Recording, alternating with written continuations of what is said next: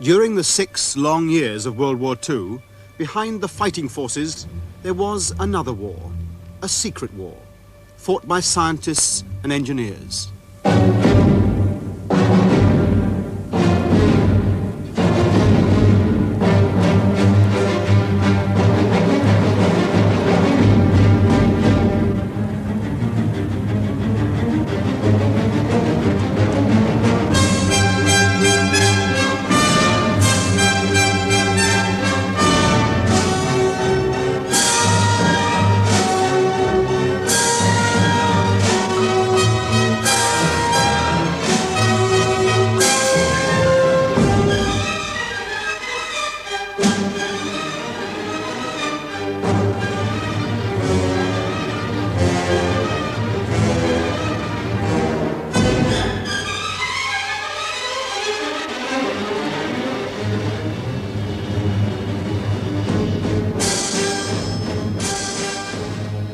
German scientists had been deeply involved in the rearmament of their country since the mid-1930s, and they had without doubt placed Germany ahead of all other countries in the development of advanced weapons.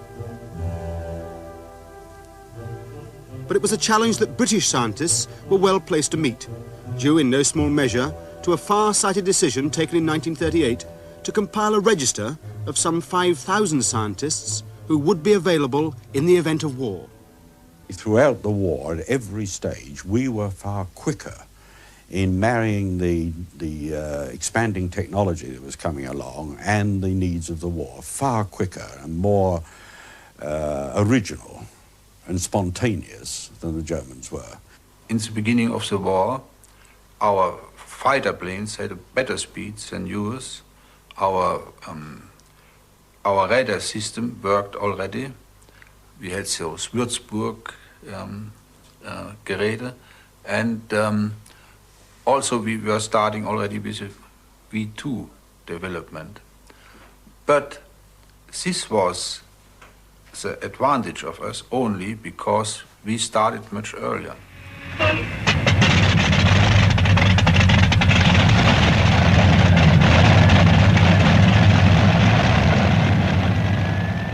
May 1940, and the Luftwaffe begins sending night bombers to fly over the blacked-out towns and countryside of Britain. Not the massed formations that people have been fearing, but lone aircraft, mainly Junkers 88s and Heinkel 111s, and often flying at great height.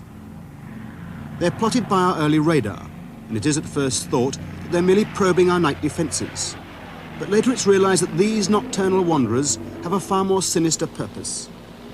The German aircrew are proving early forms of what will later become known as electronic warfare, in this case a system of highly secret radio beams that will enable enemy bombers to locate vital targets anywhere in Britain, even on the darkest of nights. The German code name for the first of these beams is Knickerbein, the crooked leg. September 1938, and the transport squadrons of the German Luftwaffe, which has only been in official existence for 3 years, take part in Operation Green, the occupation of Czechoslovakia. This new, efficient air force has been tested in Spain, and now consists of 3,300 operational aircraft. If war had come in 1938, the RAF would have had to meet this formidable force with just 500 biplane fighters. Only 90 Hurricanes, only 1 squadron of Spitfires were in operational service. The question was, could we possibly catch up? The Second World War begins on the 1st of September 1939 with the attack on Poland. The Me-109 fighters of the German Air Force find the obsolete Polish aircraft easy meat. The Poles are hopelessly outclassed. In just 2 days, their air force simply ceases to exist, most of its aircraft being destroyed on the ground. Without modern fighter opposition, the cities and towns are defenseless, and the Stuka dive bombers blast a path for the armies below. The Germans have added sirens to the Stukas, called Jericho trumpets, to enhance the terror aspect of this new form of warfare. Blitzkrieg, lightning war, and lightning it proves to be. Poland is smashed in just 28 days. Norway, Denmark, and the Low Countries soon follow. And in England, people begin to wonder when the might of the German Air Force will be used against them. The threat is real enough and is made the more ominous by Hitler's boast of new secret weapons, against which he claims we will be defenceless. Confirmation of these unspecified weapons comes from a most unexpected source, Germany, or at least from a German. In November 1939, the British naval attaché in Oslo receives an anonymous letter, which must rate as one of the most incredible windfalls in the history of espionage. The Oslo Report, as it becomes known, lands on the desk of Dr. R.V. Jones of Air Ministry Scientific Intelligence. And the letter purported to come from somebody who wished us well, who, if one could believe it, knew a great deal about German research developments. And he said there were a number of things going on. He told us about the Ju-88 being used as a night fighter, as a dive bomber, for example. He mentioned Peenemünde. He also mentioned that they were developing large rockets, although he didn't actually say they were being done at Peenemünde. And it was the first mention we'd had of Peenemünde. He also told us about the development of pilotless aircraft that was going on, two kinds of German radar, one of which he said had been used against us in the raids where we'd suffered heavy losses on Wilhelmshaven and Kiel. And most important for this particular story was the idea, what he called Fliegerentfernungsmessgeräte, a device for measuring the distance of an aircraft, for example, for bombing. Didn't talk about platform beams at all, but did mention this method of ranging whereby one sent out a modulated wave from a ground station up to the aircraft, relayed it back from the aircraft to the ground, and the delay in the transit time, the pilot could be told from the ground how far away he was. Our own early warning radar could tell us how far away enemy bombers were, but it was not at that time much use against night intruders. However, an RAF night fighter, directed by ground radar onto the track of a solitary Heinkel 111, made a lucky visual contact and the enemy aircraft was shot down. The crashed aircraft was examined as a matter of routine by RAF technical officers. They salvaged a scrap of paper which seemed to be a sort of aid memoir for the navigator. And it read, in translation of course, navigation aid, radio beacons working on plan A. Additionally, from 0600 hours, beacon Dernen. Light beacon after dark, radio beacon Nickerbine from 0600 hours on 315 degrees. While the intelligence officers were working out what that meant, another Heinkel 111 from the same squadron, KG-26, crashed a few nights later. It bore the same identification marks, 1HAC, and seemed to be a replacement aircraft for the earlier loss. It too carried compromising literature, a personal diary from one of the aircrew which bore an entry for the 5th of March 1940. It read, 2/3 of the staffel or squadron are on leave. In the afternoon, studied Nickerbine and collapsible boats. Well, collapsible boats are clear enough, but there was that strange word Nickerbine occurring again. What could it possibly mean? Because Nickerbine happens to be the name for a magic raven in a German fairy story, although the literal translation is simply a crooked leg. One of the obvious ways of finding out more about Nickerbine was obviously through the careful interrogation of German aircrew who had parachuted from their planes over Britain. And during one such session at the Trent Hall Interrogation Centre, the pilot clearly hedged when Nickerbine was mentioned. The interrogator picked up the point, and eventually the pilot revealed that Nickerbine was something like excorate. Clearly he believed we already knew everything about excorate, which we didn't. And he went on to say that they were shortwave radio beams aimed from Germany over Britain. So the trail had suddenly come alive, and the knowledge from these interrogations, together with information from other sources, made it clear that excorate and Nickerbine were radio navigation aids for attacking bombers. And about this time, R.V. Jones thought that the evidence, though tenuous, was sufficient for a report to the Chiefs of Staff, which he called Indications of New German Weapons Against Britain. I wrote, it is possible that they have developed a system of intersecting radio beams so that they can locate a target, such as London, sufficiently accurately for indiscriminate bombing. No information is available regarding the wavelength to be employed, but the accuracy of location expected by the Germans is something like half, and I had intended to have mile in, but my secretary had typed metre as the report went out, something like half a metre over London from the western frontier of Germany. June the 3rd, 1940, and the last of the British troops have been evacuated from Dunkirk. The remainder are captured, and this unique film records the desperate measures being prepared on the south coast beaches to meet the expected German invasion.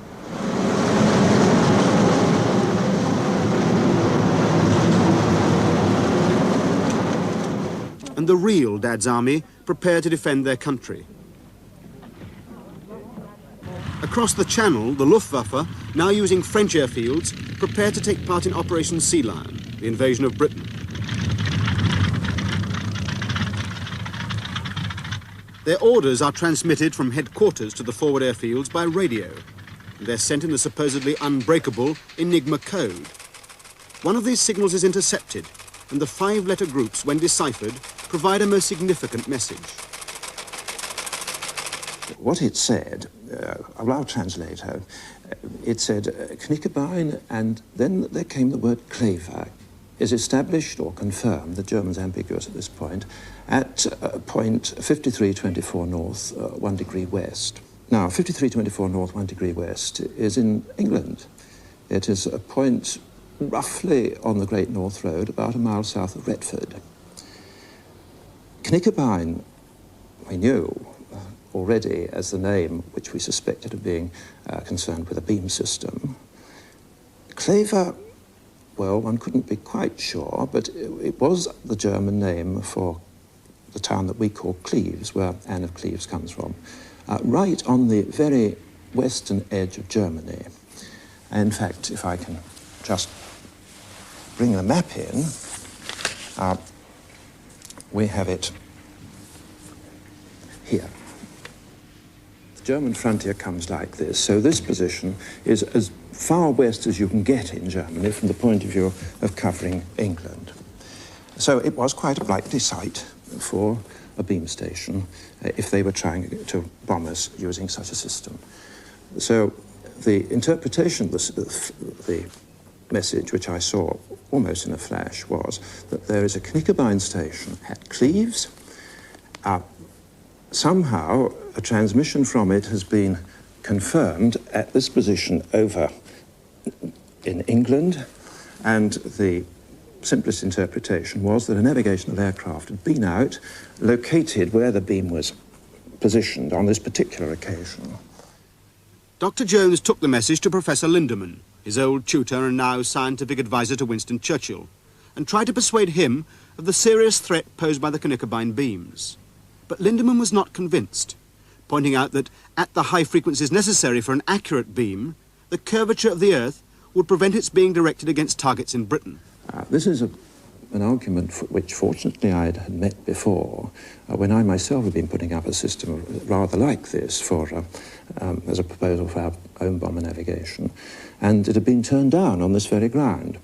And fortunately, from the point of view of this story anyway, I had seen a paper by Mr. T.L. Eckersley of the Marconi Company, who was the sort of confidential consultant to our radio listening service, when he had worked out what you could receive on the ground from transmitters at various points. And he'd actually taken a transmitter over on the Brocken, over in the central Germany, and he had shown that it was in principle possible to receive it by a receiver somewhere even in Britain.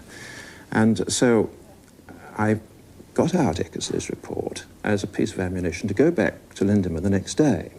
But in that 24 hours, a great deal more happened. The Trent Park Centre had received more captured aircrew. The interrogator, Squadron Leader Fulkin, had asked about Knickerbein, but the crews had given nothing away. After questioning, however, the German aircrew returned to their room, and the room was bugged. Of course, they talked to one another, and one had said that Fulkin had been asking about the Knickerbein, and the prisoner was rather laughing. He said, because, you know, they'll never find it. They'll never find it.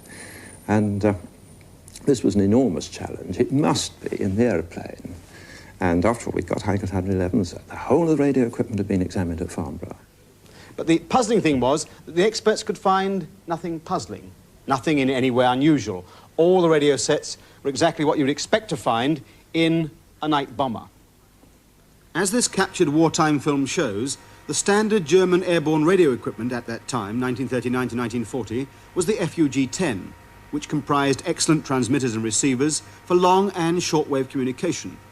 The aircraft were also equipped with direction-finding receivers, as well as the only device which R.V. Jones considered could, by any stretch of the imagination, be capable of detecting a beam: the Lorenz blind landing receivers, the EBL-1 and the EBL-2. Now, some of these blind landing receivers from crashed German aircraft had been examined at Farnborough by a radio expert, Squadron Leader Cox Walker. So I asked Cox Walker if there was anything odd about the blind landing receiver, and first he said no, and then he said, but wait a minute, yes, you know, it's much more sensitive than they would need for blind landing. And of course that was it. Effectively, the prisoner had thought we wouldn't spot it because it looked to be an ordinary blind landing receiver, but in fact it was a much better receiver than one needed. It would have the necessary sensitivity, we thought, and so here was the answer. Now, the RAF knew all about Lorenz. There was a blind approach development unit at Boscombe Down, which had actually published a handbook, AP 1751 Blind Approach Pilot's Handbook, which described the details of the technique. And there was certainly nothing secret about it. It had been in use in several commercial and military aircraft in various parts of the world since 1937. Its main purpose was to enable pilots to locate and make a blind approach to an airfield in conditions of bad visibility and even at night. So, how did it work? Well, the principle was pretty straightforward, although to use it required very accurate flying on the part of the pilot. Basically, there was a radio beacon at the end of the runway firing a coded signal straight down the centre line of the runway. And an aircraft tuned into the appropriate frequency could pick that signal up 15-20 miles away. When he was flying towards the runway on the left-hand side of the beam, the pilot would hear simply a series of dots. As he turned towards the centre line, the dots and dashes would come together to make a single constant note known as an equi-signal. As he flew out to the right-hand side of the beam, the signal would become simply a series of dashes.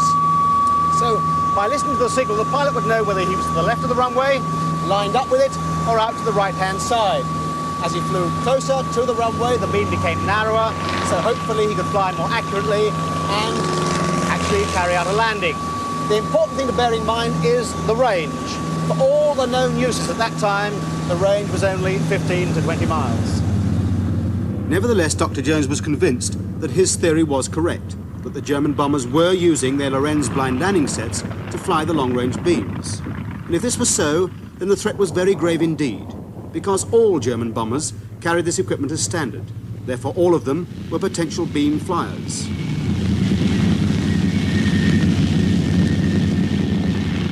He decided that he would have to convince Lindemann. Told him, convinced him on the theory, now, with Eckers's paper, that the beams would bend round sufficiently, that it was in the blind landing receiver, therefore it must be, they must be on frequencies to which the blind landing receivers could be set, and therefore we could listen for them. And Lindemann changed completely at that point and wrote a minute to Churchill, warning him that they seemed to have some new system which would enable them, the German Air Force, to bomb us fairly accurately at night. It was now June the 14th, and as the victorious German army marched into Paris, it was clear that it could only be a matter of days before the French would sue for peace. It meant that the German Air Force would have new, nearer bases for their bombers and their transmitters. It made the beams an even graver threat. But we were yet to be defeated. Our radar was still watching round the clock, and our night fighters managed to make some interceptions. We had been far luckier than, in retrospect, we ought to be in shooting down German aircraft. And over that few days, there were several prisoners who came in. Of course, they were all interrogated as skillfully, and by that I don't mean tortured or anything like that. They were just, it was a battle of wits, in which Felkin was really very, very good. And the result was that quite a lot of information came out.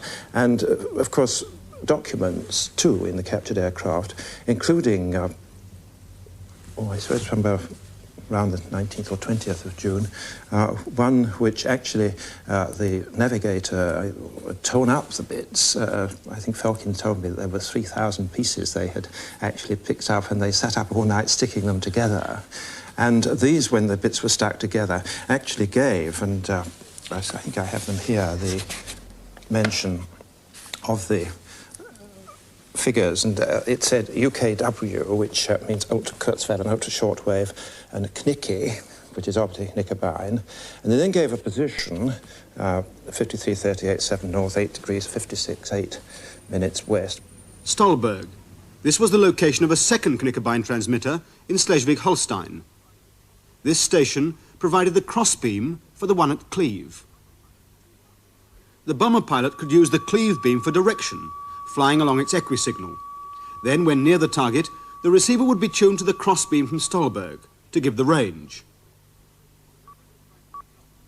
First he would fly through the dots to reach the constant tone of the equisignal, and when he was in the centre of the crossbeam, the target would be directly beneath the bomber. The massive aerials of the Knickerbein station could be swung to locate the beams over any target. The captured documents even gave the frequencies in use, 30 and 31.5 megacycles. This information was available to R.V. Jones just in time for a meeting with the Prime Minister. I said to him, well, so would it help if I told you the story from the beginning? Well, he sort of startled back a bit and said, yes, that's a good idea. He said, and, of course, I then told him the story right from the beginning of how the build-up had occurred with the stories of the ex-great being mentioned by prisoners, and building up, of course, to all the very latest evidence. And then the discussion, of course, obviously Winston was convinced. I could see I was making an impression, obviously a very deep impression. And at the end of it, well, what could be done? And, well, various countermeasures could be undertaken, putting in a false beam, the first one I'd thought of, or fooling about with the dots and the dashes, or even straight jamming. There were various possibilities. Winston Churchill's version of that same meeting is contained in his book, Their Finest Hour. And he writes, being master and not having to argue too much, once I was convinced about the principles of this queer and deadly game, I gave all the necessary orders that very day in June for the existence of the beams to be assumed and for all countermeasures to receive absolute priority. The slightest reluctance or deviation in carrying out this policy was to be reported to me. But, of course, the first thing was to be absolutely certain that they really were there and it wasn't a great hoax. I didn't think it was for a moment, but nevertheless, one needed to really listen. And by this time, we had, in fact, got a search aircraft equipped. It was Navro Anson from the Blind Flying Unit at Boscombe Down. As it was being prepared, the French were selling the armistice in Fox railway carriage at Compiègne. While Hitler was conducting this humiliating piece of theatre, in London there was a parallel meeting which was to prove in its way just as dramatic. The radio expert, T.L. Eckersley, on whose evidence Jones was relying, was about to drop a bombshell. Arnold Wilkins from the National Physical Laboratory was present when Eckersley spoke. And I remember him saying that, in his opinion, reception at any distance on this wavelength was quite impossible, and he'd stake his reputation on this statement. Well, this is an absolute blow from my point of view, because if that really were true, of course, all the fuss that I had been the cause of would now be exploded. And what could happen to me for the rest of my life, I don't know, was very problematic. But I pointed out to him that I'd used one of his own papers to convince Lindemann that this showed quite clearly the beams would go that far. Horace, you don't want to believe that. You see, I was showing then how far they might go, but I don't really think they go as far as that. And at that point, Lywood, who was group captain, principal deputy director of signals, said, well, here we have the world's expert on propagation. He says the beams are impossible. We ought not to waste any more time on it. I think we ought to cancel the flight.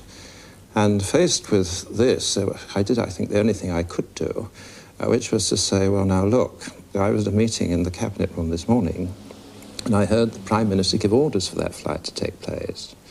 And if it doesn't take place, I shall see that he gets to know who it was who cancelled it. At that point, Lywood caved in, And so they said, all right, they'd have the flight, although quite clearly, at least some of us didn't expect to find anything. So they said, well, where should we fly? The aircraft had been flown to Witten to be near the east coast, which any beam from Germany would have to cross. The Ansons were, in fact, far from ideal for this sort of search operation. They were slow, cold and extremely noisy aircraft that had already been pensioned off from operational flying. There is a record, in fact, in the archives at Boscombe Down to show that at least one of the aircraft involved in this project had been recommended for write-off by the engineers. But they were all that could be spared. It was, remember, only 5 days after the Dunkirk evacuation, and everyone was expecting Britain to be invaded by the Germans at any moment. The aircraft had been fitted up with a special American VHF receiver known as Hallicrafters S-27. They were designed essentially for radio amateurs, but they were the only receivers available in England at the time that covered the predicted frequency of the beams. And the story goes that an RAF officer was dispatched to buy up the whole stock from a radio shop in Soho on credit. The pilot was a Flight Lieutenant Bufton, a skilled beams approach pilot, and the radio operator was a Corporal Mackey of Y Service, a group of skilled operators, most of them pre-war radio hams, who had been formed into this special unit. The name of the navigator isn't known. So, on the night of the 21st of June 1940, an Anson took off from Witten. The crew hadn't been told any of the details of the Knickerbein story. They'd simply been ordered to search for radio transmissions with the Lorentz characteristics, series of dots and dashes. And if they found any, to try to locate the bearing of the equisignal in the centre of the beam. So, Flight Lieutenant Bufton climbed away from Witten on a northerly heading in the darkness and the heavy cloud.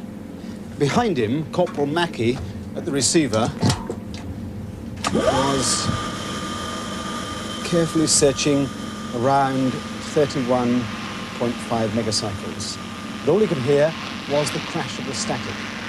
Then, when they were very close to Spalding, faintly at first, but steadily growing clearer through the noise, the unmistakable sound of a series of Morse dots.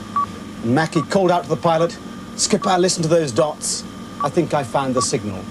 And as they listened, the dots, now very loud, became a constant note, the equisignal in the middle of the beam. And as they continued on their northerly heading, that equisignal became a series of dashes. They had, without doubt, found the secret beam.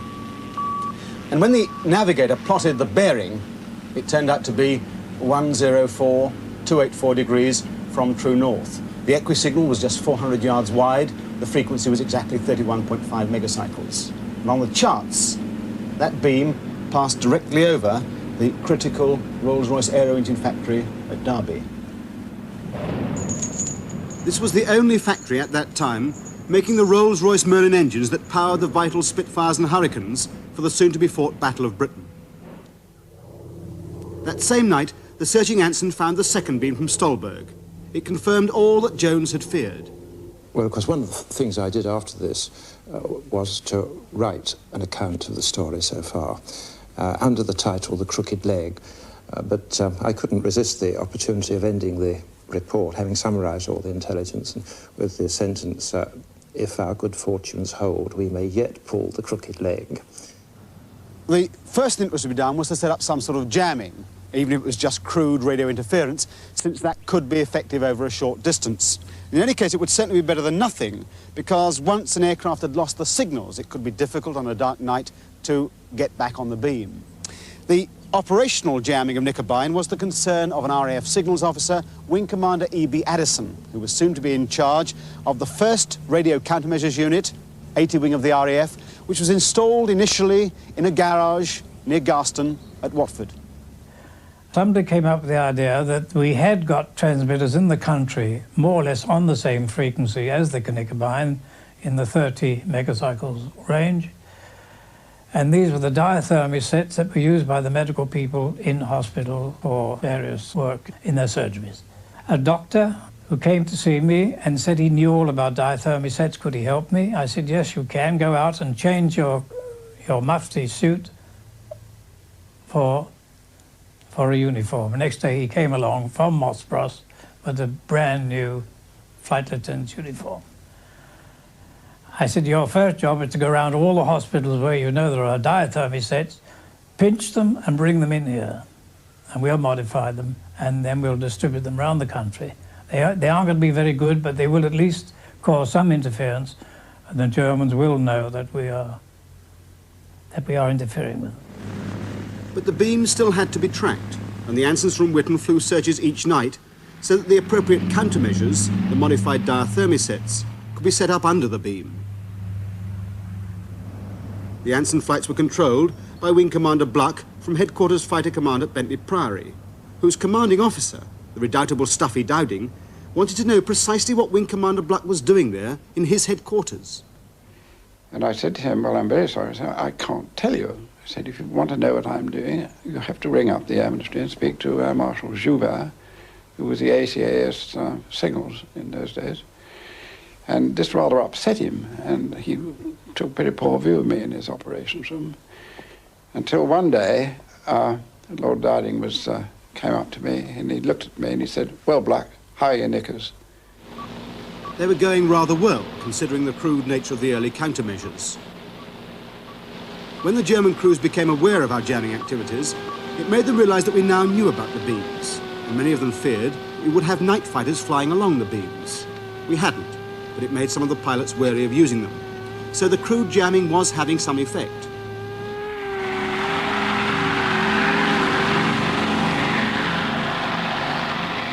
And furthermore, much more elegant and effective countermeasures were soon to be available.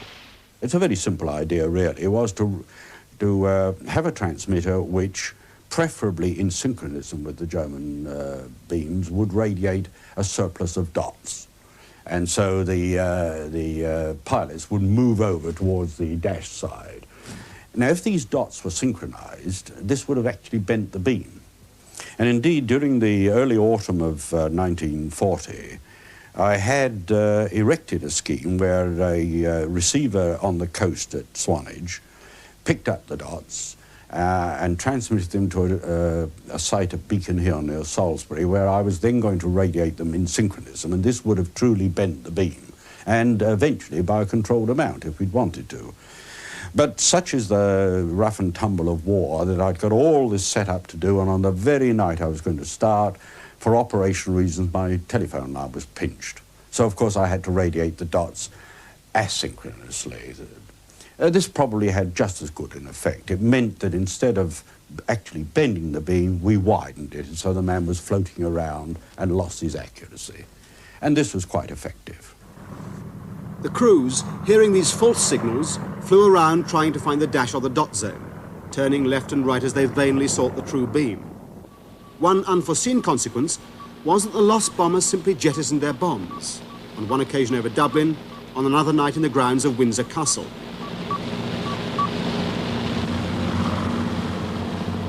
One pilot who flew Dornier 17s on the Knickerbein beams was Gunther Unger of KG 76. Das Knickerbein war schon recht oft gestört durch die englische Abwehr, aber ich glaube wenigstens, ich selbst habe mich nicht sehr irritieren lassen. Ich hatte ein recht gutes Gefühl dafür, aber ich weiß von meinem Beobachter zum Beispiel, der war nicht in der Lage, wenn die englischen Störsender auf dem Knickerbein lagen, da noch den richtigen Ton herauszuhören. Es gehörte wahrscheinlich ein besonderes Gefühl dazu, in diesen vielen Durcheinander von Tönen den richtigen noch herauszufinden. Und mancher ist dadurch doch vom Ziel abgedrängt worden. As more and more jammers came into service, the German airmen were finding the use of Knickerbein increasingly denied them, and many aircraft completely failed to locate their targets.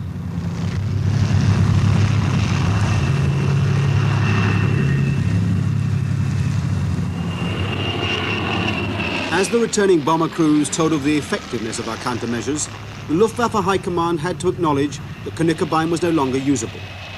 But this was not to be the end of the German night bomber offensive, for there was another, completely unjammable beam to London, the River Thames.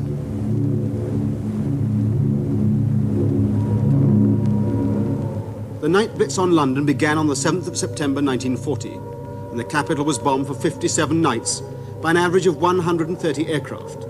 There were also raids on our coastal towns, for they too were easy to find by night, And by New Year's Day, 1941, over 13,000 people were killed and 16,000 severely injured in London alone.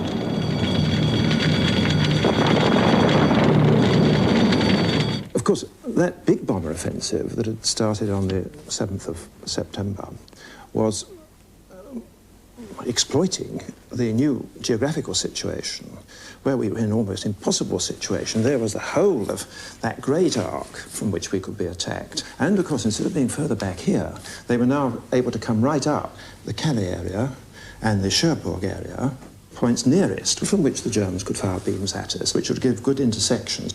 I was worried by the fact that although we seemed to have cleared the whole thing all in one in Knickerbein, and it seemed that the X-Gerät might be an alternative system for Knickerbein, we had not proved they were one and the same thing, and therefore we were still on the lookout in case there was a second system. X-Gerät was the second system. A main beam was sent from Cherbourg with multiple cross beams from Calais. First, a warning beam some distance from the target. Then a second beam crossed the main one some 20 kilometres from the target. And a third, 5 kilometres from the target. These beams were much more accurate than Knickerbein. A special clock on the aircraft was started as the crossbeams appeared, giving the bomb aimer the precise moment when to drop his bombs. And a special unit, KG-100, was formed to fly the new beam. Flugkapitän Goetz was one of its pilots. Anfangs flog KG-100 die Einsätze quasi allein. Das heißt, das Ziel zuerst war, eine Einheit zu haben, die bei jeder Wetterlage bei Nacht fliegen konnte, bis zu einem Blindbombenwurf. Später, als sich herausstellte, dass KG-100 tatsächlich diese Aufgabe erfüllen kann, benutzte man die Einheit wahrscheinlich erstmalig überhaupt als sogenannte Pfadfindereinheit. Die Beladung war dann Brandbomben. KG-100 wurde vorausgeschickt, um über dem Ziel mit X geführt, bis ans Ziel zu kommen, Brände zu legen, damit die nachfolgenden Einheiten mit Explosivbomben hineinwerfen konnten. KG-100 had been based in Norway. They were transferred to Vannes in France to lead as pathfinders a very big raid. It was codenamed Moonlight Sonata and was to be mounted on the night of the 14th and 15th of November, the night of the full moon. Over 500 bombers were to take part. British intelligence got the date and the code name Moonlight Sonata, but not the identity of the target. On the evening of the raid, the searching Ansons picked up the X-Gerät beams over the Midlands. But because of the high frequencies, around 70 megacycles, they had great difficulty in measuring those frequencies accurately. And the Germans, learning from their mistakes with Knickerbein, which they used to switch on long before the raid, now only switched on their beams at the very last moment. All in all, the information that the Ansons brought back was vague. About 5:30 or so, Addison rang me up to see if I knew where the target was. I didn't. The signal of the Enigma had not broken that night in time, though it had by the following morning, of course, but that was too late. So I couldn't tell him where the target was. He'd had his aircraft up, and he told me they thought it was somewhere over the Midlands. And he asked me what frequencies he should set his jammers on. Now, it was the most diabolical bit of gambling, as you can imagine, because if one's wrong, perhaps 500 people dead in the morning. And anyway, I did my best, and then went home, still wondering where the target was. At that moment, the Luftwaffe crews were being briefed for Moonlight Sonata, and the target was number 53, Coventry. Each crew had precise targets in the city to attack. That evening, the 14th, the KG-100 Pathfinder crews climbed aboard their aircraft. Moonlight Sonata had begun.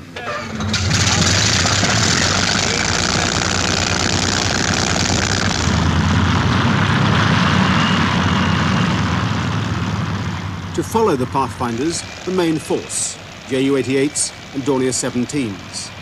These aircraft did not carry the X-beam sets. They would be guided to the target by the fires that KG-100, the specialists, would have started.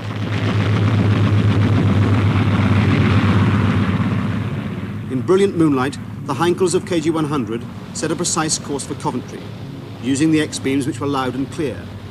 The German crews had no difficulty in locating their targets, as the jamming of the beams was totally ineffective. There was little opposition. Only one bomber was lost that night. Over the target, KG-100 released their marker flares and incendiaries. They were closely followed by the main force. In the next 10 hours, 56 tons of incendiaries, 400 tons of high explosives, 130 aerial mines fell on Coventry. 21 vital factories were in ruins. The huge fires of the burning city are remembered to this day by Gunther Unger, who captained Dornier 17 that night. Der Angriff auf Coventry erfolgte bei außerordentlich günstigem Wetter. Wir starteten von Abbeville, unmittelbar an der Küste, und wir sahen das brennende Coventry bereits über dem Kanal, sodass die Hilfe durch Knickebein praktisch überflüssig war. Ich griff Coventry an etwa halb 3 Uhr nachts, und wir fanden keine Abwehr vor mehr. Schon der ganze Anflug bis dorthin war verhältnismäßig ruhig, sehr wenig Flak, Nachtjäger sah ich überhaupt keine. Und als wir über den Ziel waren, war ein riesiges Flammenmeer. So etwas Konzentriertes an Feuer habe ich noch nie vorher bei meinen Angriffen gesehen, auch über London nicht. Sie waren meistens sehr zerteilt, die Feuer über den anderen Städten. Aber Coventry, das war eine einzige große Flamme. Und darum konnte man das Ziel überhaupt nicht verfehlen. Man konnte auch nicht abgelegt werden durch Scheinfeuer. Das war unmöglich. Das Feuer war zu groß und zu deutlich zu erkennen als Ziel. Listened to the radio the following morning, Coventry, 500 odd people or more dead, and you can just imagine how I felt, because it looked as though whatever I'd said must have been wrong anyway. It's true it was a perfectly moonlight night and they might have got there anyway, but nevertheless, you know, one can't help feeling a little point like that. And indeed, of course, later we found that even though I had, by pure fluke, I can claim no credit other than luck, I had got the right answers. And had those beams been jammed, the Coventry raid might not have been so bad. If one could got 3 completely jammed, it would have destroyed the performance of the system. But there was a grave fault in our jamming, and this was the matter that the modulation frequency on the radio transmissions, which in Knickerbein had been 1150 cycles a second, in the X system was 2000 cycles a second, but it had been measured by somebody on our side as 1500, and our jammers were set to jam a signal with a modulation of 1500 cycles per second instead of 2000. The difference between 2,000 cycles per second and 1,500 isn't all that great. In fact, it's unlikely that the aircrew, deafened by the noise inside a piston engine bomber, would be able to detect it. But of course, the X-rate signals weren't being monitored by human ears alone. To start off with, there was a visual indicator for the pilot to show left and right. Common enough in aircraft nowadays, of course, but in those days, very, very advanced. And then there were a number of built-in safeguards in the set. Filters that were far more discriminating than the human ear and would accept only a very narrow band of frequencies. Now, we knew nothing about those filters, but we could have known about them before the Coventry raid, but for a very unfortunate sequence of events. A few days before the Coventry raid, a Heinkel 111, completely lost, probably because of our beam masking activities, ran out of fuel and crashed on the Chesil Beach near Bridport. It was no ordinary Heinkel, for it bore the Viking shield of KG-100, the Excurate squadron. Now, when I got down there, I discovered all sorts of other people had been sent down there too, and I certainly didn't get any opportunity to get the equipment out. The aircraft had landed just off the beach. Some soldiers had gone and put a rope round it, ready to haul it in, when up showed the Navy, who said, oh, this is a naval task, and there were one of these unfortunate wrangles, as a result of which the aircraft was under the water. They did eventually get the equipment out a few days later, but of course it was all soaked in salt water. We found there was a very, very sharp filter in the equipment, which meant that whereas perhaps if pilots had been listening, they might not have noticed all that difference between 1,500 and 2,000, or might not have appreciated the difference. But because there was this very accurate filter inside the set, of course, the 1,500 cycle note was completely useless. It was some time before the jamming was effective, mainly because of the difficulty of getting enough jammers on the X-beam frequency, which was more than twice as high as Knickerbein. So KG-100 was still able to use Excurate to mark targets. and London was again hit hard, as this rare 1940s colour film records. And this really went on to November, you see, and then we still hadn't got enough jammers out really until almost the end of December, when at last we began to see the German KG-100, KGR-100 as they were at that stage, unit beginning to show signs of, as it were, distress. And of course, in the end, we got on top of them, but they had that spell where, because of our own errors and our own inability to produce jammers in time, they were able to do a good deal more damage than they otherwise would have done. The film records the aftermath of the raid and the damage. It does not show the figures of those killed, injured and homeless. But gradually the jammers got the better of Excorate, and just when we thought that we had counted its use, another Enigma intercept told of yet another device, codenamed Weigerate, or Wotan. And when I'd chased Wotan, one of my friends again, the great Professor Norman, I said anything odd about Wotan. He said, well, he was head of the German gods. He said, wait a minute. He said, one eye, one beam. He shouted down the table, one beam. Can you make a system work with one beam? And I said, well, yes, I could. If we could use a beam in the ordinary way, and then, for example, we could use the ranging system mentioned in the Oslo report. And he said, that'll be it. And so we started to look, and indeed, when this message came up, that there was a very sporting chance that Y might be this. And within a fairly short time, we managed to confirm that it was. This photograph shows one of the Y beam stations, very like an X beam station. In fact, this one was taken by a Norwegian agent. And in some ways, it was the cleverest system of them all. It depended upon a signal being transmitted from a ground station in northern France out to the aircraft and then being re-radiated back to the ground station. This enabled them to make a number of very accurate calculations, giving, for example, the position of the aircraft and its direction of flight. They were able to do this by comparing the phase difference of the modulation, which is only another way of saying they measured very accurately the time taken for the signal to reach the aircraft and be returned to the ground station. And it was so accurate, they were actually able to tell the aircraft when to drop its bomb load. But it suffered from two major disadvantages. One was that it was controlled from the ground, therefore they could handle only one aircraft at a time. The other was they chose the frequency very badly, because Weigerate worked at frequencies around 45 megacycles. So, as it happened, did the powerful but dormant BBC television transmitter at Alexandra Palace. So the solution to Weigerate wasn't long in coming. They simply picked up the pulses intended for the German aircraft, retransmitted them from this very powerful transmitter, and that effectively blocked the whole system. With Weigerate rendered ineffective, the intensity of the night blitz slowed down, and RAF listeners on the ground heard the German air crews and base stations each accuse the other of having faulty equipment. The beams had been overcome, and our night fighters, now equipped with airborne radar, were having greater success. Though all this, of course, was still too secret to be told to the weary public. But there was another reason for the ending of the Blitz. By May 1941, the German bombers were leaving their bases in France to fly to Russia. The bombers wouldn't return to England for over 2 years, and then under very different conditions. But what of this secret electronic Battle of Britain that had been fought unsung and unseen? How vital had it been? This had been our only defence. Night fighters, until airborne radar was good enough, were powerless. Anti-aircraft guns were inaccurate. Therefore, we could not stop the bombers coming. Our only hope was to throw them off. Well, we didn't always succeed, but we did certainly on a fair number of occasions, with the result that a good many people were alive at the end of the war who otherwise wouldn't have been, and a good deal less vital damage was done. I mean, if one thinks of what could have happened, for example, to Derby, when, if with the Knickerbein, all the German Air Force virtually could have plastered Derby. Well, we saw what happened when things went wrong, as at Coventry. Well, that would have happened every night.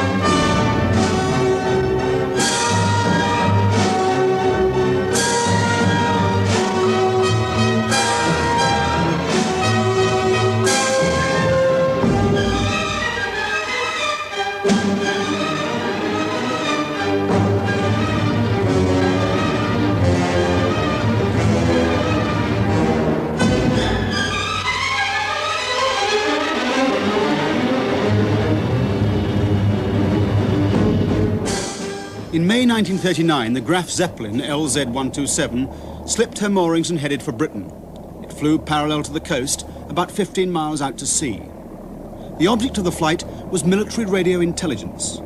The airship was crammed with high-frequency radio receivers, but the crew heard and saw nothing of interest. Just why this was so remains a minor mystery of the Second World War. For as the giant airship slipped back across the North Sea, beneath the tall radio masts whose appearance around our coasts had probably been the reason for the flight of the airship, RAF operators were able to watch the stately progress of LZ-127. It was the biggest blip they'd ever seen. The towers were for radio location. We now call it radar.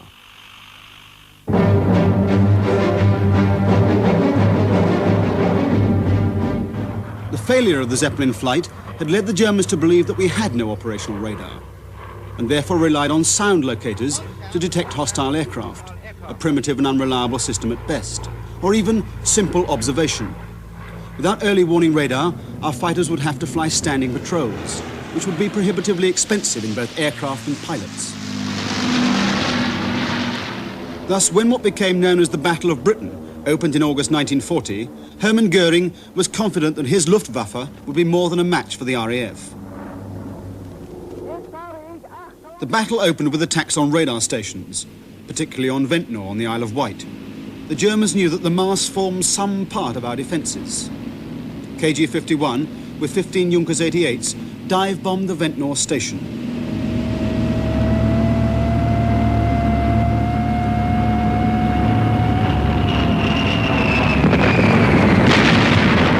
The station was soon put off the air, although the WAF operators remained at their posts until the station was hit.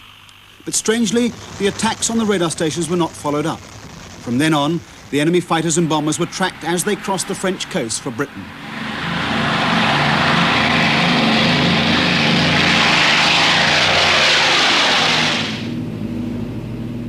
The radar had difficulty in detecting low-flying aircraft, but the main force always flew high and were easily followed. And the operators at the radar stations became skilled in interpreting the numbers of the attackers from the shape of the blips, being able to give the plotting rooms the size as well as the height and direction of the attack. All that was needed to direct the waiting fighters, the Spitfires and the Hurricanes. The rest is history.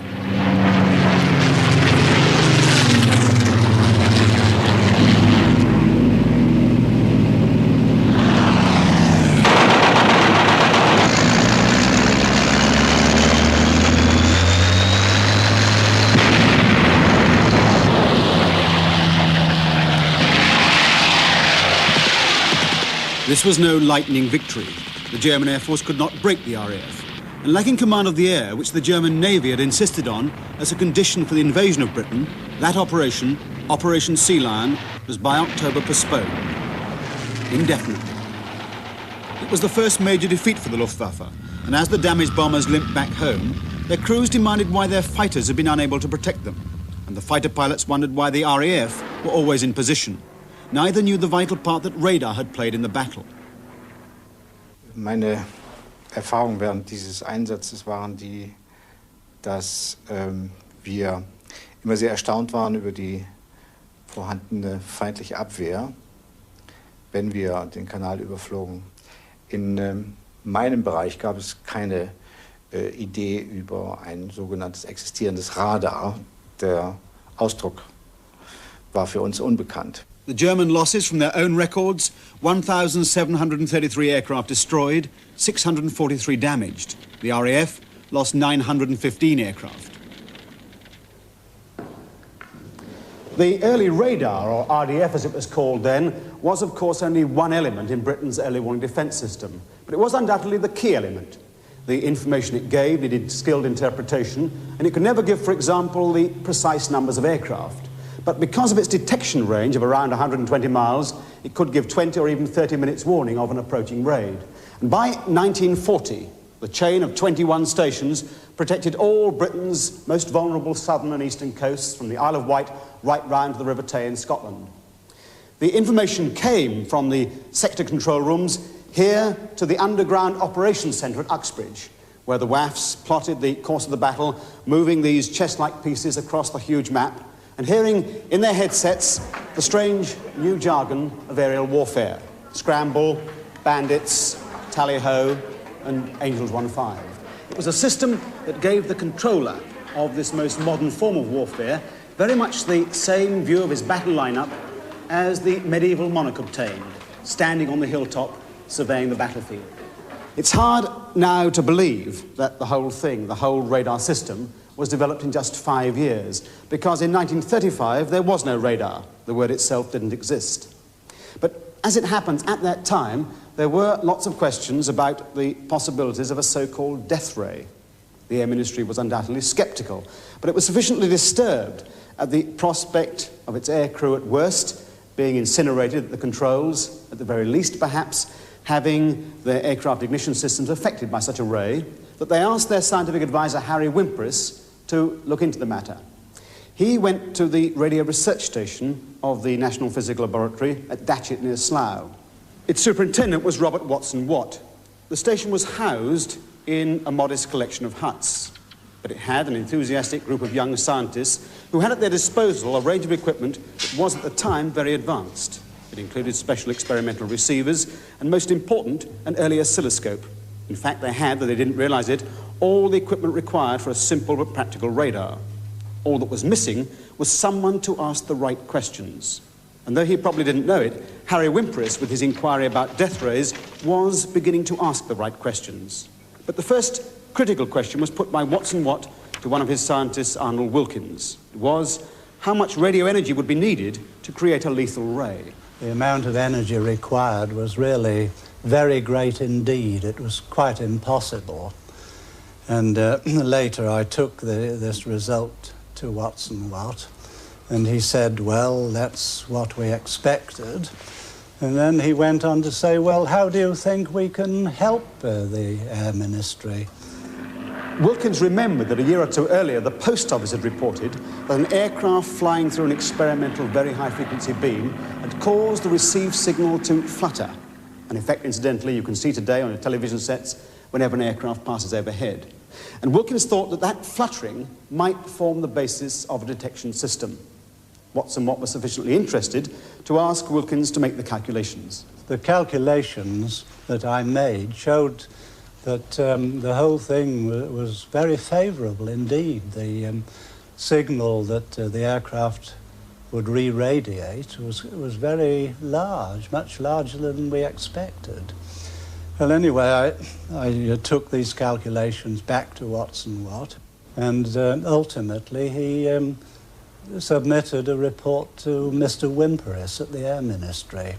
The report was a truly historic document, the detection and location of aircraft by radio methods.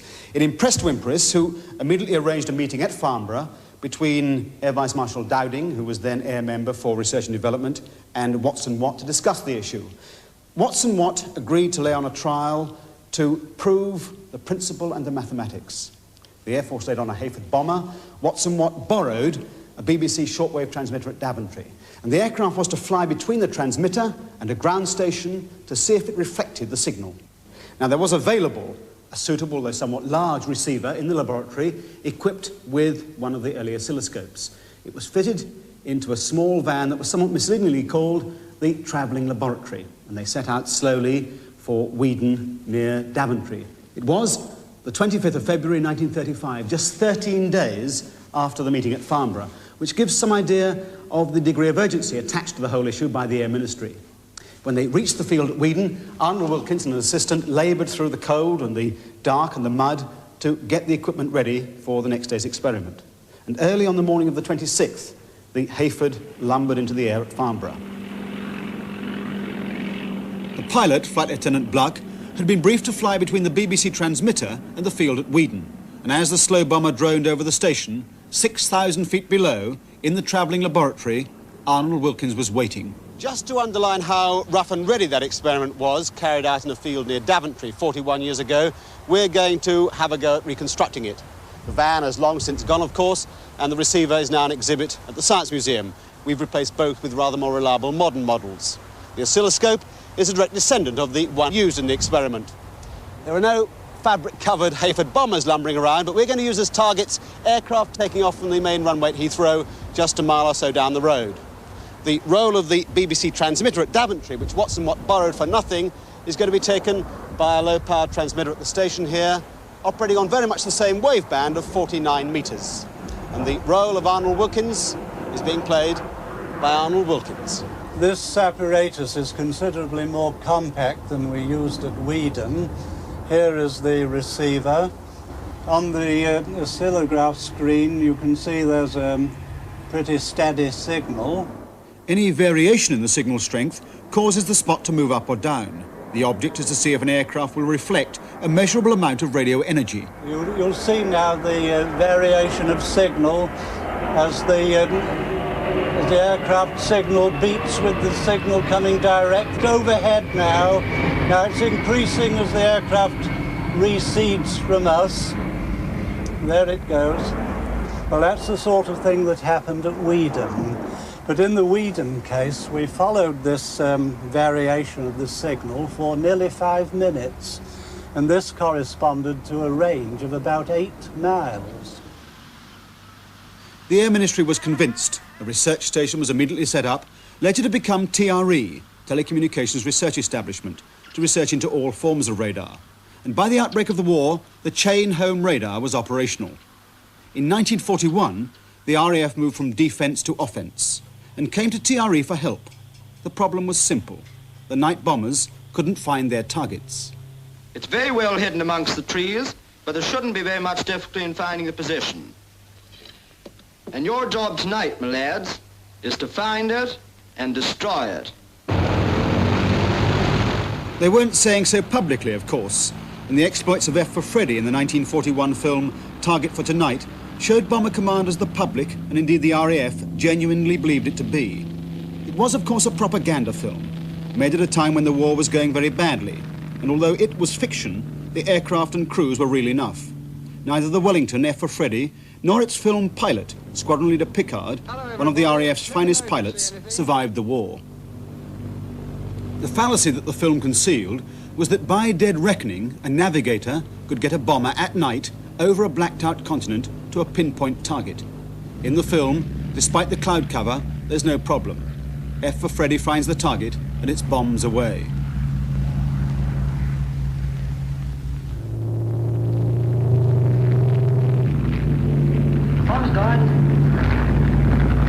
It was in every way a model attack, but the fiction was fiction in fact. And the sad truth was that when the photo reconnaissance pictures of the raids were developed, they showed that less than 1 in 10 of night bombers were finding their German targets. And of the ones that did, only a small percentage were actually hitting them. As the Germans had realised long before, RAF Bomber Command now conceded that some form of navigational radio aids would be essential. Dead reckoning, or celestial navigation, with sextant and compass, might be perfectly effective on the bridge of a battleship. But in an operational bomber, it was well nigh impossible, as James McCloy, who navigated for Squadron Leader Pickard in 1941, remembers. Right, well now, this is the Astrodome. It's a Perspex bubble on the top here. And we used to climb up into this and then take a star shot. One used to average 6 shots take the time at the beginning and the time at the end, and then climb down. And with the aid of the navigation tables and the sort of thing that mariners have been doing for years, one worked out where one was, if you were lucky. Personally, I had no faith in the damn thing at all. It wasn't my mathematics, I felt. It was just, I was worried about the star and I was worried about the whole timing and accuracy. In fact, on the ground, I found the best I could do was fix the position of the aerodrome within 5 miles. In the air, it would have been lucky if I'd got 20, in my view. And so, results of all this dead reckoning navigation, failure of weather forecasting to give us accurate winds over a continent where there was no weather stations, and all these things meant that probabilities was that you would even bomb the wrong town. The answer was G. It had been proposed in 1938, but rejected, so it was not developed until July 1941. It used radar techniques to project a dense grid of pulses over Western Europe. The navigators had what they called a goon box, which gave a very accurate fix up to about 260 miles from Britain. Instead of looking out the window, instead of struggling with the sextants, you've got a magic box. You turned a couple of knobs, you looked at some blips, and you had a fix. Something we'd never been able to do properly, reliably, consistently before. It turned navigation from an art into a science. Useful though G was, its accuracy over Germany was only about plus or minus 5 miles. TRE then developed a new device, codenamed Oboe, the most accurate navigational aid of them all. It consisted of 2 stations in England called Cat and Mouse. They both transmitted pulses, which were retransmitted by the aircraft. By measuring the time taken for a pulse to travel to the aircraft and back, it was possible to keep it on a very accurate track, and to signal the precise moment when to release the bombs over the target. Its accuracy was measured in tens of yards. Oboe equipped the new Pathfinder squadrons flying Mosquitoes, though the Pathfinder leader, Air Vice Marshal Bennett, had great difficulty in getting them. I was greeted by all sorts of opposition. You know, you couldn't navigate with one navigator only and no other facilities, no radio operator and so on. And of course it had no guns. But the final thing was that they told me it was quite impossible to fly it at night because of exhaust clearback. And my response was very simple. At an air ministry meeting, I simply said, I wish somebody had told me, because I'd been flying it every night that week. With Oboe, the Pathfinders could mark individual targets with flares. And for the rest of the war, their Lancasters Mosquitoes led the race into Germany. Their technique had been pioneered by the German KG-100. Coloured flares to mark the target, and incendiary bombs to start large fires to guide the main force. Surprisingly, Oboe, a vital instrument for the Pathfinders, was left unjammed for many months. However, it did have its limitations. Its range was limited to the Ruhr, and a pair of stations could only handle one aircraft at a time. To reach more distant targets, Hamburg, Leipzig and Berlin, airborne radio aids were needed. One already existed, ASV, or Air-to-Surface Vessel Radar. It operated on a wavelength of 1.5 meters and was not effective over land. But at sea, the deceptively archaic-looking swordfish equipped with it made life very difficult for the U-boat crews. The mere appearance of an aircraft caused them to crash dive.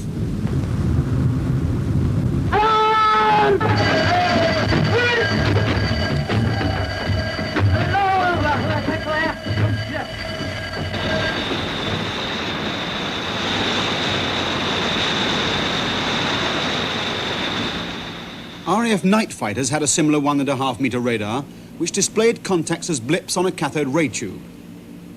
But to give a television-like display, however crude, much shorter wavelengths, around 10 centimeters, were required. The problem was how to generate them. The answer, this small device, an invention of incalculable importance. Its name was, and indeed still is, the cavity magnetron. It was created at Birmingham University, and the laboratory with much of the original equipment has been recreated for this program. Dr. Harry Boot and Professor Sir John Randall had the idea of making a copper anode with a series of holes and slots. The hope was that electrons from a central cathode would swirl in a magnetic field around these resonant holes to produce power at 10 centimeters. One of our main tasks was to draw together various items of equipment and indeed, in a number of cases, make them ourselves in order that we could build the magnetron. And here is a large and very old electromagnet. We had to get large transformers from the Admiralty in order to give the high tension required. And here is a large electrostatic voltmeter which we used to measure the voltage on the magnetron. And on February the 21st, 1940, we switched on this apparatus. And we turn up the magnetic field, switch on the HT, and gradually turn it up to some 10 or 15 kV.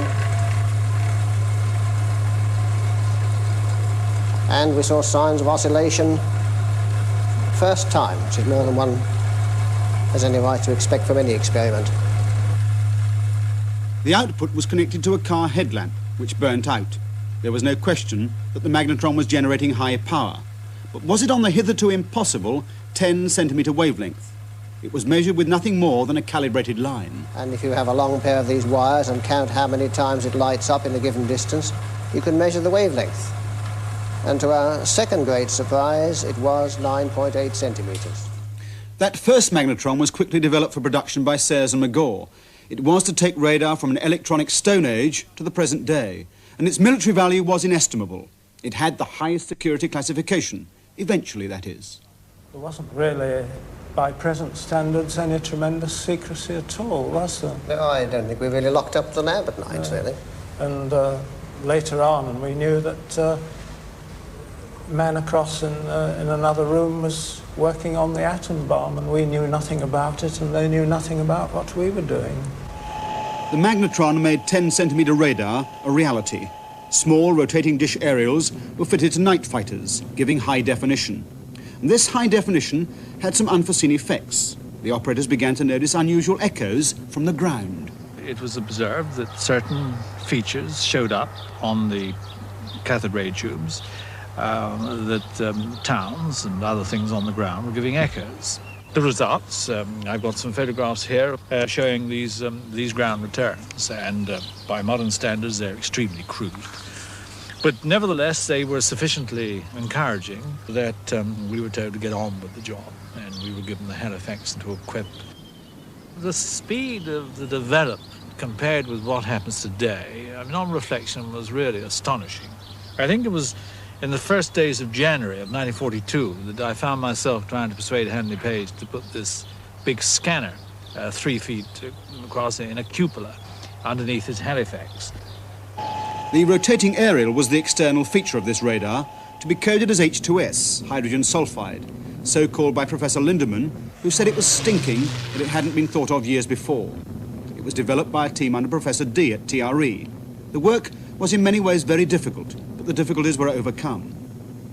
The rotating aerial scanned the ground with a narrow beam of pulses. These were returned and displayed on what is called a PPI, a plan position indicator, which gave a map-like representation of the ground beneath the aircraft, in this case, the Wash. Then came disaster. On the 7th of June 1942, the Halifax, with 5 scientists of the H2S team on board, lost contact with its base at Defford. Then reports of a crash in South Wales began to come in, and the rest of that night was just a nightmare. I was driven by the CNC of the aerodrome, a man called King, and winding through these lanes near Ross-on-Wye, searching for this wreckage, and then the field with the burnt-out Halifax. And of course, it was wartime. There was no time for emotions, and our first duties were to search for the precious, highly secret equipment and collect the bits and pieces of it. A replacement Halifax was quickly allocated and development continued, and first the Pathfinders and then the operational bomber squadrons of the RAF were equipped with H2S. But to allow the highly secret instrument to be carried over Germany was not an easy decision. Demolition charges were fitted to radio aids to prevent their falling into enemy hands should the aircraft be shot down.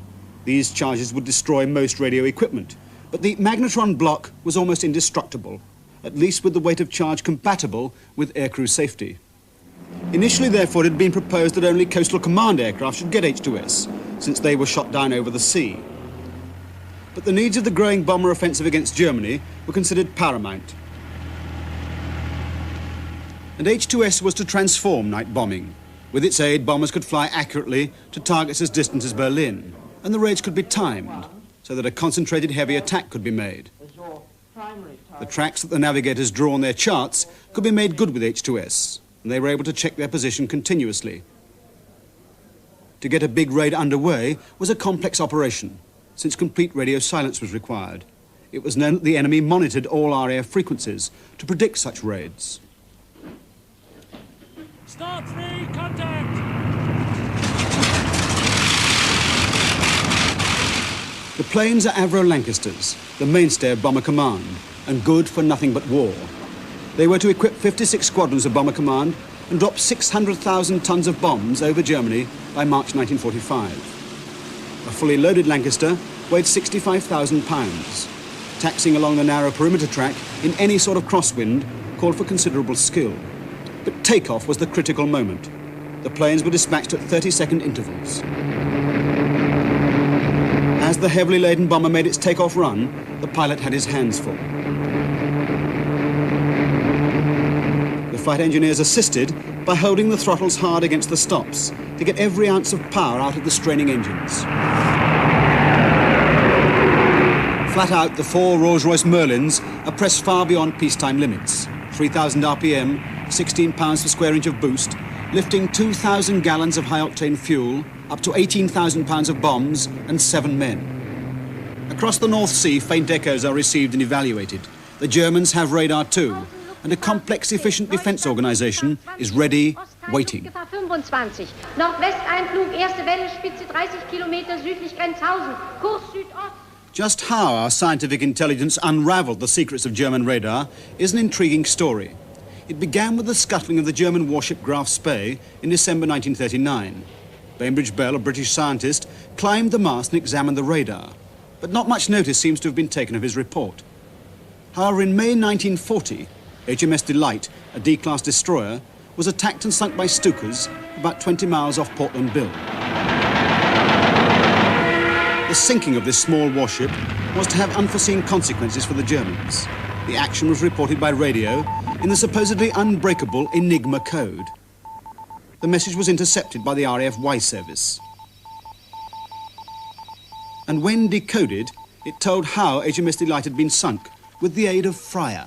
I got onto the idea that Freyr would be radar, partly from the range it was involved, which was a rather long one, partly because when I thought about Norse mythology, Freyr was the Nordic Venus. And she had, I said, not really sacrificed, but possibly massacred her honour to get possession of a magic necklace, which I think was called Brisingamen.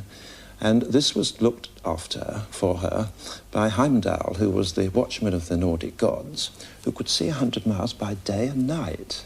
What better name, you see, for radar? And so this was one more step, as it were, on the way. And finally, we got from Enigma the fact that this Freyr, whatever it was situated near the village of Odevie, which is northwest of Cherbourg, up here on the Hague Peninsula. In November 1940, squadron leader Claude Wavell came along to see me. He was, by this time, recognised as my interpreter, or head of the radio interpretation section at Medmenham, and said, well, he'd hardly like showing me, but would I have a look? Because there was something odd. He'd found in a field northwest of Cherbourg 2 things about 20 feet in diameter, circles, which he thought, so it might be agricultural cow bins for feeding cattle, but nevertheless, there was something odd, and I ought to have a look. And when I asked him the name of the village, which was next to them, he said it was Odevie. The photographs had been taken as a stereo pair, and Squadron Leader Wavell noticed that a shadow from one of the objects had changed in the second or so between the taking of the first and second pictures. A later low-level photograph clearly showed rotatable aerials. This was confirmed by yet another picture taken on the ground by a British agent. And another agent, a Belgian, stole a map which showed the disposition of certain German radar stations and also indicated their range, with circles 60 kilometres in diameter. They were associated with a new name, Würzburg. But the question was, what did a Würzburg look like? It was probably smaller than a Freyr, which was difficult enough to photograph. How could we find one? Now, there was at the station at Bruneval, which is north of Le Havre, on the coast here, there was indeed a Freyr station, and there was a path that led from the Freyrs to a house on the cliffs, and the Freyrs are down here. And my colleague Charles Frank spotted that the path, which seemed at first sight to go to the house, didn't go to the house. It stopped about 20 yards short, ending in a loop, and besides the loop was a dot. Again, far too small to be resolved, and even on this photograph, which is a much closer photograph than when he took it on, you still can hardly see it, even with a magnifying glass. But anyway, there it was, and Charles Frank said, "What's that?" And we decided that there was a sporting chance it was the radar equipment we were looking for. At that time, Spitfires were used by the photographic reconnaissance units. They were fast and could evade German fighters. However, for low-level oblique photographs, the camera shot from a porthole in the side of the fuselage. This called for exceptional timing by the pilots, of whom one of the most outstanding was Tony Hill. And it was he who set out from Benson for Bruneval. And he came back with just 2 photographs, which are the great photographs of the war. Here was the house, there the road had come up to here, and this blob, you see, really was just like the electric bow fire. And he took one flying past it that way for us, and then he went past and took a side view as well. And, of course, these gave us our first real sight of Würzburg. You'll see that the house is here. Although this cliff is 400 feet high, it's only about 400 yards at most down to a beach. And I happened to say to Charles, hey, look, Charles, we could get in there. Well, no, people were only too keen to have a specific objective for a raid on the French coast. And quite quickly, this developed into what came afterwards being known as the Bruneval raid. And so on the 27th of March 1943, RAF Whitleys set course from Thruxton to Bruneval. Over the target, the paratroopers and a single RAF radar mechanic, Flight Sergeant Cox, jumped. The raid was to prove a complete success. Sergeant Cox removed elements from the Würzburg radar, which, together with the paratroopers and a captured German operator, were evacuated by submarine. But it was soon apparent that Würzburg was only part of the German radar story. We began to hear talk of a Würzburg-Riese, giant Würzburg. And fortunately, we'd heard from a Chinese physicist who happened to come back through Britain. There'd been an apparatus in the Tiergarten in Berlin, which he'd seen. And when I had seen a photograph of it, because the American embassy, the Americans were still officially at peace with the Germans at that stage, had taken a picture, and it was a poor picture, but when one looked at it, I thought first it was a searchlight, but when the Chinese physicist told me about it, I had another look, and by this time we got some photographs of Berlin by air, and I could scale the thing, and it was about 20 feet diameter. So it really looked as though this was the equipment. And then we heard of another one in the Scheldt estuary around Domburg. And again, of course, we asked for Tony Hill to go out. And once again, he came back with 2 photographs. One side view, like this, nicely scaled with an operator standing by the side of it. And the other front view, like that. And there was this really marvelously precise equipment. So now we had the elements. We had the Flyer for long-range detection, the small Würzburg for anti-aircraft purposes, gunfire that is, and the giant Würzburg for controlling night fighters. At first, this radar network was organised as a defensive line, stretching from Alsace to Norway. Behind this radar barrier, large numbers of controllers to track the bombers, with night fighter pilots looking much like fighter pilots anywhere, standing by.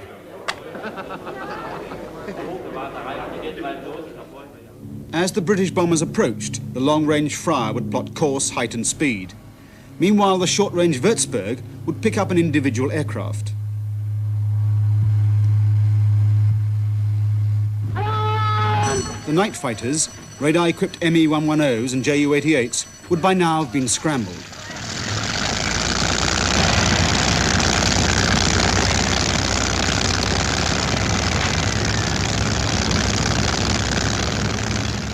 High above, the British bombers flew steadily towards their target at 170 miles an hour.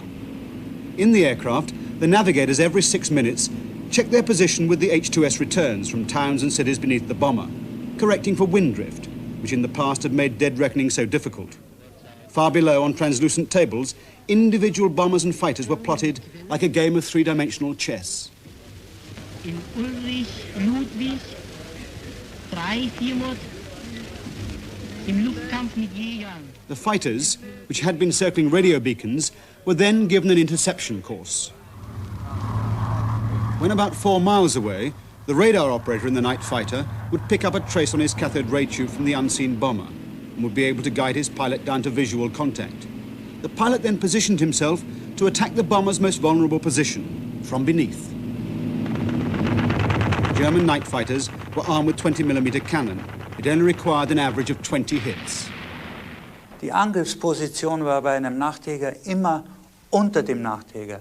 Ein Nachtjäger hat nie von oben angegriffen, sondern immer von unten.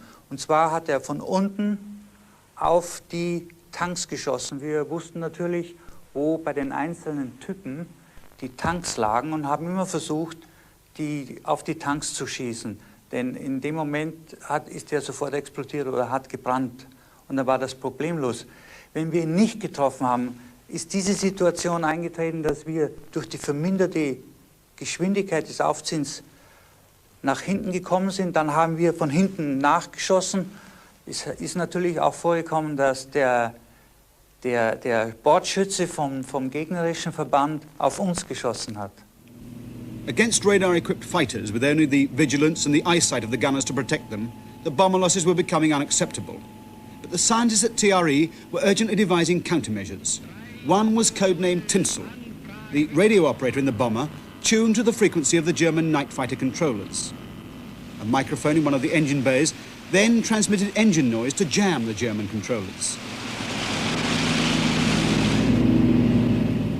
And mysterious Halifaxes flew with the bombers. They belonged to the highly secret 192 Squadron, a special radio intelligence unit, to gather information for the scientists at TRE, so that the German radar could be effectively counted.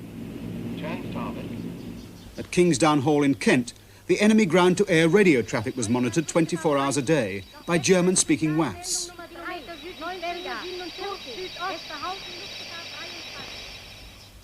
Behind the hall, a Nissen hut still stands. It was from here that Operation Corona was conducted. WAFs who spoke perfect German posed as the Luftwaffe night fighter controllers, giving them false instructions and orders. On one particular day, I was doing this, and I was given a plane. Incidentally, the German girls on the other side, they would of course react to this because they would hear this, and they would hear that there was another so-called enemy voice on the same frequency, and they would say, "This is eine Feindstimme, this is an enemy voice, don't listen to it, don't listen to it." And we again would say, "Wir sind die echte Stimme, we are the real voice, listen to us." So much so that in the end the pilot was completely confused and didn't know who was who. But on that one occasion, there was one Junkers 88 flying over the channel, and I was given the exact course and height to lead him over the Isle of Wight, which I did. I kept on saying, "No, fliegen Sie Hani 18, Caruso 26, things like that."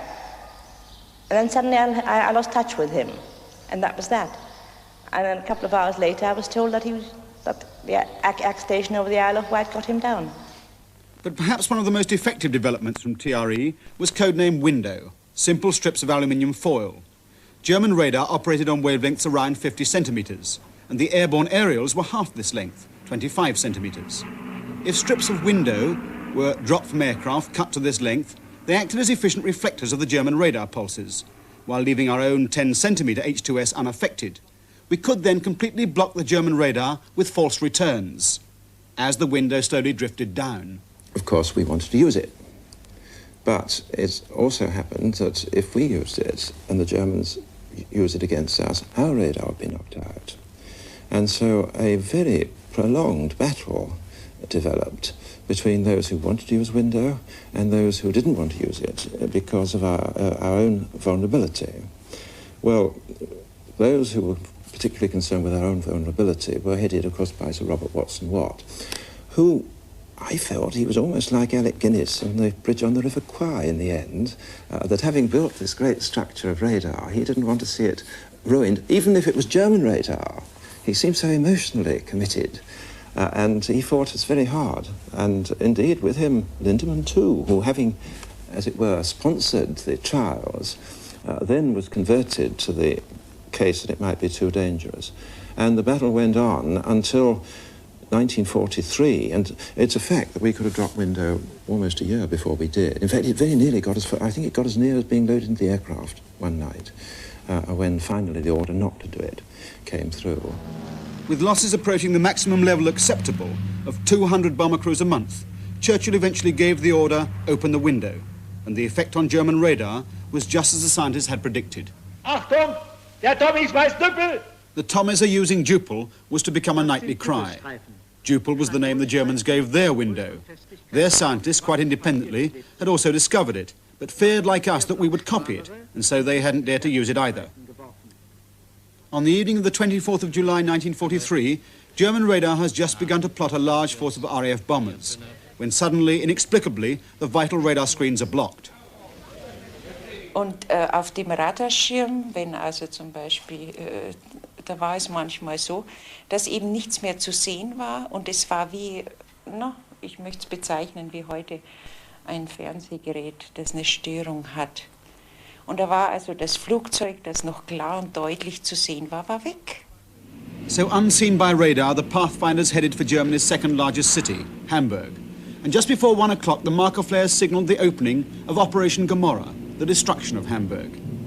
The blue master searchlights, their radar blinded, groped around the skies. The night fighters were reporting contacts that melted away, and the flak gunners could only guess at the altitude and heading of the attacking bombers.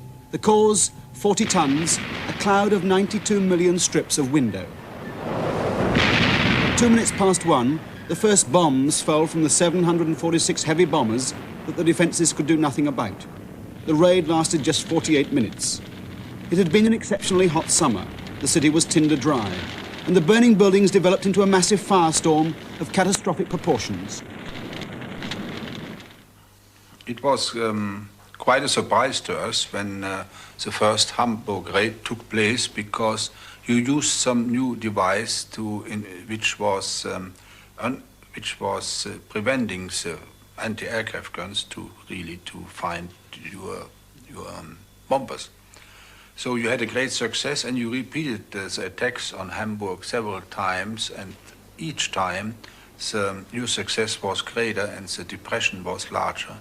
And I have said in those days in a meeting of the Air Ministry that if you would repeat this success on 4 or 5 other German towns, then we would collapse. For the population of Hamburg, Window had been a disaster. Over 51,000 people were killed. But for the bombers returning after that Hamburg raid, Window had been a saviour. Normal losses for a raid of 746 aircraft would have been around 50. The actual losses were 12, justifying the hopes of the scientists who'd devised the countermeasure. It had probably saved some 40 aircraft and 280 aircrew who would live to fight another night.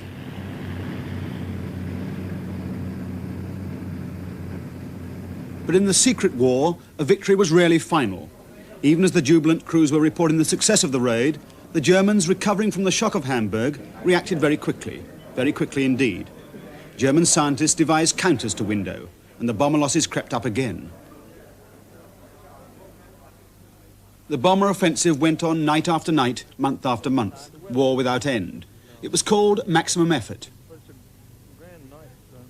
Every available plane was needed, and the flight mechanics and fitters performed overnight overhauls and repairs that in peacetime would have taken weeks. Heavy armament was fitted to the bombers, turrets with .5 instead of .303 guns, and scientists had given the crews a new radar device, Monica, which gave audible warning of a night fighter attack.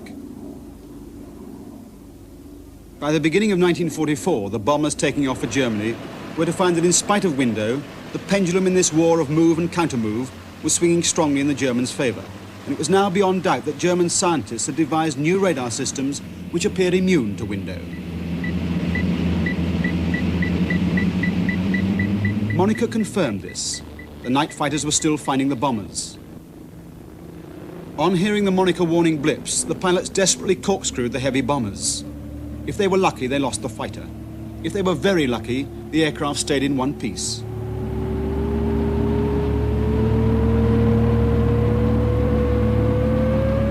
In spite of the warnings the radar gave, Monica was playing the crews false. This is Jagdschloss, and one of these massive radars near Berlin was used to record a long-forgotten time-lapse film captured at Peenemünde, which gives a radar picture of an RAF raid on Berlin on the 30th of January 1944. The bomber Stream flies over the target, which is to the right of the radar centre. The raid started at 8:10 p.m. By 8:30, the raid is at its height. The dots moving anti-clockwise to the main stream are the night fighters. German flak was restricted to certain heights so that the fighters could attack visually, with the bombers silhouetted against the light of the burning city below. The fighters were also using a new radar, SN2, which was unaffected by window. You've just seen 33 of our bombers shot down. By early 1944, our losses were again nearly 1 in 20 bombers each month. The night fighters were again gaining the upper hand. One of the most successful was Major Prince Heinrich Wittgenstein, who shot down 84 bombers, 4 in a single night, before he too was shot down. Then an American daylight fighter caught a strange Ju-88, and a frame from the camera gun film revealed a mysterious cluster of aerials on the nose. Then came an incredible stroke of luck. A second Ju-88, fitted with the same aerials, landed at a British airfield by mistake. It contained an unknown radar, SN2, and a new receiving device codenamed Flensburg. When test flown at Farnborough, it was discovered that SN2 was immune to our window because it operated on a longer wavelength. But worse still, Flensburg could be used to home onto our bombers using the transmissions from Monica. They found they'd got ranges of 100 miles or more, so that the night fighters themselves now didn't have to depend even on the ground spotting our bombers. They could actually fly and just get into the general area of the stream, and in fact could home right down to very close ranges indeed. Monica was immediately removed from the bombers, and SN2 was soon countered by a new window cut to that radar's wavelength. From now on, the German night fighters could only attack visually on bright nights, which of course helped our gunners too. And as our radar-equipped Mosquito night fighters were now flying with the bombers, the hunters became the hunted, and a grim dialogue between radar operator and pilot followed as they stalked the German fighters. 2 o'clock, 15 all the time, steady. Range coming down to about 800 feet. Overtaking about 5 miles an hour. 1:15, 15, 1 o'clock 15. Range about 600. Throttle back a little, just almost synchronized speed. Okay, I can see him. Keep going. Right, 1 o'clock 15. Range about 500. Still overtaking very slowly. Okay, I'll hold him now. Have a look with the glasses. Right. It's a twin engine. I can't see any exhausts. Okay, I've got the glasses. Where is he? Right above there, about 50 degrees at 1 o'clock. You see him? We're right below him. Yes, I see him, yes. Hold on. Single fin. It's an 88, definitely. Okay, that's what I thought it was. We'll drop back. Right. Range is going out to about 450 again. Okay. Well, this ought to shake him.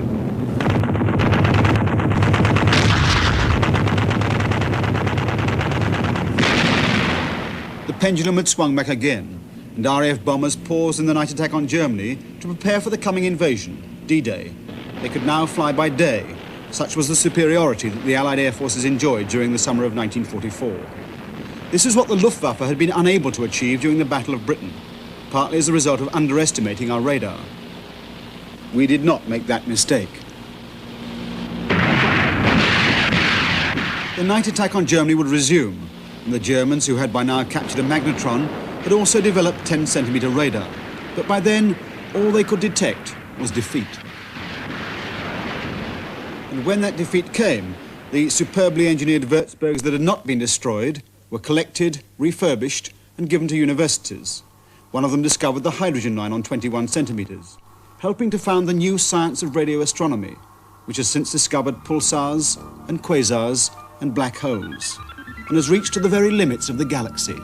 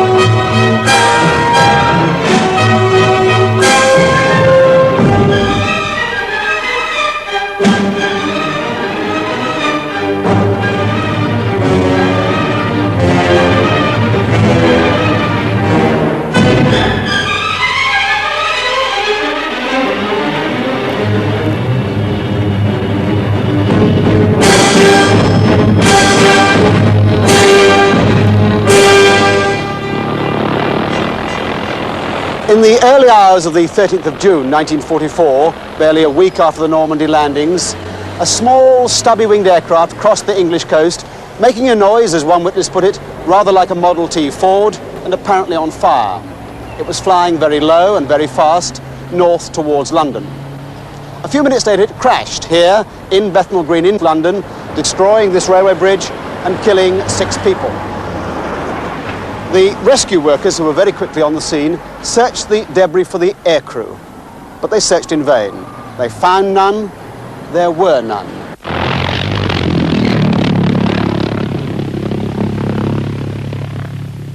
It was in fact a flying bomb, the first of Hitler's revenge weapons to fall on this country. They were designed by German scientists to terrorize Britain into submission. The other terror weapon, the V2, was a powerful and highly sophisticated rocket.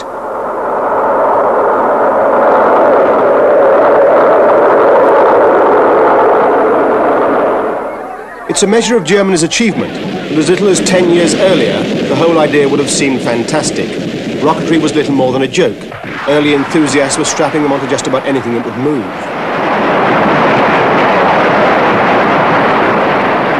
But some of the experiments began to show promise, and it was perhaps not surprising that the activities of these pioneer scientists attracted attention elsewhere. The German military saw the rocket as a means of avoiding the restrictions of the Treaty of Versailles, which had severely limited rearmament in Germany after the First World War. The rising fascist movement began to encourage such ventures as this so-called mail rocket.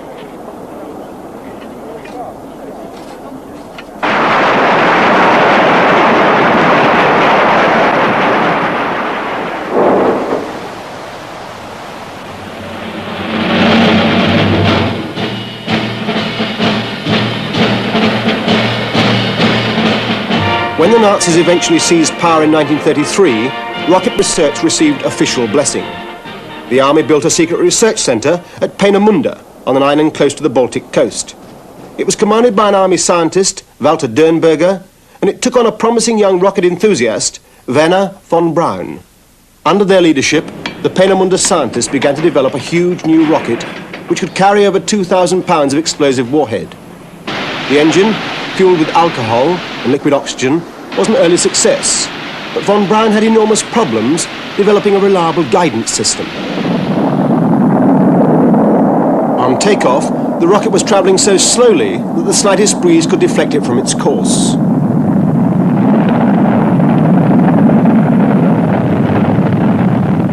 To overcome this, von Braun eventually fitted a gyroscopic guidance system in the nose of the rocket, linked to steering vanes mounted in the jet exhaust.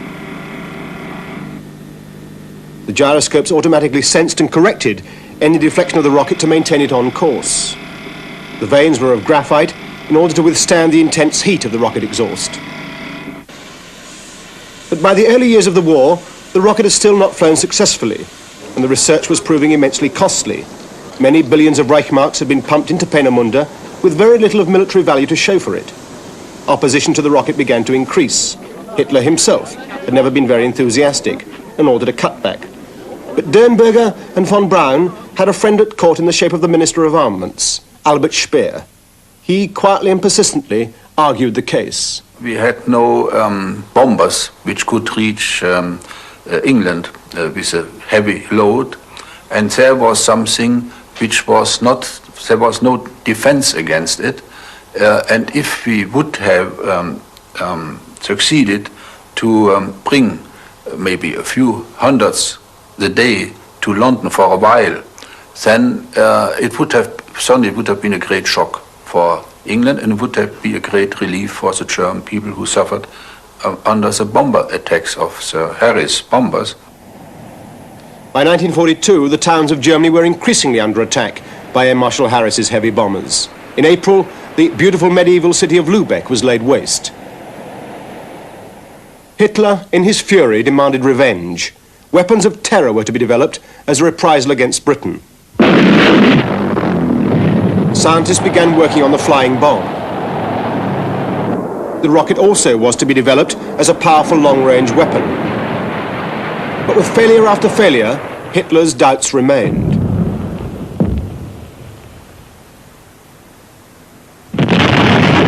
It wasn't until October 1942 that the scientists had their first success.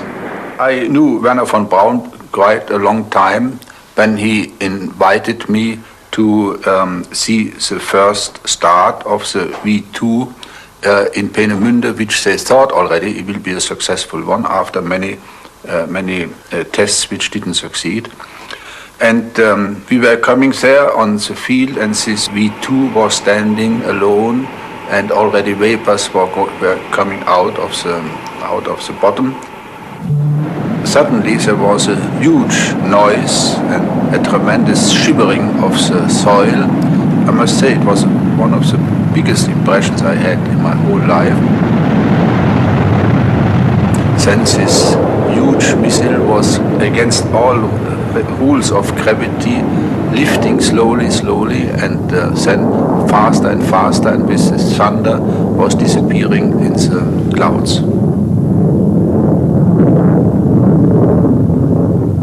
Two months later, just before Christmas 1942, Hitler signed the order for the mass production of the rocket. But it was premature. There were more failures. In one case, much to the surprise of the neighbouring Luftwaffe air base.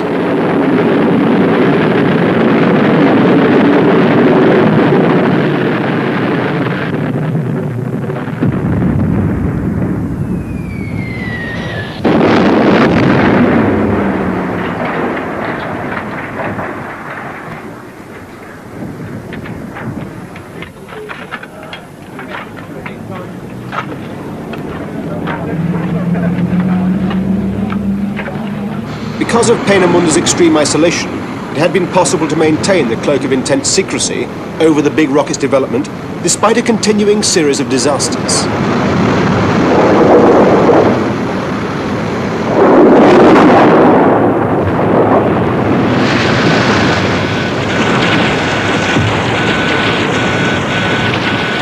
But as well as Germans, there was also forced labour working on the site, and eventually some of them from Luxembourg managed to smuggle out information. Meanwhile, London was blissfully ignorant of the revenge being planned for it. In the spring of 1943, British intelligence was hardly aware of the rocket's existence. Chief of Scientific Air Intelligence at the time was Dr. R.V. Jones. Well, there'd been little information before 1939 that the Germans might be developing long-range rockets. And then we heard nothing more until December 1942, when a new agent, who turned out to be a Danish chemical engineer, told us he'd overheard a conversation in Berlin between two engineers who said that there was a new weapon being developed and being tried up on the Baltic coast with a danger area, I think, of 5 kilometers square. Obviously a rather fantastic story, with a range roughly of 200 kilometers. That was the very first thing, and, well, we just began to wonder. The turning point came when a German general, Ritter von Thoma, was captured in the Western Desert and brought to London for interrogation. A General Kruvel had also been captured, and after interrogation, the two officers were allowed to talk alone together. They did not suspect that the room was bugged, and von Thoma became careless. The really crucial point in the story was when General von Thoma said something like, well, you know, something must have gone wrong with those rockets because, well, I saw them 18 months ago with Field Marshal von Brauchitsch. And the major in charge said they'd only be another few months before they were ready. And, well, we were somewhere near London and we've heard no bang, so nothing could have happened. Well, at that point, my Deputy Charles Frank, who I remember it was Saturday afternoon, he was just sitting opposite me, just as you are here, you see, and he suddenly looked up from reading the interrogation report and said, look, we better take those rockets seriously. And from that point onwards, the whole temper of the story changed. The first change was the appointment of Duncan Sands as chairman of the committee set up to investigate the evidence. They asked me if I would take responsibility for finding out whether such a weapon existed, and if so, to advise what action should be taken to deal with it. One of his first actions was to order a massive photo reconnaissance of enemy territory, particularly of the Baltic coast. The high-flying mosquitoes flew sortie after sortie, and eventually, on the 12th of June 1943, they brought back a photograph on which Dr. Jones believed he could see something significant. There, on that particular picture, I saw what seemed to me to be the outline of a rocket, somewhere around 38 to 39 feet long, tail fins perhaps 10 feet long, and perhaps 10 feet across at the rear end there. And immediately I saw this. I took it across to Lord Cherwell to show him that this seemed to be a rocket. Lord Cherwell, Professor Lindemann, the chief scientific advisor to Churchill, was still not convinced, despite the photographs. Duncan Sands, however, was. I advised the War Cabinet that, in my opinion, the Germans were developing a long-range rocket. But that opinion was not readily accepted. In particular, Churchill's principal scientific advisor, Professor Lindemann, argued strongly that any such rocket would have to be propelled by cordite, and that cordite would have to be burnt in a thick steel case, which would mean that the rocket would weigh somewhere between 60 and 100 tons, and that wasn't a feasible proposition. Well, the complication, of course, was that Lord Cherwell didn't like Duncan Sands. And once Duncan Sands had begun to believe the evidence and say that it was a very serious danger, Cherwell reacted the other way and started to argue that there was no such thing as a rocket. Not being a scientist myself, I refused to be drawn into a scientific argument. I took the very simple view that the fact that perhaps Professor Lindemann didn't know how to make a long-range rocket didn't necessarily mean that the Germans didn't know how to do so. On the 23rd of June 1943, another photograph was brought back, which on the face of it looked even more convincing. Even so, Professor Lindemann refused to be convinced and argued that these were, in fact, barrage balloons.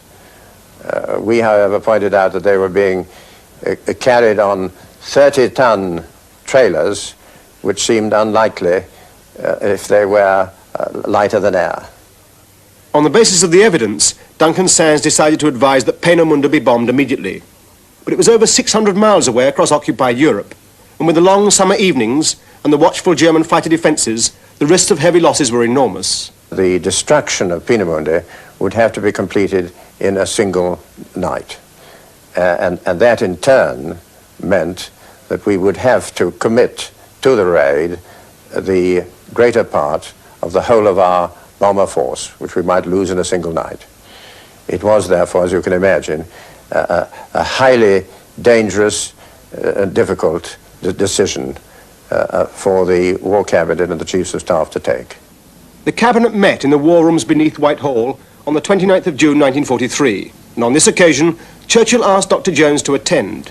Well, it was one of those night meetings. It started at 10 o'clock at night, and most of us came in and seated ourselves, and then Winston himself came in, and the meeting opened with Winston asking Duncan Sands to review the evidence for the rocket and the prospective countermeasures.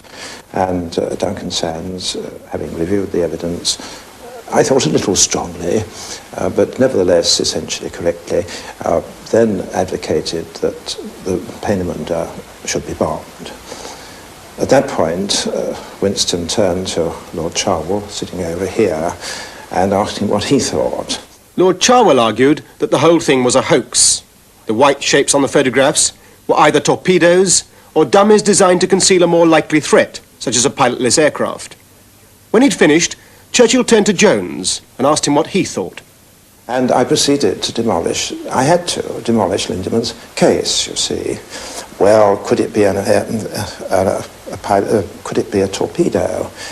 Well, it was 40-odd feet long. It would weigh, according to the expert estimates, 40 tons. There was no German aircraft that could pick it up. The case, I told him, was stronger, I thought, than when I'd gone to him in 1940 with the beams, you see. He said at that point, stop. He turned to Lindemann and said, hear that? That's a weighty point against you. He says the case is stronger than the beams. He said, what have you got to say to that? He said, remember, it was you who introduced him to me. And this went on right the way through. If it was a hoax, what was the result of the hoax going to be? We would bomb Peenemünde, which was one of the main German Air Force experimental establishments, you see, and a German Army establishment as well. And every point that I made, there was this comedy that went on. And in the end, of course, Charles' case was substantially demolished. And various people got into various degrees of excitement. Herbert Morrison, to judge the reliability of the case, wanted for some crazy reason to know whether our evidence had come from officers or from NCOs. I mean, incredible things. Stafford Cripps was all for bombing Peenemünde at once. This was not possible because the range to Peenemünde is such that you've got to fly the last part of the trip in daylight, you see, which would be very dangerous.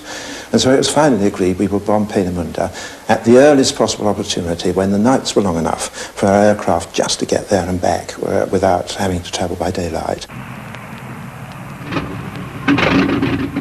So, despite the intelligence debate over the precise role of Peenemünde, the planning of a raid went on. It was helped by the fact that only a few weeks before, the RAF had started to use Window, the code name for the strips of aluminium foil that were dropped by the bombing fleets and which had successfully blinded the German radar screens. So, on the late evening of the 17th of August, a small force of mosquitoes set out for Berlin. Using the metal foil, they hoped to deceive the Germans into thinking that that was the main target for the night. At about the same time, 600 heavy bombers taxied out for takeoff. Their target, Peenemünde.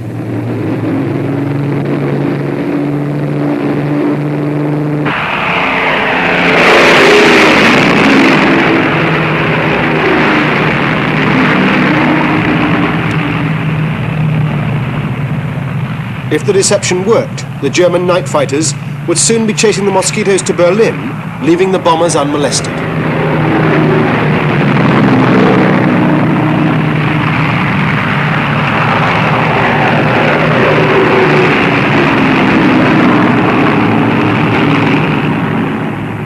At the Luftwaffe headquarters, the deception was having effect.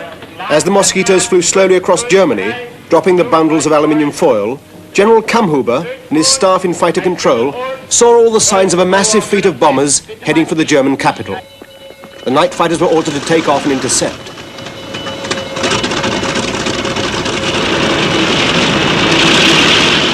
With the fighters out of the way, the heavy bombers flew over Denmark and droned steadily on down the Baltic coast. Peenemünde lay ahead, unprotected and unaware. And the first target was not to be the test sites. Approaching from the north at about 8,000 feet for greater accuracy, the first wave of bombers were to ignore the launching pads, fly over the development laboratories and the factory. They were to drop their first bombs on the homes of the scientists. The laboratories and the factory were the secondary targets. Shortly before midnight, the bombers could be heard approaching Peenemünde. And as the Pathfinder aircraft dropped the first marker flares, the anti-aircraft defences opened up.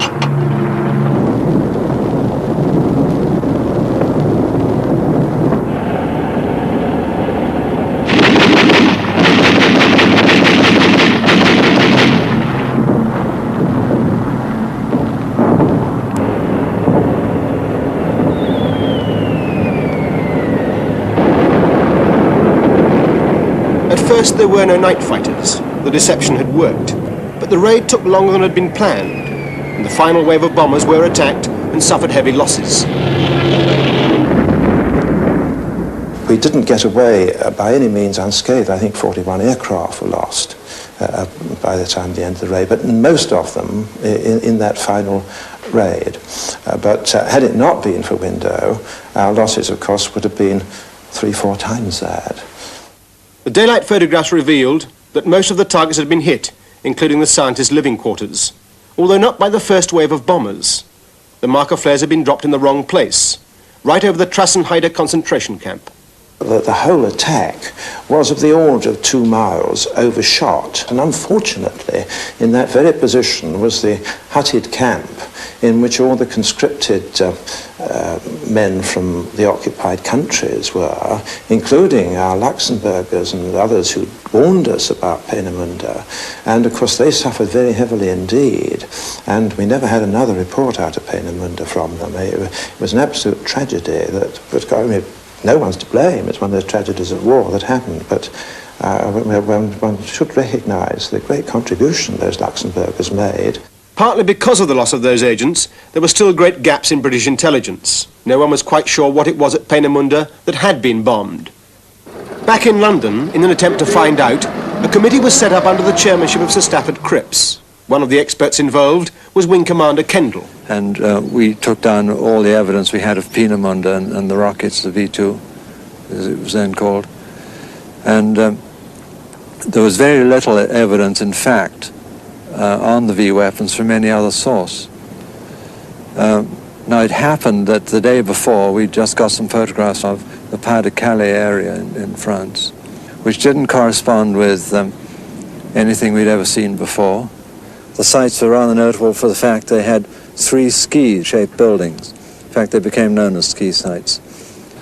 We found that each had a ramp under construction which was pointing towards London, and a small hangar which was also pointing towards London, where obviously whatever the weapon was assembled. Now, when you've got a ramp, you can't have a rocket, because a rocket has to be fired straight into the air. Anything that goes up a ramp obviously has to have wings so that it has lift at the end of the ramp. So we concluded that we were faced by another weapon with a wingspan of less than 20 feet, because that was the size of the door of this little square hangar. And we then went to our aircraft section headed by Babs and said, we're now looking for something with a wingspan of this dimension. Babs was Constance Babington Smith. One of her jobs was to analyse and interpret the aerial photographs of Peenemünde. And at this point I was briefed to look for a very small aircraft. It had to have a wingspan of under 20 feet, which means, well, this is too small to carry a pilot. This means it would be a pilotless aircraft. And I did find, in the first place, a very small aircraft with this span close to the airfield, but not actually on the field. And I found it at a place where I was really trespassing on the preserves of another section at Medmenham. We each had our own area we had to watch. And this encouraged me to go further afield still. Peenemünde, you know, is on the coast, and they were extending the airfield. There was a road going down to the shore. So I followed this road. When you're looking through a stagecoach, you really feel you are on the ground, and I followed this road down to the edge of the area. And there were 3 structures of a kind that I'd never seen before. And it seemed to me they were the sort of structure you would need if you were going to launch an aircraft or something else out to sea. But there the trail ran cold, until at the end of November 1943, after weeks of bad weather over Europe, the pilot of a Mosquito returned with more revealing photographs of Peenemünde. And as he got to the end of his run, the very last of these prints, there wasn't a stereo page, the last one, just reached the coast and just showed, here's the coastline. Now this is the dredging equipment, that's all part of the reclamation. But here are the 3 structures which had puzzled me so much. And you see from the shadow that they're at an angle, you can tell they're sloping. And on the central one here, this tiny little smudge linked up with the small aircraft I'd already seen, and measuring it with my measuring magnifier, I could tell that the span was just 20 feet. In other words, this was the evidence we had been waiting for. Here was the midget aircraft on a ramp, a launching ramp. It was known to us then as the Peenemünde 20. Later, of course, it was known to a great many more people as the V1.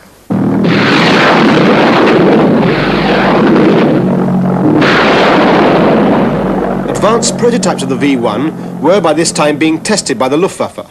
This flying bomb was initially catapulted up a ramp, as this captured German training film shows. Biegt sich dann nach oben und wird hinter dem Kolben durch Dampfdruck von unten gegen den Schlitz gepresst. In Sekundenschnelle rast das Flugzeug über die Gleitbahn und erhebt sich in die Luft. Like the V2 rocket, its warhead consisted of a ton of explosives, but it was far simpler in design. It was powered by a ramjet engine burning ordinary low-grade petrol. Across the engine air intake was an array of small flaps. Air was forced through these flaps by the forward speed of the machine. The fuel was injected and the mixture ignited by a simple spark plug. The expanding gases temporarily closed the flaps and drove the pilotless plane forward. The flaps then opened up again and the whole cycle was repeated. Teillast. It sounded not unlike a car engine with a fractured silencer. Volllast. Die Zeit läuft ab. Achtung! Abschuss. The catapult was used to get the device up to a speed where the ramjet could take over. Having identified the weapon, the problem for scientific intelligence was to find out what it could do and how to stop it. It was being test-fired out over the Baltic, and because of its range, the Germans had developed highly sophisticated tracking techniques, something which Dr. Jones had anticipated. It occurred to me, if they got a long-range missile, they might well try and follow it by radar. And if so, where would they go for the radar? Well, fortunately, we knew enough about the German air organization to know that the two best plotting companies for radar were in the Air Signals Experimental Regiment. It was the 14th Company and the 15th Company. And so I asked everyone to follow those two companies just as hard as they could. Sure enough, the radar plotting companies were found to have moved to the Baltic. What's more, they reported their observations by coded radio signals. British intelligence managed to intercept the transmissions and break the code. Money for jam, as it turned out. It was a very simple code, and it didn't take very long to put the whole thing together. And these were plots on this body that was being fired from Peenemünde. And since the stations were warned in advance when it was coming and what the aiming point was, we were able to build up the complete tracks of the bomb right up to its fall. From the tracks, you could find such a simple thing as how many they could fire in a day in trials. That gave you a minimum rate at which they could fire against us. But also particularly the speed and the height and all those details, performance, and the accuracy. So the sort of damage they would do, say, were they to fire, say, against Charing Cross, could be very readily estimated. It gave us actually, as I put it, a ringside seat at all the trials of the German flying bombs. And every month I could provide the chiefs of staff with a complete rundown of every shot the Germans had fired. The immediate reaction was to bomb the ramp sites in northern France. The first raid took place as early as December 1943, and during the following months, thousands of tons of bombs were dropped on the launching sites.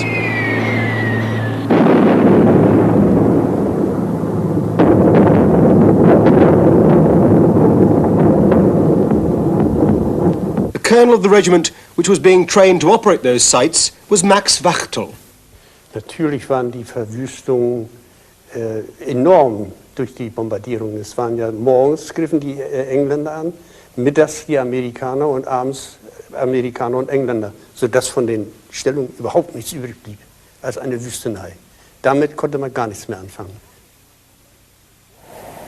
The intensive bombing of the launching sites led to a delay of several vital months in the start of the flying bomb offensive. The development of the V-2 rocket had also suffered from the bombing of Peenemünde in August.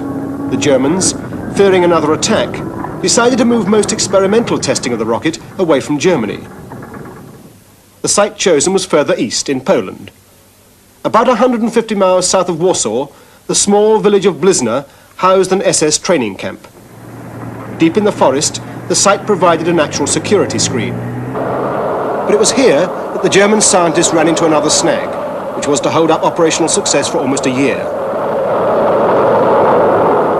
Many of the rockets took off successfully, but on nearing their target, 200 miles away, most of them broke up in mid-air. The target area was near the River Bug in East Poland, and a special detachment of troops was stationed there. Their task was to recover the pieces of the fallen rockets for analysis by German scientists. The main disadvantage of this new location was that the local civilian population was less than enthusiastic about German secret weapons falling on them from out of the sky. They'd been asked by the Polish resistance movement to try to collect the wreckage before the Germans got to it. In May 1944, a rocket crashed into the banks of the River Boug. The ground here is marshy, and the rocket was relatively intact. The local villagers covered it with reeds and called in a resistance leader, Lieutenant Jakubski. It was here that the rocket landed without exploding. The Germans failed to find it, and after a few days they stopped looking altogether. The partisans then pulled the rocket up to the bank, and a team of experts came from Warsaw to dismantle it. The parts were loaded into sacks, but the problem was getting them to Warsaw. They did it by hiding the sacks under loads of vegetables. These were then carted to Warsaw along the little-used country roads. Just in case any German patrol became too inquisitive, the cart was shadowed by armed partisans hidden in the woods. In Warsaw, the risk of discovery was even greater. There were constant security checks everywhere. But the parts were successfully smuggled into the city, and Polish scientists were briefed to work on them. One of them was a physicist, Professor Groszkowski. He was to study the electronic parts of the rocket. But his laboratory at the university would be one of the first places the Gestapo would search. So the resistance decided that a private flat would be better. The flat of an unsuspecting German officer. The electronic units were hidden by night in one of the officer's own suitcases. Before my visit, this case has been taken from the room of the officers and in the special room for me prepared to make investigation. Groszkowski worked for hours at a time in the small room, with the constant danger of the officer returning unexpectedly. No, it never happened during my stay there. He was all the time was absent in the flat, because it was so that the servant asked him by telephone what he wished to have for the dinner, you know, and that was necessary to make sure that he was at the time in his office in the airport, German airport. But if he said, for instance, that he's ready to come earlier, so I would be prevented and disappeared.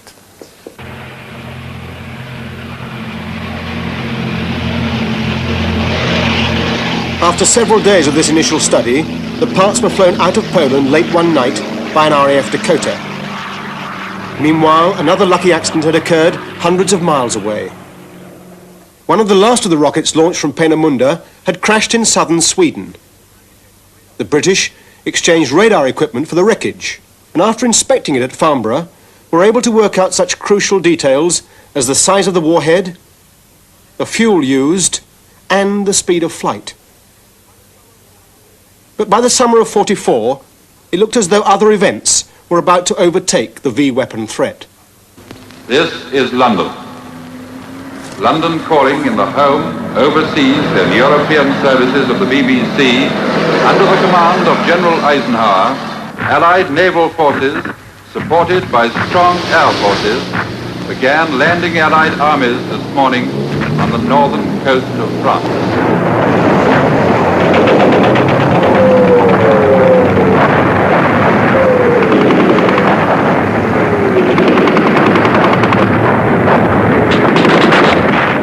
The 6th of June 1944, D-Day, and no V-weapons had yet been launched against Britain.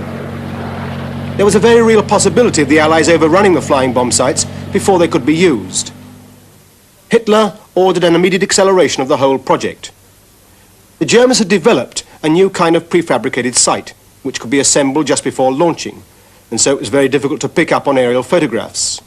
The firing ramps were hastily completed, and just 1 week after D-Day, the flying bomb offensive began.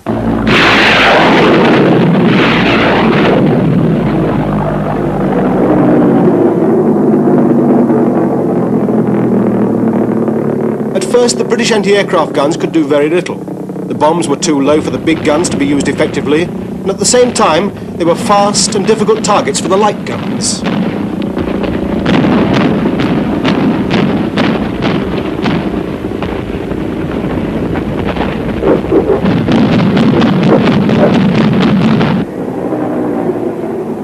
make matters worse, too many of the guns were sighted in London itself.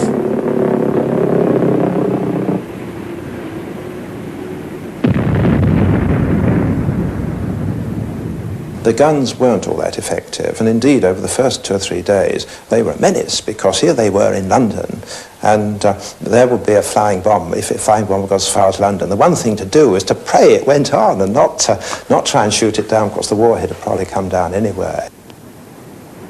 The ton of explosive in the warhead could do enormous damage, and over the first few days the death toll rose steadily. On the morning of Sunday the 18th of June, in the middle of a service, the chapel in Wellington Barracks received a direct hit. Almost 200 people were killed or injured. At that time, Dr. Jones happened to be in his office close by. I went out through Queen Anne's Gate into Birdcage Walk, and well, one of those sights one doesn't forget, because the blast of those bombs was terrific, bursting as they did above ground, and the whole of Birdcage Walk was just one sea of plane tree leaves. You know, all the leaves had been stripped off the trees, and of course they were nicely freshly green. It was one complete green sea, Wellington Barracks and so forth. And I went as far as the chapel, saw the corner of the chapel had been hit. And well, by the time I got there, you know, the guards were beginning to carry out their dead, and they'd obviously got everything under control. So I went back to the office. But the effect of a bomb so near Whitehall undoubtedly accelerated the interest and the demand in Whitehall circles for a more intense forms of countermeasures. That particular bomb, I think, had quite a lot of effect, more than it ought to have done, really, because after all, the bomb that happens to be near you shouldn't affect you all that much. But there's a sort of inverse square law in all this. Of course, that the ones that get near you really bring it home. And it brought it home to me in a way. I mean, I knew what a ton of explosive would do, and I've been looking forward to this in a way for months. But to have, you know, really when you go out and see that effect, and you see the, you know, I wouldn't say men you know quite, but men you know of being carried out dead and so forth, undoubtedly you can't avoid the effect being quite strong. Shortly afterwards, Duncan Sands was asked to take charge of the organisation of countermeasures. General Pyle, Air Marshal Hill and I came to the conclusion that we'd do an awful lot better if we were to move the guns down to the coast and give them prime responsibility for the defence. This decision to move the guns was made without putting it to the Chiefs of Staff, in order to speed up the whole process. The Chiefs of Staff were naturally furious. London was inevitably left undefended for about 48 hours while the guns were on the move, and there were quite high casualties. But very quickly, the anti-aircraft guns with their new radio proximity fuses fully justified the decision. Range control!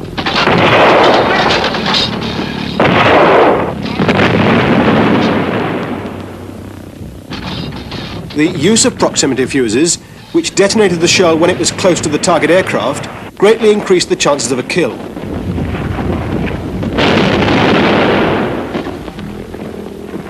The second defensive breakthrough was the new American radar equipment, which assisted gunners to aim at these difficult, fast-flying targets.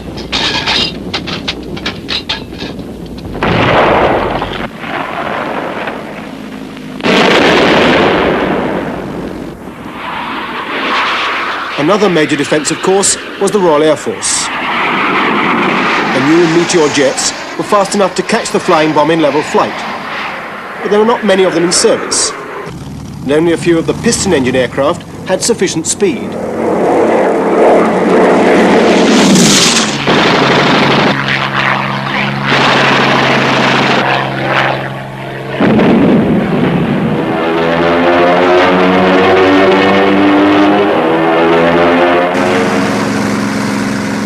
Firing at a ton of explosive required some nerve. Results could be very interesting, not to say downright dangerous.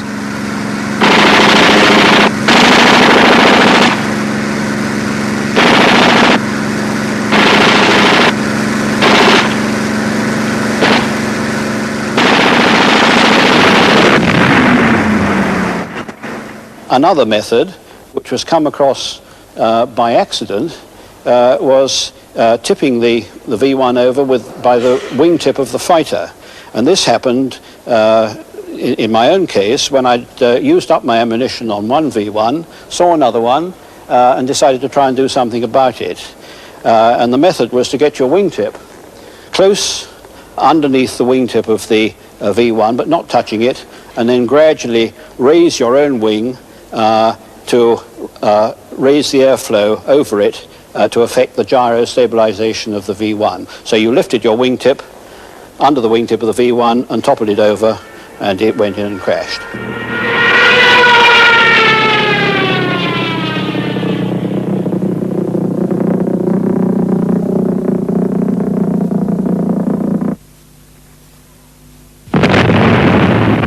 If the bombs survived both the RAF and the anti-aircraft guns, they still had to get through the barrage balloons, and only a very small percentage of them did. To give you a final figure, it was well over 90% of the bombs were caught before they got to London, which really was a very impressive performance indeed. If the Germans had just done one thing, if they'd put a jinker in so that the bomb flew in a zigzag instead of straight, of course, the predictors couldn't have coped with it. Those bombs that did get through were entirely random in their effect, because the exact point at which they would fall was always unpredictable. But the German commander of the offensive needed to know whether they were roughly on target. For this, he had to rely upon reports from German agents in Britain.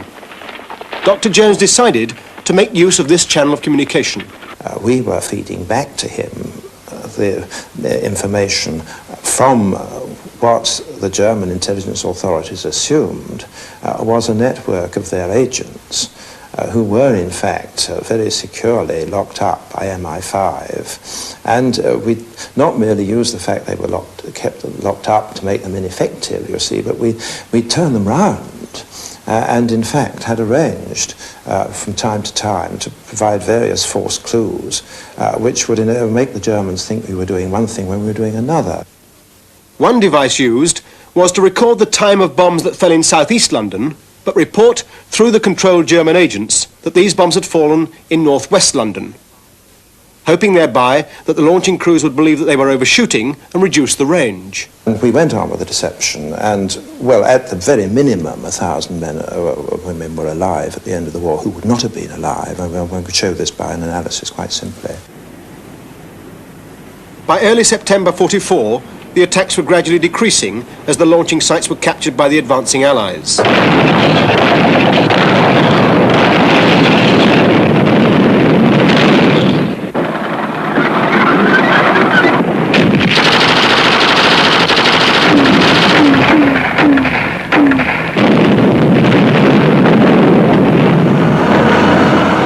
But even with the capture of the flying bomb sites, the Germans had one last card to play. They had at last perfected the V2 rocket.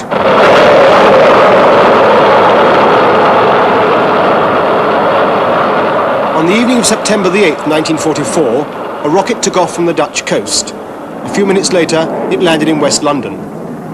By this time, British scientific intelligence knew a good deal about the rocket. It had become obvious that there was absolutely no defence against it once it had been fired. It was equally impossible to bomb the launching sites because they were mobile. The rocket was set up on a small metal platform, and an armoured vehicle was used to control the launch.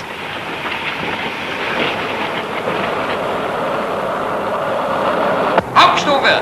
Hauptstufe gegeben!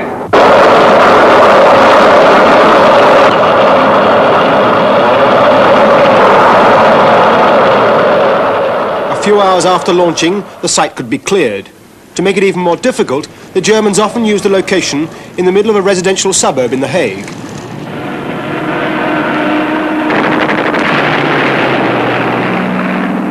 As a first line of attack, Allied aircraft were used to strafe the rockets and their supporting equipment as they were being moved across Europe.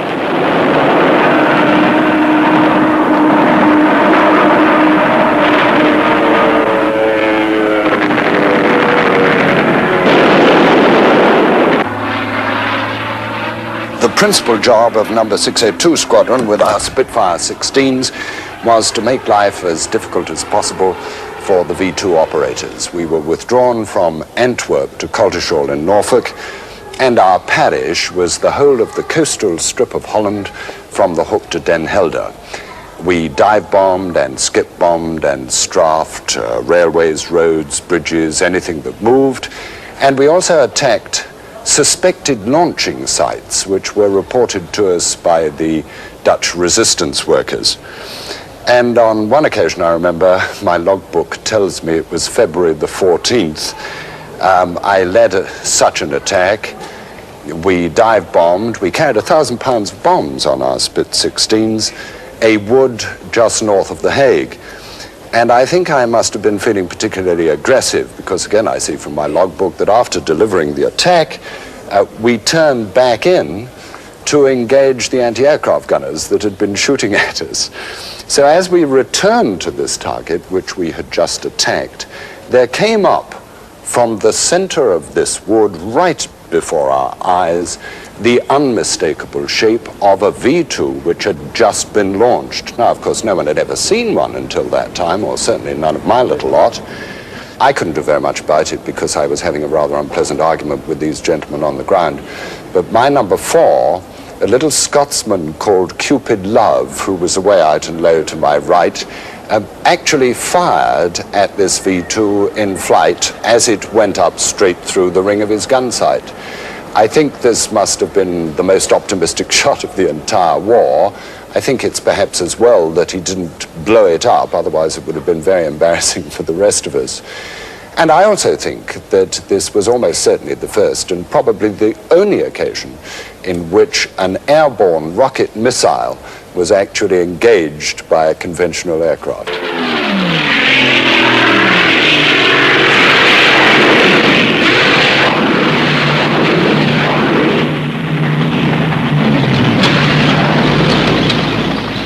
It wasn't until March 1945 that the Allied advance across Europe finally pushed the rockets out of range of Britain. But by then, the V weapons had killed almost 9,000 people and injured 24,000. They had indeed caused some terror. At the height of the V1 offensive, it's estimated that apart from those officially evacuated, over 1 million people fled from London. In strictly military terms, the V weapons were so inaccurate that they were almost useless. What is more, as far as the Germans were concerned, they tied up scientists and other resources which could well have been used on more important tasks. It is at least arguable that Hitler's terror weapons accelerated Germany's defeat.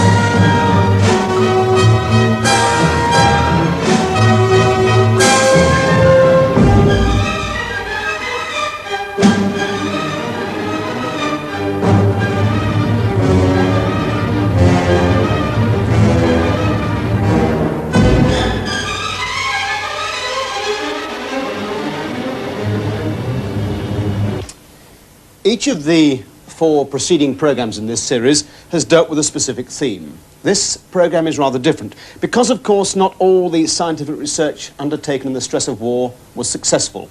Much of it just failed. Some of it was simply misguided and even bizarre. Some was frustrated by political interference and indecision.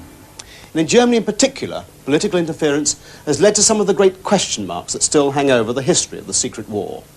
If Hitler had not curtailed all long-term research in 1940, if jet aircraft had reached German squadron operational service a year earlier, as they might well have done. This programme looks at some of those failures and looks into some of the intriguing things that might have been.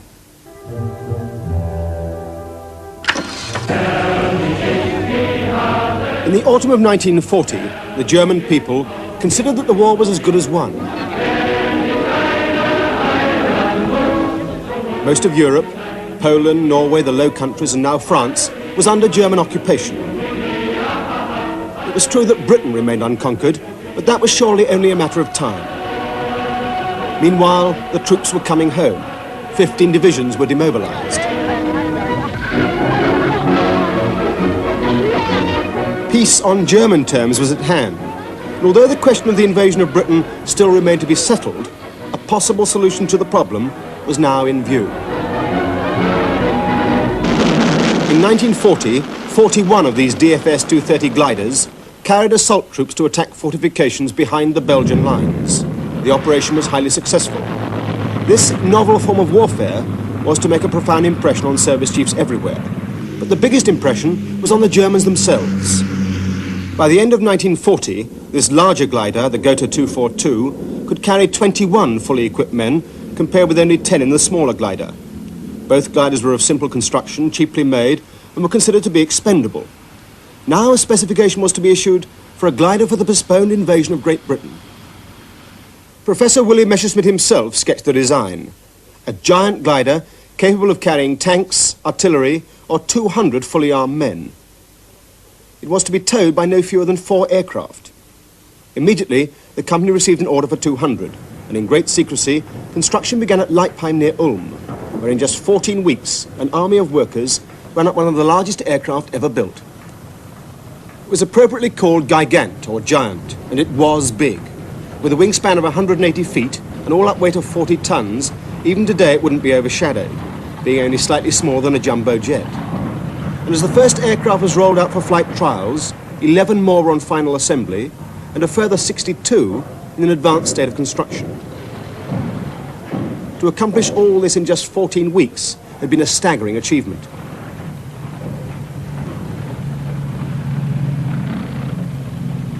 The loading of the tanks and guns was tested in a mock-up fuselage, which interestingly was fitted with clamshell doors.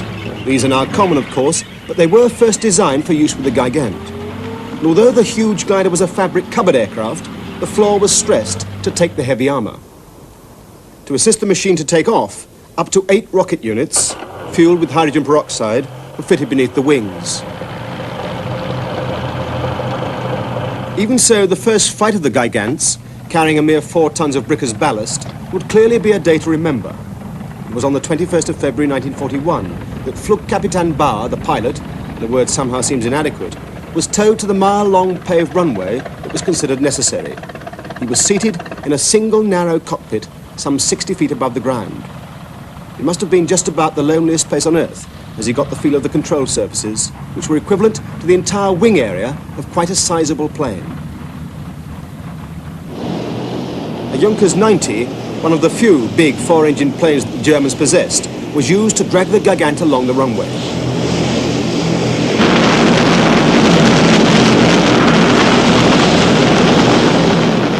Then, with the takeoff rockets going full blast, and the Junkers 90 flat out, the enormous glider was airborne for the first time.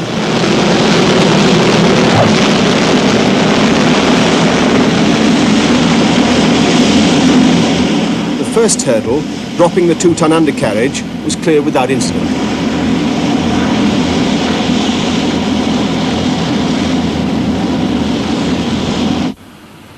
That first flight, according to German records, lasted just 22 minutes, though it may have seemed rather longer to Herr Bahr. However, he reported that the flight characteristics were good, though he did add that the controls were a bit on the heavy side, and suggested that a wider cockpit with a co-pilot to help with the pushing and pulling would make things a bit easier up front. This suggestion was adopted on the 101st glider to be built. The huge glider was brought in for a good landing on its skids, and immediately a shortcoming was apparent.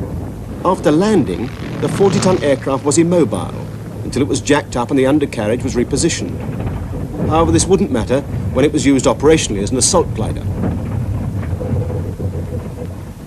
Development flights continued, though the captain of the 5th flight, the redoubtable woman test pilot Hannah Reich, struck a somewhat more critical note in her report. Impossible. It had to be so primitive because it in reality had only to make one flight and then finish. You couldn't bring it back. So it was so primitively built that it was so difficult to fly.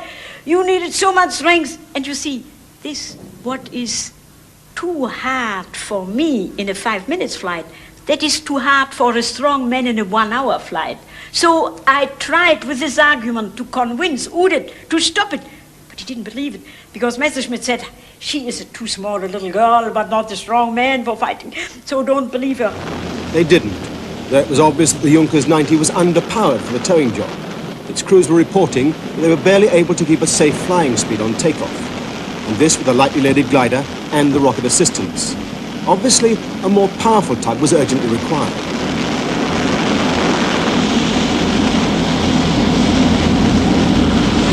There was a proposal to join together two Heinkel 111 bombers and add a fifth engine. This was named the Zwilling, or Twin. Whilst this unlikely aircraft was being developed, an interim method was adopted, the scheme that Messerschmitt himself had originally sketched out. The use of multiple tow planes. He had proposed 4, but in practice, only 3 were used. They were Messerschmitt 110s with a total of 8,850 horsepower, and every single one of them would be needed. 3 long 10mm steel cables connected the glider to the tow planes, the arrangement going by the name of Troika Schlepp, or triple tow. The takeoff was in many ways difficult. The glider pilot lit the rockets as soon as the Troika started to move.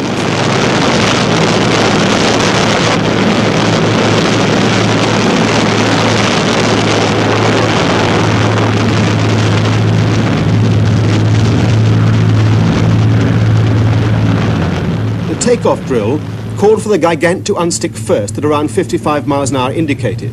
The 2 outer tow planes then left the ground, followed by the leader. The aim was to climb out at 80 miles an hour, and with 40 tons behind them, the tow pilots had their hands full. The 110s were hanging on their props near the stall. The slightest drop in engine power could lead to a disaster, and disasters there were.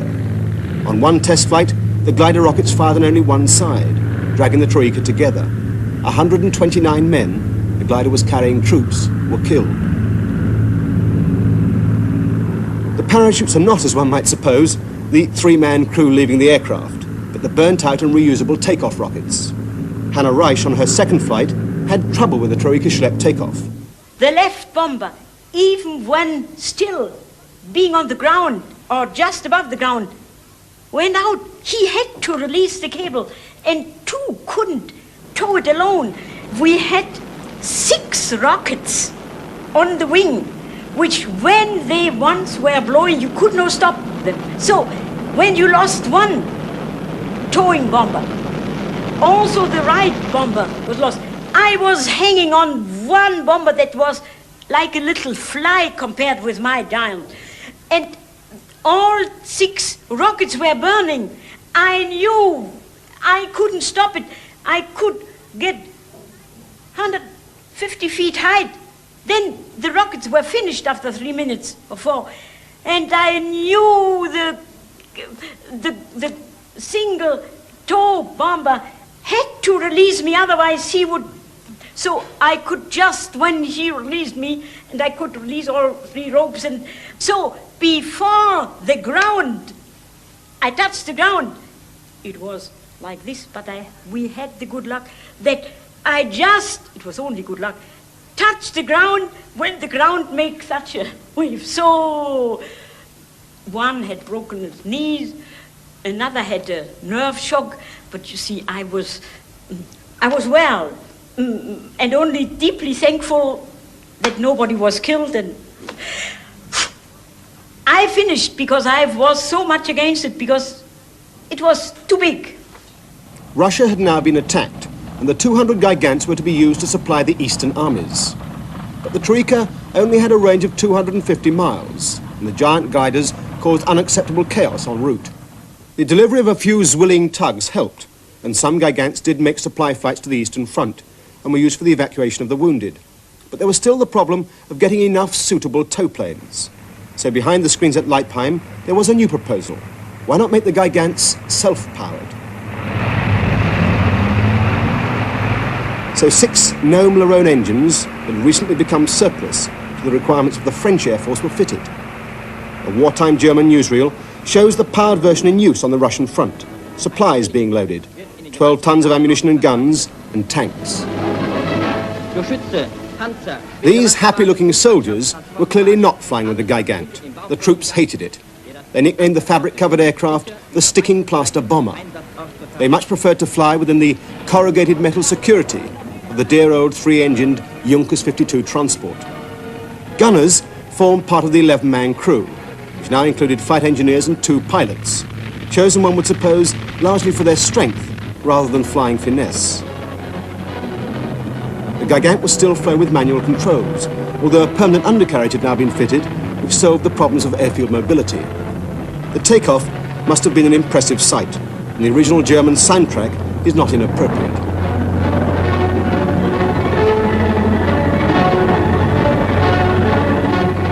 On the supply routes to Russia, the Germans enjoyed air superiority, so there wasn't much risk, though the passengers on board seemed far from happy. The gunners would be needed on other fronts, however, because in addition to supplying the Eastern Front, the Gigants were also to be used to ferry desperately needed fuel to Rommel's Africa Corps. The fuel was carried in unprotected drums, and the Gigants, lumbering along at 130 miles an hour, were ruthlessly cut down by British fighters. Few survived.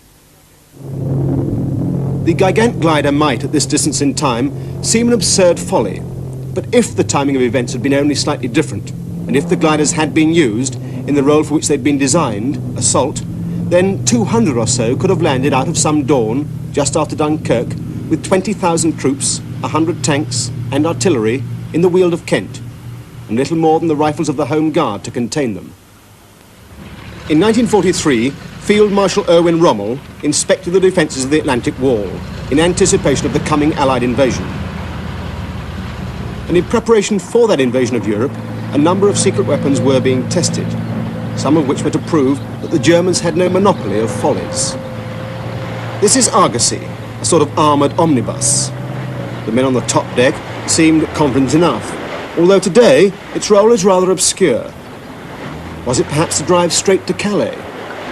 The wind looks far from fair for France.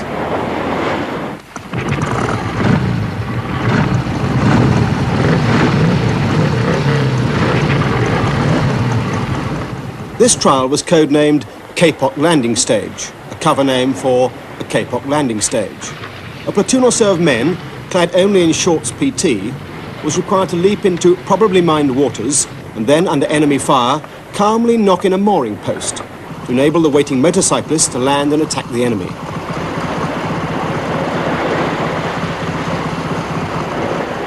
But alas, someone seems to have got the tides wrong, or perhaps they simply ran out of Kapok.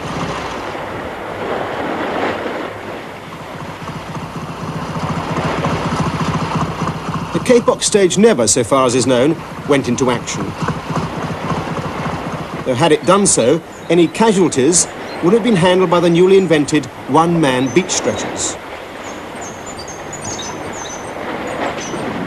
Meanwhile, the trials of Argosy were proceeding, though in vain. For Argosy, like Aquito, was never used in anger. Aquito was seriously proposed to enable a fully equipped soldier to be landed in Normandy, towed by a personal tank.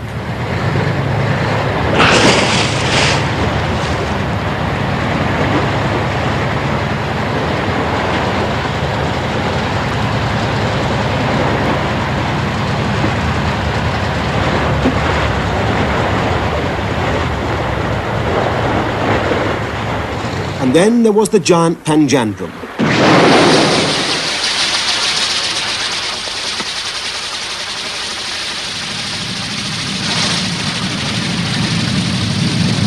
Huge Catherine wheel crammed with explosives which would propel itself up the beach to the German positions.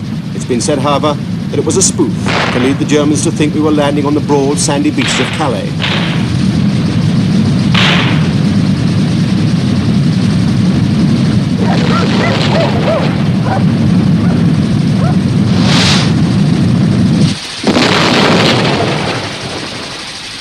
Then came Hagile, a serious enough proposal to drop supplies without a parachute, using retro rockets to cushion the landing during its trials. The trials of Hagile were disappointing. This highly successful weapon, the flail tank, was also tested on English beaches in 1943. Its purpose was to clear mines, and it was successfully used in Normandy and elsewhere, saving many lives. Pluto, pipeline under the ocean, also saved lives, since it was used to pump millions of gallons of fuel from secret locations on the south coast to the Normandy beachheads. The pumps, in the basements of these unrepaired bomb buildings in Britain, taking over the work of vulnerable tankers off the beachheads.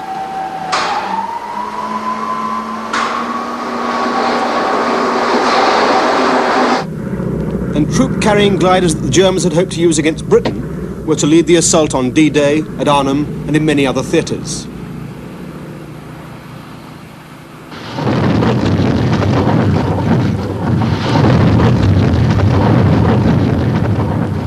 During the Normandy invasion, the Germans were to employ some secret weapons against us. One of them was Marder, a one-man midget submarine carrying a single standard torpedo. The Germans claimed some success for Marder off Normandy, although Allied records cannot confirm this.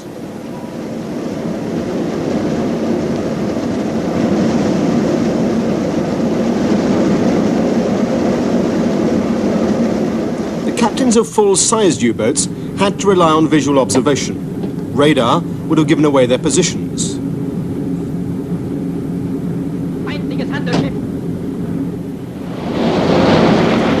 But the view from the bridge was strictly limited, due to the height of the conning tower above the sea. However, a much more distant horizon could be obtained. On the deck of this U-boat, watertight compartments contained the components of Bachstelze, which was, in knockdown form, a small autogyro.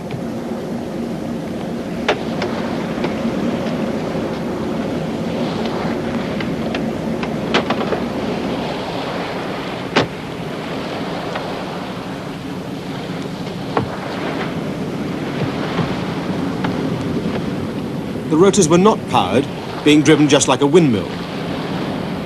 The small autogyro was towed like a kite behind the U-boat, rapidly climbing to several hundred feet, so that the pilot observer could report possible distant targets.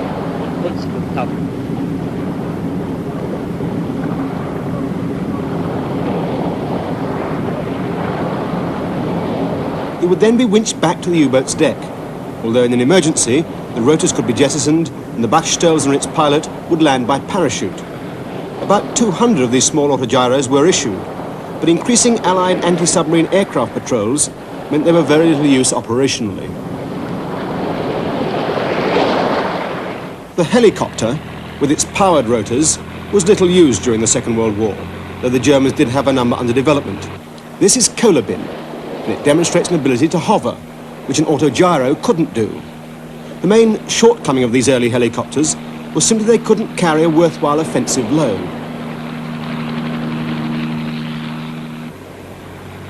The depth charge dropped appears little more lethal than a hand grenade.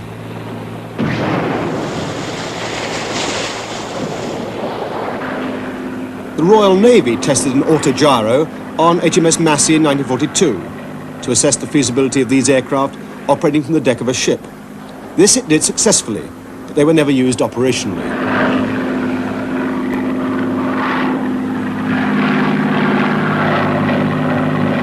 The Americans came up with the only Allied helicopter to cease service, the Sikorsky Hoverfly, in late 1944.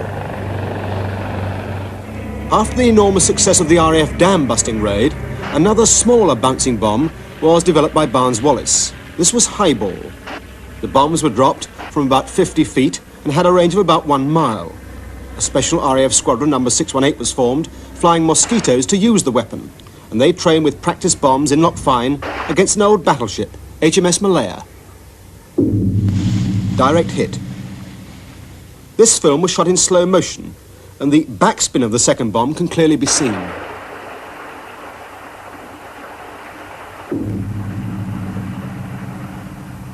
The 1,200-pound practice bomb has gone right through the old warship's hull, though they were in fact designed to sink alongside their targets and explode underwater. 618 Squadron continued to train and were finally sent to the Pacific, but the war ended before they could be used operationally. Much of the bouncing bomb story is well known. What is much less well known is that the Germans had a bouncing bomb too. Codenamed Kurt, it was rocket-powered, the rockets breaking off as it hit the sea.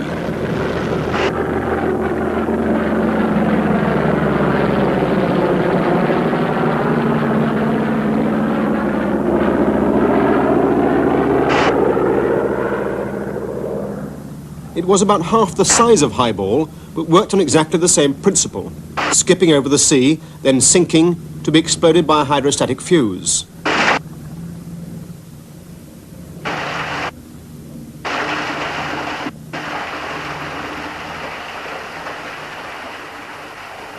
And if 618 Squadron could drop 2 bouncing bombs, so could the Germans. And this exceedingly rare film shows quite clearly that unlike Highball, Kurt had no backspin.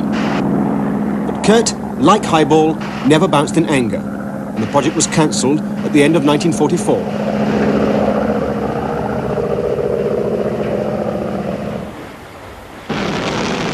Another anti-shipping weapon was a range of rocket or jet-powered boats, filled with high explosives and radio-controlled. Their purpose was to ram enemy vessels, but this one appears to have a fundamental hull design problem. The purpose of the flare is to enable the boat to be guided.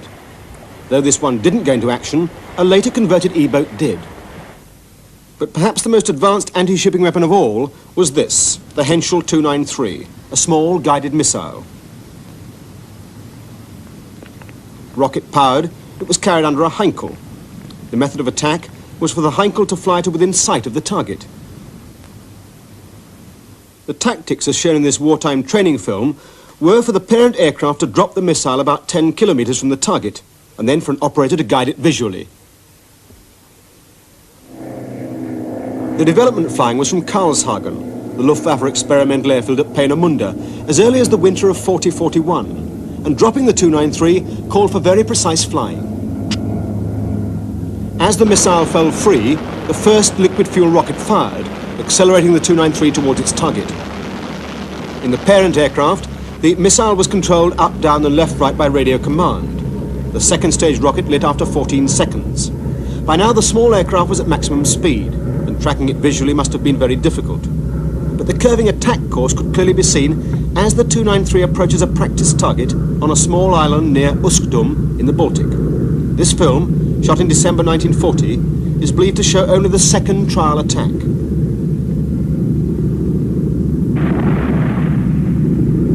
That test missile carried no warhead. Had the target been a ship, it would undoubtedly have been sunk.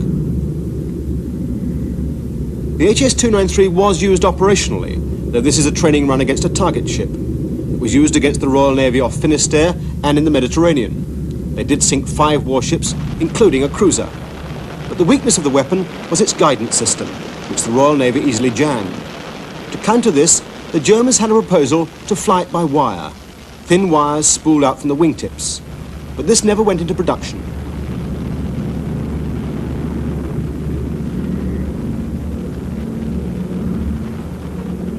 Another refinement, years ahead of its time, was to control the bomb by television. An airborne receiver and a miniature iconoscope tube was developed for the purpose. Though tested, it was never used operationally. At the Photographic Reconnaissance Headquarters, RAF Medmerham, they watched German airfield for signs of new aircraft. One of the most skillful aircraft photographic interpreters was a WAF officer, Constance Babington Smith. 5 Ju-52s and quite a lot of 109s. Oh, good. Well, let me see it, will you, when you're finished? Yes, sir. Thank you. One of the places I used to very much enjoy looking for aircraft was Rechlin, which was the equivalent of our Farnborough, the German Farnborough. And one never knew what one was going to find there. I once saw an American Fortress, B-17, which evidently they were using for their own sort of research there. By 1943, the photographic interpreters had been briefed to look for signs of German jet or rocket-propelled aircraft. Very good cover taken of Peenemünde in spring of 1943. There were 3 of these strange little tailless aircraft. And then subsequently I saw several more of them there, and it was at Peenemünde I first saw the marks which the rocket exhaust made by scorching the grass before the plane took off.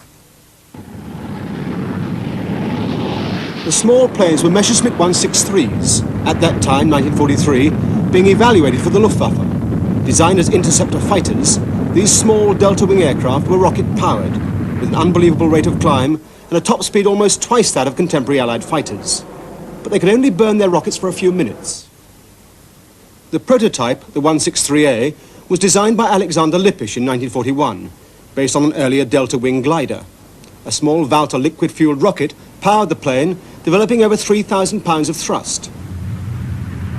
Flight trials at Peenemünde started in August 1941, the rocket plane taking off from the grass airfield without difficulty. To save weight, the undercarriage was jettisoned, the landing being made on skids. And from the very earliest flights, the climbing power of the small plane was phenomenal.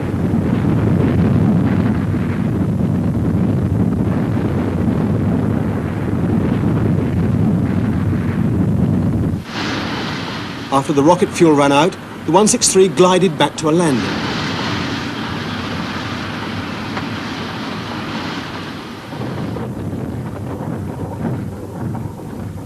The test pilot of those early trial flights, Heini Dietmar, was so impressed with the performance of the 163 that he was confident he could easily break the existing world speed record. The aircraft was towed to a height of 13,000 feet and the rocket fired. In level flight, it achieved a speed of 623 miles an hour, almost twice that of the fastest contemporary fighters and nudging the sound barrier. And although this, of course, was not revealed at the time, Dietmar did receive a discreet award for this record-breaking flight. A military version was built in the summer of '42, the B or Beta model. The big snag was the fuel used. Coded C-Stoff and T-Stoff, they were basically methanol alcohol and hydrogen peroxide, and highly incompatible. A few drops could cause a violent reaction.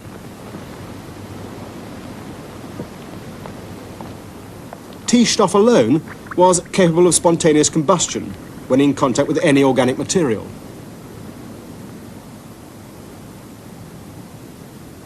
That, of course, included the pilot.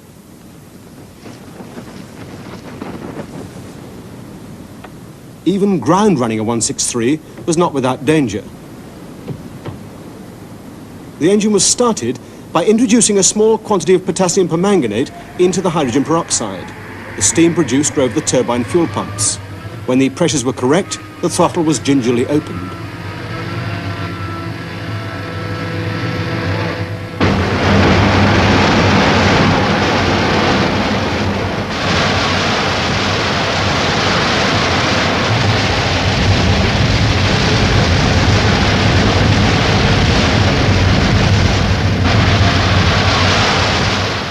The water was essential to prevent any unburnt fuel exploding. Fortunately, both these unstable chemicals were soluble in water. To protect the pilots, a special suit of acid-resistant material was issued. Without this protection, they could quite literally be dissolved by the fuels. The pilots, who were all volunteers, breathed oxygen for the whole flight.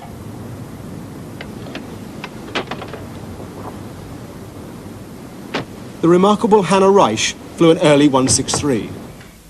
I was only flying the 163A model and made 4 sharp rocket flights. And I can only tell you, it was fascinating. It was like thundering through the skies, sitting on a cannonball, like being intoxicated by speed. It was not difficult to fly it. It was only an overwhelming impression.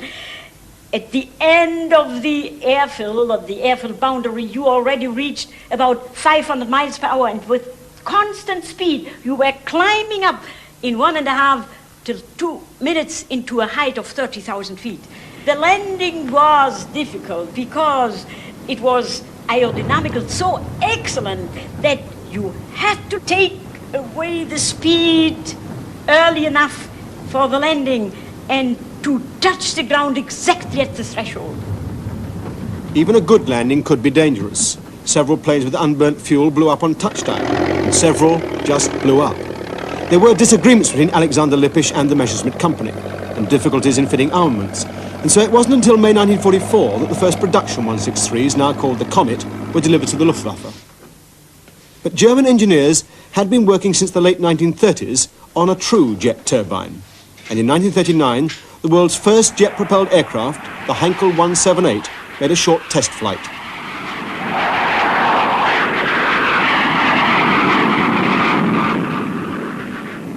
The Heinkel company followed with the 280, a more practical plane, which however didn't go into production due to Hitler's personal directive, made in late 1940, that all long-term research was to be cancelled.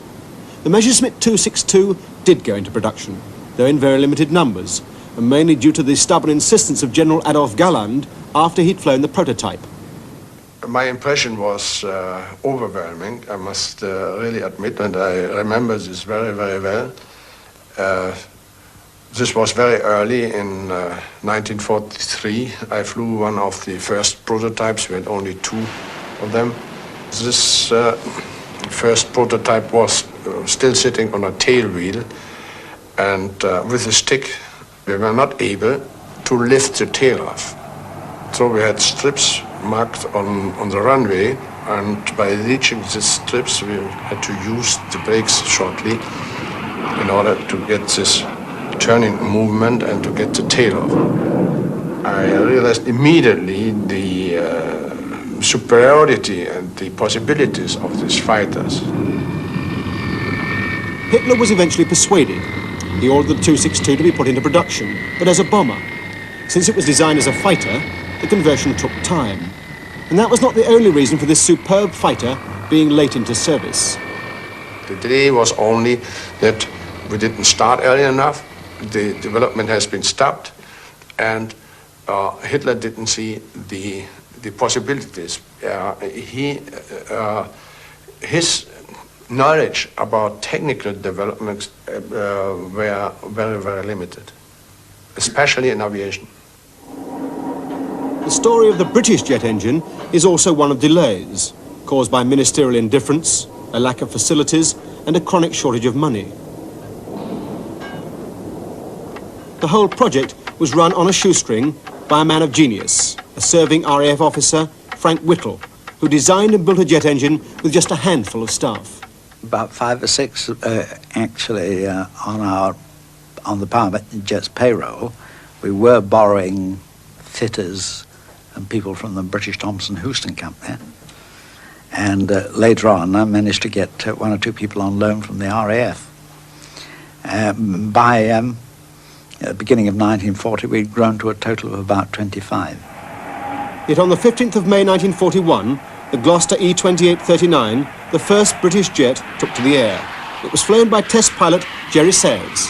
He reached about 370 at 20,000 feet, which was a little bit faster than the Spitfire could do in those days. When Jerry Sayers landed after his first flight, he was delighted. He commented that it was perhaps one of the easiest aeroplane he'd ever had to fly. Faced with the evidence of this successful flight, the ministry had no real alternative. They decided to take a gamble and go into production. And they selected for production the Rover Company, because they had shadow factories and they had a good reputation as car manufacturers and so on and so forth. So the Rover Company was given the job of dealing with the production side. Well, they struggled on for quite a long time and weren't getting anywhere. Unfortunately, the decision was taken that Rolls-Royce would take over from them the jet engine business. Rolls-Royce, though fully committed to making the Merlin and other piston engines, had been unofficially helping Frank Whittle. Lord Hives of Rolls-Royce, seeing the potential of the jet engine, decided to take the company into a field they were later to dominate. One day Hives said to me, "Come on, tonight we're going up to Clitheroe and we're going to have dinner with S.P. Wilkes." That's all he said, so I went with them and we had a pleasant dinner. 5 bob one in those days, but it was still pretty good. And at the end of the dinner, old Hives turned to Wilkes and said, "What are you doing with this jet engine? You don't know anything about aircraft engines, that's our job." I remember he said, "You grub about on the ground." That was another remark he made. He said, "I'll tell you what I'll do." He said, "I'll give you our tank engine factory at Nottingham, you give me this jet job." And Wilkes said, "Done." So, for an initial cash outlay of 15 shillings, Rolls-Royce entered the jet age, with the Meteor aircraft, powered by the Welland, the Rolls-Royce production version of Frank Whittle's design. The Meteor went into service in July 1944, just in time to intercept the V-1s. It was the only Allied jet to cease service during World War II, based in England and later on the continent. It's fair to say that the engine was probably better than the airframe, but the early Meteors did nearly 500 miles an hour. Could these advanced fighters have reached the squadrons earlier than mid-1944? It would have been possible to have had them 2 years earlier than we did, which was in 1944. There's no doubt about it that if either Sir Frank had had that sort of effort earlier on, or Rolls had come into the job earlier, we could have got the Meteor in service, I would have said, a couple of years sooner. Because there were plenty of airframes, if I remember rightly. It didn't drag at all. They were available. But for Hitler's personal interference, the German 262 could also have been in service earlier.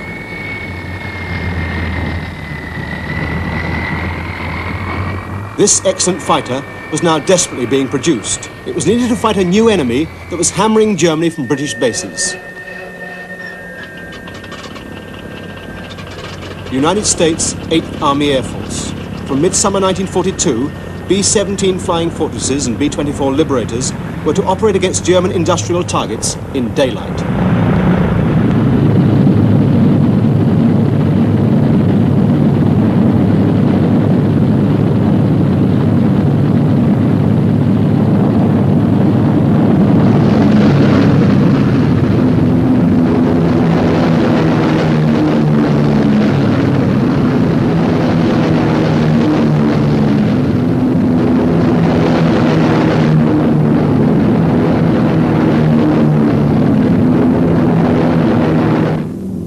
They were armed with up to 14 heavy machine guns and flew in close box formation, the theory being that this gave each plane greater protection.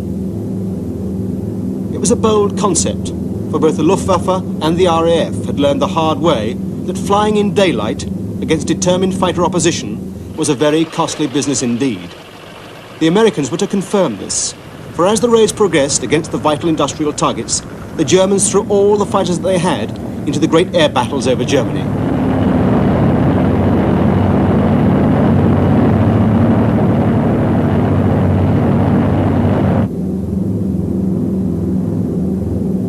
Because they flew in close formation to protect themselves against the fighters on their long bombing run, the American aircraft were easier targets for the flak gunners 5 miles below.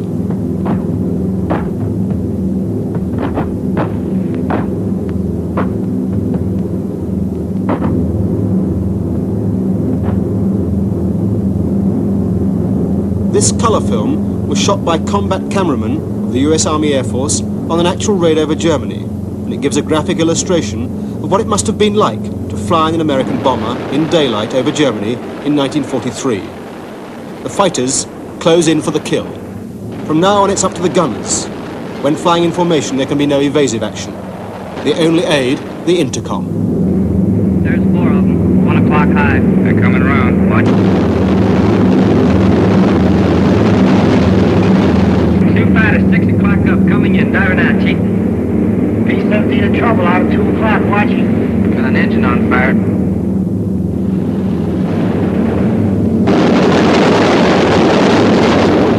There's 2 more diving through the 94th. 3 planes, 9 o'clock, coming around. Keep your eye on them, boys. Coming around to 10. Watch them, Chuck. Keep your eyes open. Yeah. They're breaking at 11. Breaking at 11. I got them. Don't yell on that intercom. I got those 2 at 2 o'clock. Watch them, Scotty. I got my sights on them. Check at B-17, Chuck. 3 o'clock. Motor smoking. Fighter 10:30 coming around. Those 10:30 upper or lower?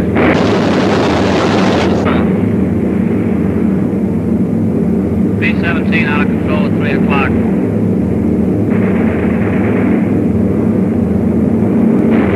Come on, you guys. Get out of that plane. Bail out.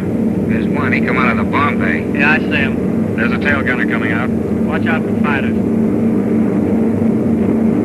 Keep your eye on them, Bill. See any parachutes? The losses steadily mounted. On one raid on the ball bearing factory at Schweinfurt in southern Germany, over 60 American bombers were shot down. And these actual German gun camera records show how closely the attacks were pressed home. A B-24 Liberator.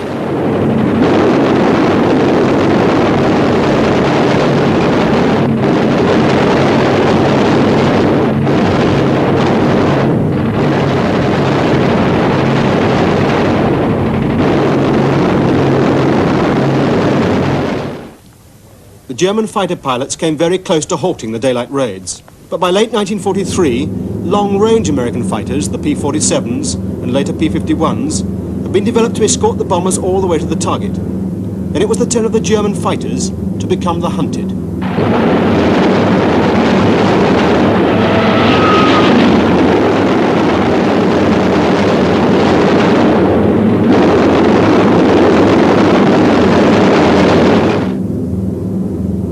As their vital aircraft and armament factories went up in smoke, many German pilots could only wish that the Messerschmitt 262 had been developed faster and made available in greater numbers, because the few that did see action were very successful.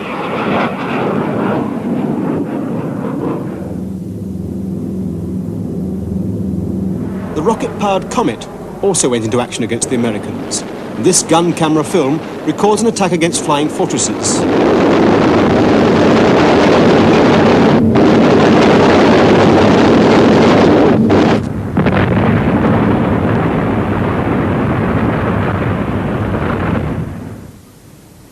The pilot of the Comet was Oberfeld Webel Schubert.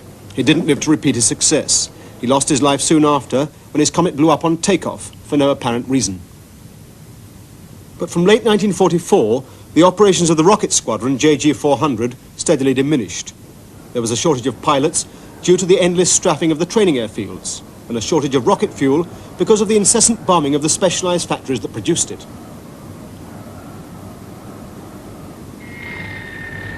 The few 262s in service were held in great respect by American pilots.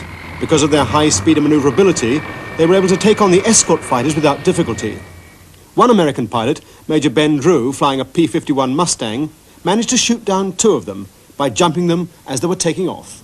That engagement taught me a very important lesson that if you couldn't come up with a surprise attack on this 262, if the pilot of the 262 was fully knowledgeable about what you were doing, you were just outclassed. You couldn't stay with him. My tail gunner called him out at 6 o'clock high, and he said way high. I remember that like it was yesterday. And the next thing we knew, the gunners all started firing, and then he called them out one more time. Here they come, and then they were gone. And three of them came through, and they shot down 3 airplanes. They were quite good. There was no way to compete with that aircraft, with the aircraft we had at hand. And if the 262 were being flown by qualified pilots, which they were. Had they had sufficient numbers, well, it would have been devastating. That's the only word I can use for it.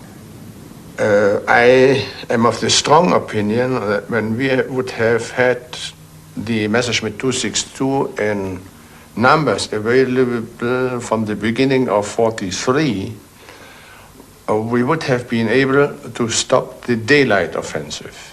It's one of the ifs, but with a few hundreds, only a few hundred jet fighters at hand, possibly the whole disaster the Americans did to me after the 12th of May when they started bombing the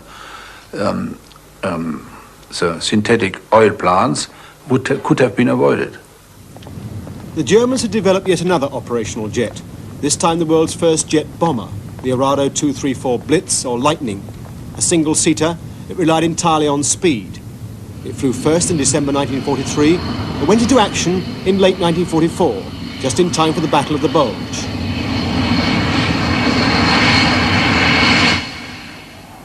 The early prototypes used a small takeoff trolley.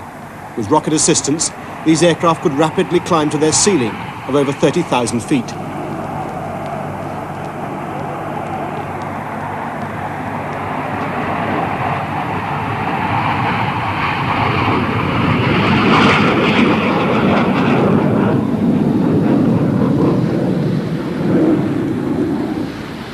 Yet strangely, these very advanced aircraft had to rely on a crude skid for landing.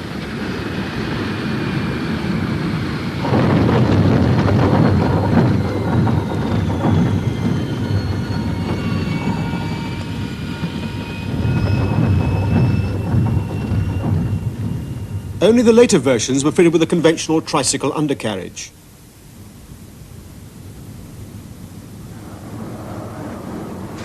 These aircraft were used from late 1944 from French bases to fly high-level reconnaissance sorties over airfields in Great Britain. Other aircraft were also used in the Ardennes winter offensive, although happily for the Allies, in very small numbers. In addition to the jets, the Germans at the war's end had some 90 different types of rocket under development. Many of them were highly advanced ground-to-air missiles, though none was to see active service.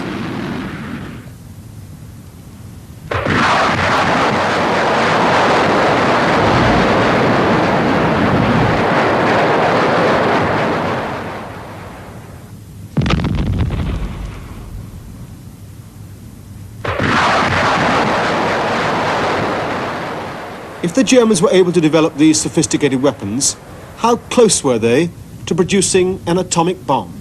It's one of the ironies of history that the whole chances of Germany to have an atomic bomb were spoiled by the fact that Hitler considered the Einstein theories and the atomic research a Jewish physics, as he called it. He was a good friend of him, and a Nobel Prize winner was Professor Leonard. He was an old party member, and he was claiming that all those things are Jewish in the influence, and the consequence that Hitler was considering this Jewish was that nobody would have dared to give support to those people who were Jewish, working under Jewish influence, as Heisenberg and Hahn. And this was one of the reasons that we haven't had any cyclotron or anything else. And it was one of the reasons that the advance we had in the atomic research before the war, in the beginning of the war, was absolutely neglected and was not used.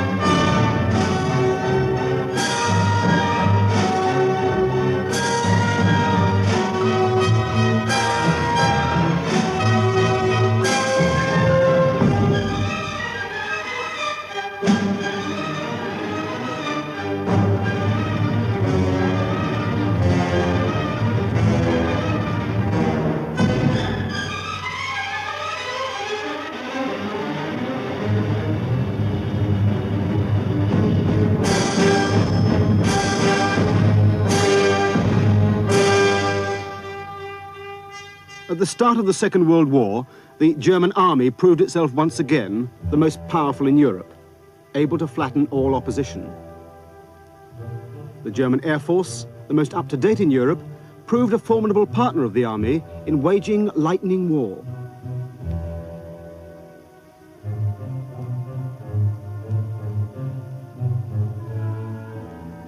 But the German service which came closest to defeating Britain was the German Navy, relatively small and starved of funds. The near victory of the U-boats in the Atlantic is well remembered. What's almost forgotten is that Germany nearly strangled Britain's seaborne trade at the very start of the war by using the first of Hitler's secret weapons.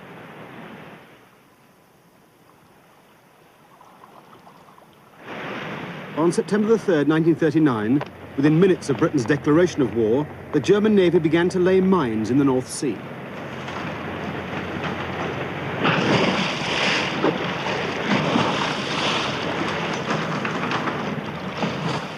Most were of the buoyant type used in the First World War. They could be anchored to the seabed to float at various depths. If a ship bumped into them, they exploded.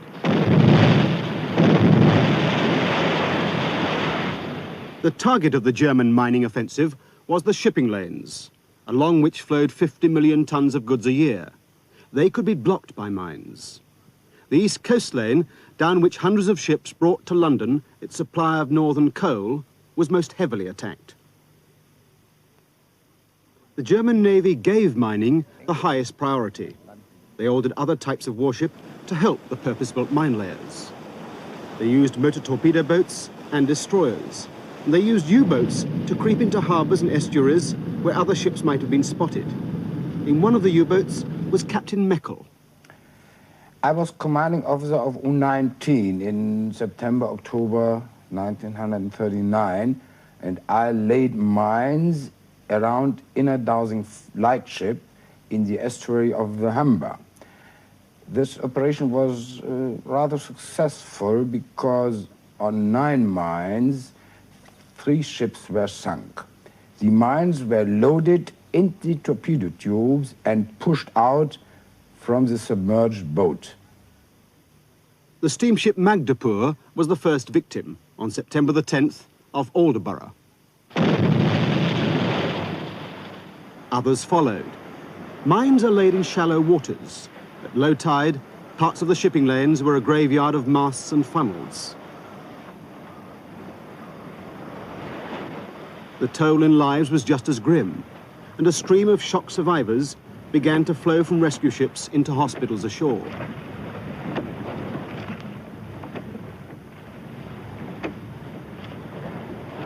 Fred Brodie was serving on a destroyer.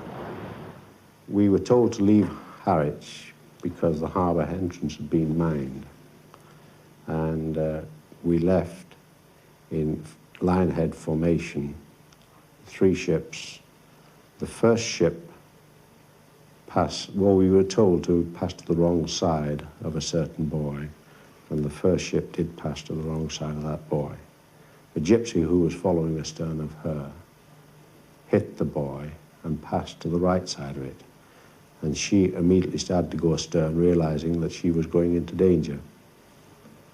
We were astern of Gypsy, and we swung clear of Gypsy and went to the wrong side of the buoy. And as we passed Gypsy, she blew up. And she blew up amidships by about number 1 boiler room. And the flame and smoke all poured up out of from the forward funnel. And I could see the men running on the upper deck as she started to settle and go down. And she settled on the harbour bottom. We'd passed on then. We had to get away out of it because we didn't know how many mines had been laid. And the harbour craft came out, picked up survivors. You immediately start wondering whether there are any more mines in the area and whether you're going to be the next ship to go up. It's rather a terrifying feeling. Well, for the people on board the ships, the particular nastiness is the uncertainty. You never know when a mine is going to go up underneath you. The danger is always there. You can never rest. Some ships were damaged by what seemed like mine explosions, but they didn't sink. With help, they managed to make harbour. They had no great hole in the hull, but steel plates had split like eggshells. It was as though a giant sledgehammer had hit the ship. In dry dock, water poured out like a sieve.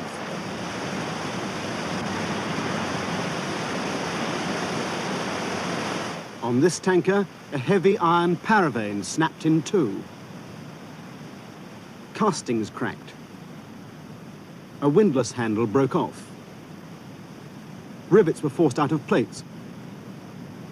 People talked of a new type of mine, a secret weapon. This may be someone's much heralded secret weapon. If so, I must concede him the first round. But this is going to be a combat where only the last round ends, and there will be no need for any referee to decide who has won that.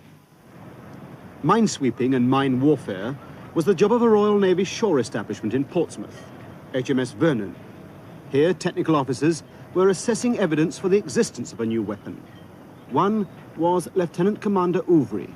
One of the ships was heavily damaged, but was not sunk. And then again, the Belfast was not holed, but her back was broken. Therefore, it seemed that something had exploded, not in contact with her hull, but clear of her hull, and that was the influence of the ship that had caused the mine to explode. Such a mine was known as an influence mine. All this time, British minesweepers had been scouring the North Sea, hoping to recover a mine of this type. They used the ordinary type of sweep, a line trailed from a float well behind and to one side of the ship. The line can be trailed at various depths, so as to cut the anchor cable of moored mines, forcing them to the surface. They recovered many mines, but all were of the contact type. None were influence mines. German mines washed up on the east coast were investigated by teams from HMS Vernon. In October and November, they investigated over 200. Pockets were emptied of jangling metal objects in case the mine was magnetic or acoustic, but they all turned out to be ordinary contact mines.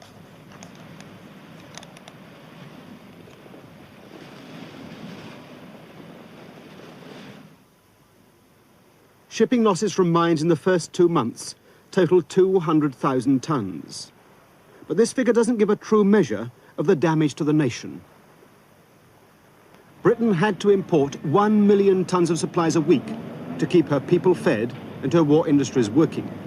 Dozens of ships had to enter harbour each day to load or unload. Convoys, which had struggled across the Atlantic with their precious cargo, were threatened with destruction just as they neared their home ports.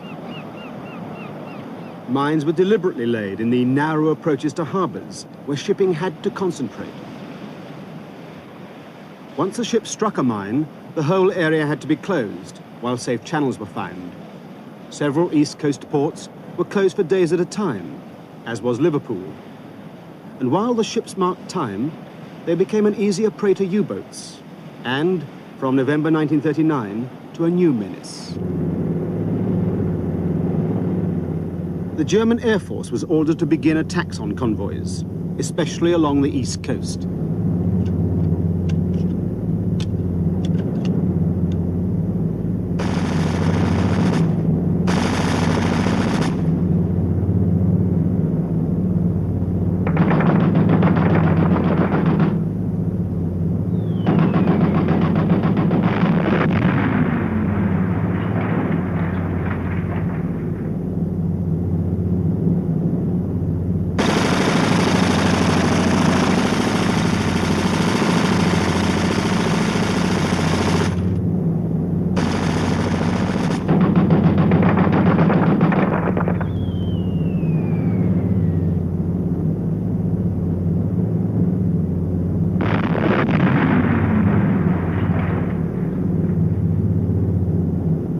In November 1939, the mining campaign built up to a crisis. November the 13th, the cruiser Adventure mined in the Thames estuary, together with her escort destroyer Blanche and 4 other ships. November the 15th, the Dutch steamer Bolivar. November the 16th, the Japanese liner Terukuni Maru. November the 20th, the cruiser Belfast, her back broken. November the 21st, the Italian ship Fianona. With 15 ships sunk in 5 days, the Humber was closed. 70 ships were immobilized in the Thames, 200 off Dover. Here, the minesweeper Aragonite went down, the latest casualty in the frantic search for the mystery mine. And one of the trawlers converted into minesweepers, the Mastiff, had blown up in a heroic attempt to dredge up a mine with a fishing net. The outlook was grim. That very week, the First Lord of the Admiralty, Winston Churchill, spoke to the nation. We are in a very different position from that we were in 10 weeks ago. We are far stronger than we were 10 weeks ago. We are far better prepared to endure the worst malice of Hitler and his Huns than we were at the beginning of September. Confident in public, behind the scenes gravely concerned, Churchill called a crisis meeting at the Admiralty. Unless a way of sweeping the mystery mine was found soon, defeat would follow. But to devise a sweep, the Navy had to recover an intact specimen. At any cost, added Churchill. Then, on the night of November the 21st, the Germans launched what could have been the death blow. They began laying mines from aircraft. Observers on the East Coast reported parachutes with what looked like sailors' kit bags attached to them.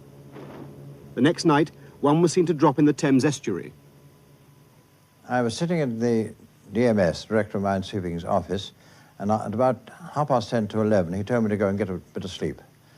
So I went down to a hotel in Northumberland Avenue, and after about half an hour, I had a telephone call saying, proceed to the Admiralty as soon as you possibly can, join up with Lieutenant Commander Lewis, and you'll be required to go down to Shoebury-Ness with him and deal with what is thought to be a German mine.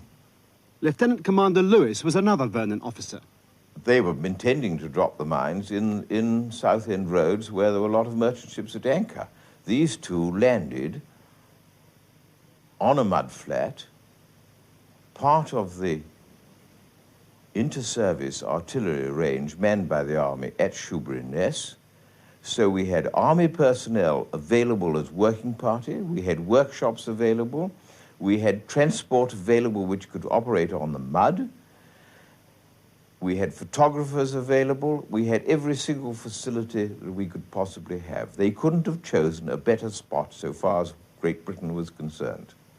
There we met Commander Mayton, who was all ready for us with waders and coats and torches and about 10 soldiers with more lights and ropes, and were told that there was almost certain to be a mine visible about 400 yards out from where we were, and that a soldier who had seen this mine fall into the water, or rather drop into the water under a parachute, had a pretty good idea where it was, and he would lead us out to this mine. I felt utterly and absolutely excited to the nth degree. Well, I mean, we had been working for 24 hours, the situation was serious, and here was our goal approaching in the dark. It was a wet night, and there was no light, so it was all rather a sort of ghostly slosh across the mud.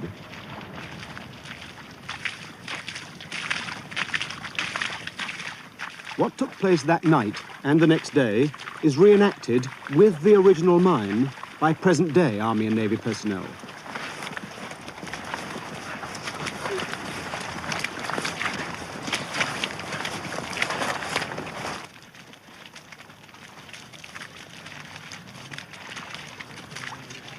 We stopped the Army who were with us with their torches as soon as we could locate the mine, and Uvri and I just walked on alone, feeling very, very lonely people.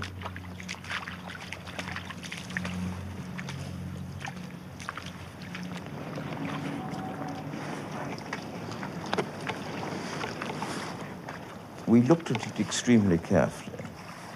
Now, this I largely left to Uvri because he was far more qualified at pulling mines to pieces than I was. In fact, I had never pulled a mine to pieces in my life.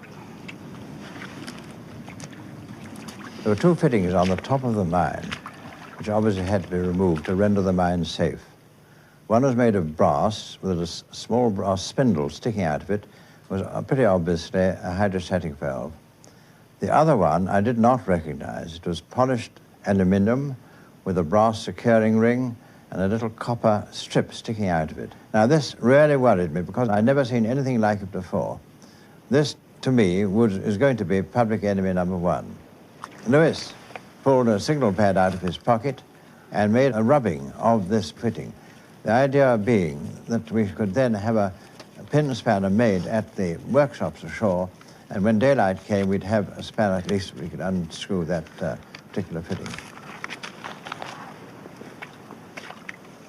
By this time, a chief petty officer and an able seaman from Vernon, with some mine recovery tools, had arrived, and Uvri and the chief petty officer, Chief Officer Baldwin, decided to form one team and remove the first fitting, and the able seaman and I were to watch very carefully at a reasonable distance and make notes of what we thought they were doing.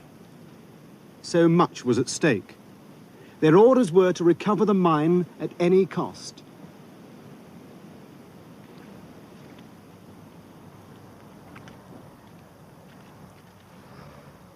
When we got to the mine, I really wasn't afraid as such, but just absolutely keyed up and determined. What I was worried about was that aluminium fitting.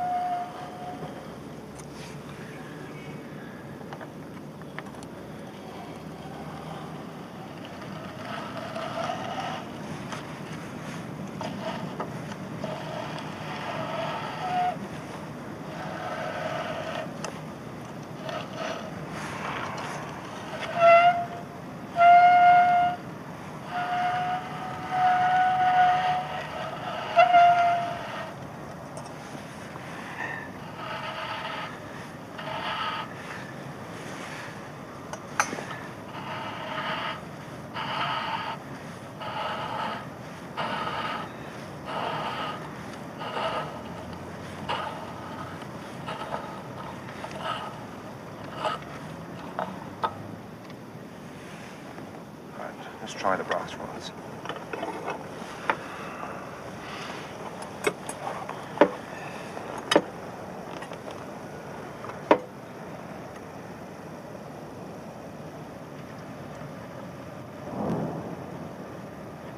I then got hold of it with my hand and very carefully lifted it up.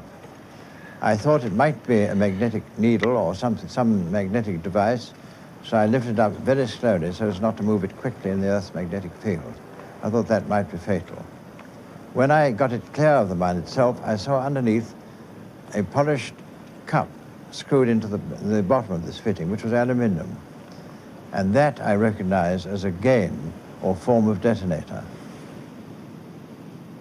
If the mine had gone off over and Baldwin would have disappeared too, an explosion like that, in that mud, would, I should think, make a hole about a cricket pitch in diameter and about 6 or 7 feet deep. The next thing I should do was to call in Lewis and Burncombe, the able seamen, turn over the mine and start on the 2 fittings underneath. The spring in the tail was to eject the parachute.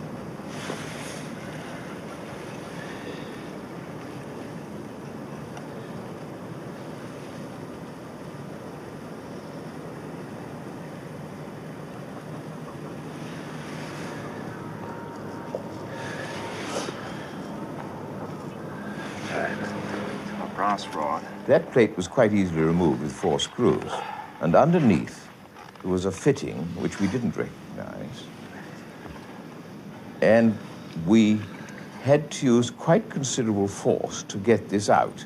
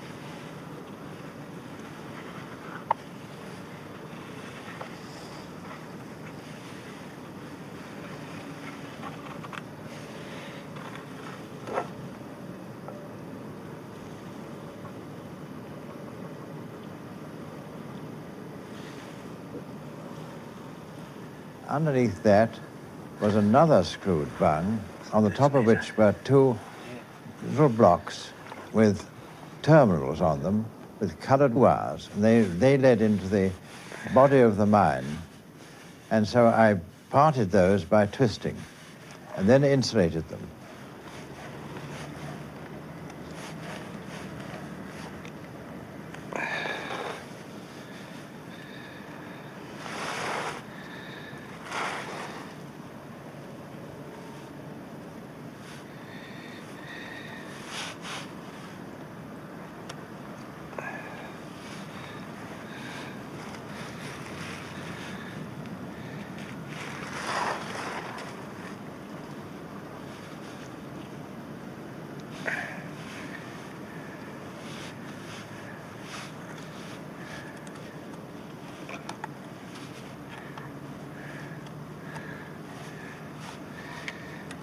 Right, the screwdriver.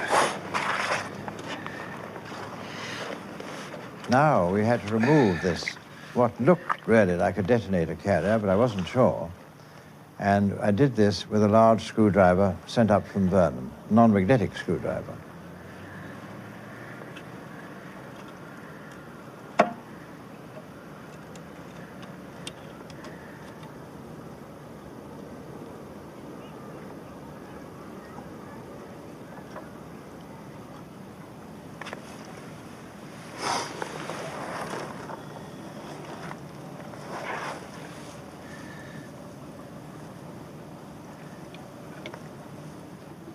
This came away quite reasonably easily, and when I got it clear, I saw on the bottom of the thing a German detonator, which I recognized.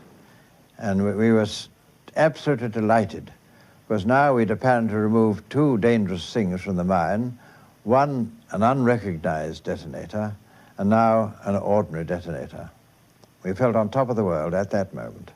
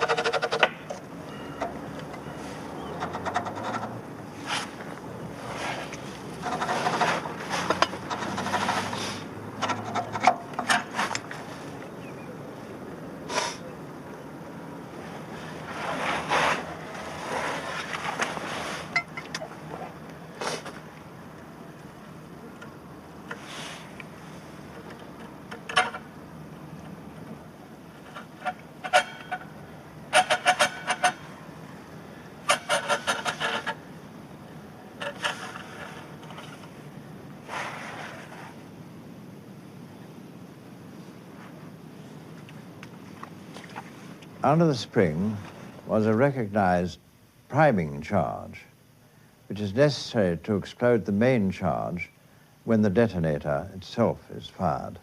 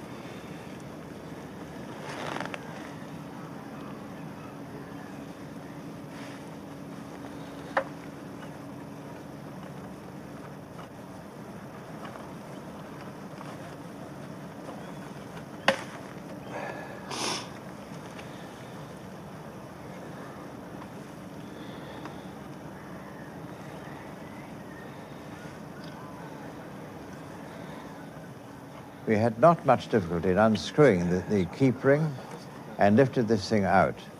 And it was connected by something inside the mine by 5 colored leads. These we severed, as usual, and insulated them.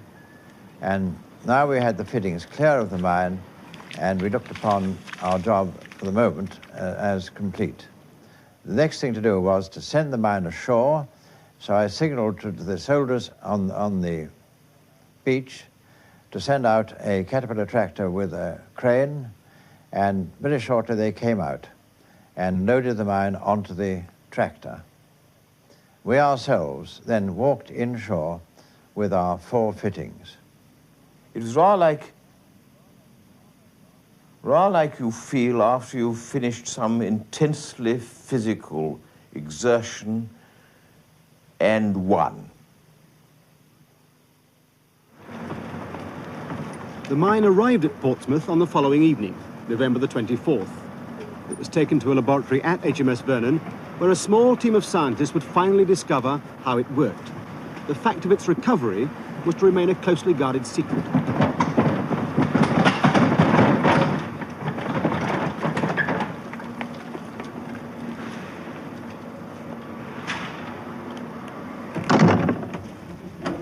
Churchill had ordered work to proceed day and night. In the event, one night was enough.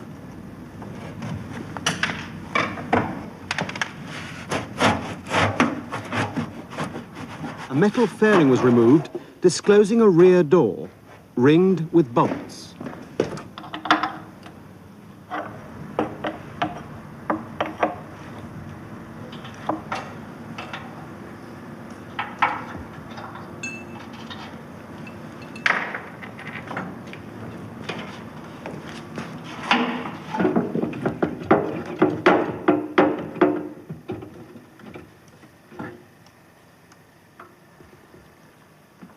They found an aluminium dome set in a rubber diaphragm.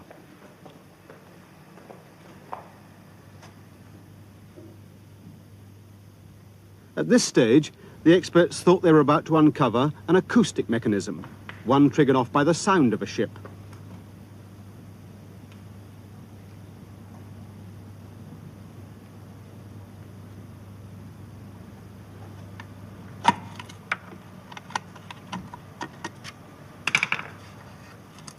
But under the dome, a scale was revealed with the word Gauss.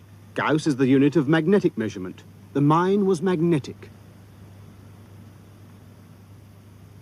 The mechanism was slung on gimbals in an aluminium frame.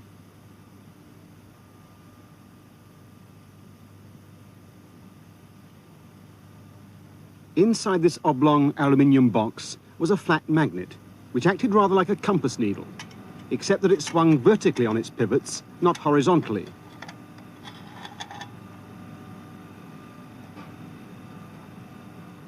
This demonstration shows how it worked. Steel ships behave like a magnet. When a ship passed over the mine, the needle was repelled downwards, closing an electrical circuit which exploded the mine. The last fitting Ouvry had removed was in fact a clock. If the mine fell into the sea, water seeped through the hydrostatic valve and its pressure started the mechanism. This ran for 24 minutes before connecting a battery to the electrical circuit. But the detonator had to be armed, that is, brought into contact with the priming charge, which has to explode in order to set off the mine's main charge. Arming is brought about by water pressure. As water seeps through the hydrostatic valve, it pushes a plate. This forces the spring plunger to push rings of primary explosive round the detonator. With the detonator armed and the battery switched on by the clock, it only requires a passing ship to deflect the needle downwards, closing the circuit, to detonate the mine. The first fitting Ouvry had removed had nothing to do with this circuit. It was a separate detonator, intended to prevent the mine being recovered by an enemy. The copper strip on the top was a safety device. It should have been torn off before the mine was dropped. If it fell into the sea, water pressure stopped it working. But if it fell on land, after 7 seconds any jolt would detonate it, and the mine. Seldom have so few men won so important a victory. On December the 19th, 1939, King George VI visited Portsmouth and HMS Vernon. He bestowed the first naval decorations of the war. Lewis got the DSO, and so did Ouvry. Baldwin and Verncombe got the DSM. Now that the mine had yielded up its secrets, the urgent task was to find a method of sweeping it. In the 5 weeks after Shoeburyness, they experimented with 5 different methods of minesweeping. First, they tried towing a wire on the surface between 2 ships. Dangling from the wire on rope pennants were bar magnets. The idea was to trail the magnets above the seabed and hope they'd trigger off the mines. This sweep triggered off a mine on November the 30th, but it had serious snags. When the magnets were together on board before putting overboard, they all stuck together. When you were sweeping, the magnets were supposed to be 6 feet from the bottom, and as the tide rose and fell, you had to take the sweep all together in, adjust the length of the pennants, and then put it out again. So that it was, from a seamanship point of view, a thoroughly nasty job of work, and we dubbed it the boatswain's nightmare. 3 days later, they were using a non-magnetic ship to tow a barge carrying an electric coil supplied with power from the ship. This created a strong magnetic field. It blew mines up all right, but the barge often went down.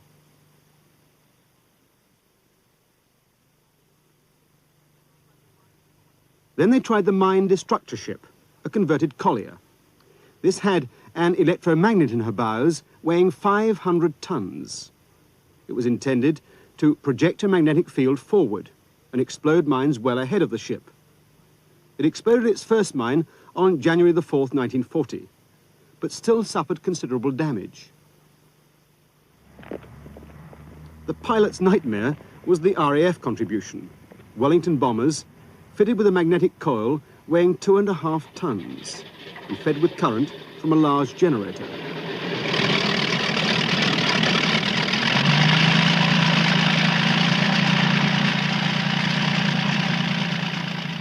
It exploded its first mine on January the 8th, but it had to fly almost at sea level, risking its own destruction. Their use in British waters was soon abandoned, and they spent the rest of the war keeping the Suez Canal clear of mines. The problem was to find a sweep which didn't damage the sweeper. Meanwhile, Dr. Charles Goodeve, a Canadian scientist turned sailor, had been developing another idea. A non-magnetic ship would tow 2 lengths of cable, one long, one short, with an electrode at the end, one positive, one negative. Current from the ship would pass from one cable to the other, flowing through the sea in mid-circuit. The magnetic field this created would explode mines without endangering the ship. They called it the Double L sweep. Would it work? Sir Charles Goodeve. The secret of the Double L sweep was that the currents partly went through cables and partly went through the sea. You could control what went through the cables, but you couldn't control what went through the sea. It had to do what it wanted itself. And that was the question, what would it do? So we had to determine that. Actually, Lord Charwell, who was the advisor to Winston Churchill, his scientific advisor,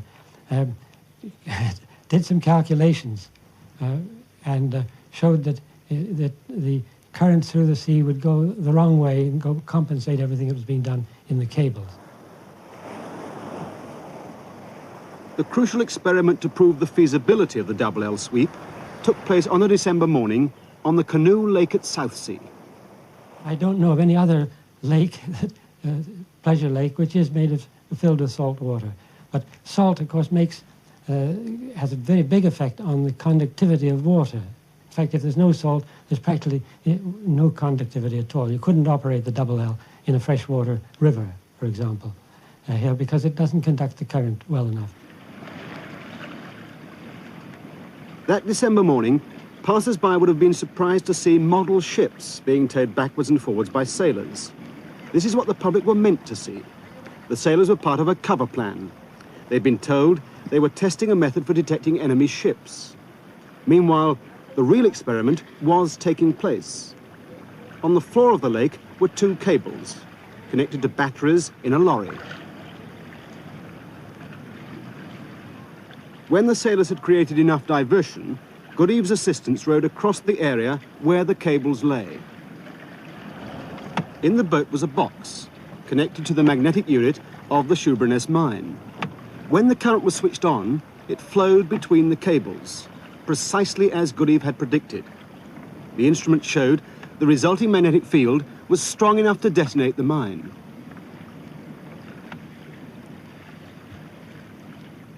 So we were able then to go and report at once to the Admiralty Committee that this was a winner, that we could go ahead now. And we got to go ahead that day. That was the day that Lord Charwell also put in a report saying that it wouldn't work. For this experiment, the cables were on the floor of the lake, the mine on the surface. But the operational sweep would need cables on the surface, floating cable. None was known to exist. They had to go anyway. We had to tow 500 yards of 1-inch electric cable supported by a series of spars tied together with wire strops, and towing 500 yards of that round the Thames estuary and getting it off a beach with groins and breakwaters on it in the very cold winter of 1939-40 was a thankless task and an impossible task, and we never got it over a mine. A desperate call went out to two British cable manufacturers. Both were able to come up with a solution.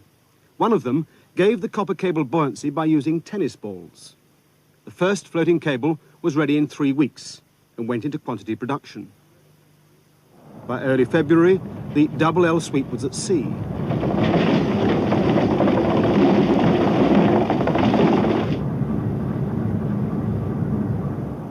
The sweep exploded its first mine off Yarmouth on February the 10th, 1940.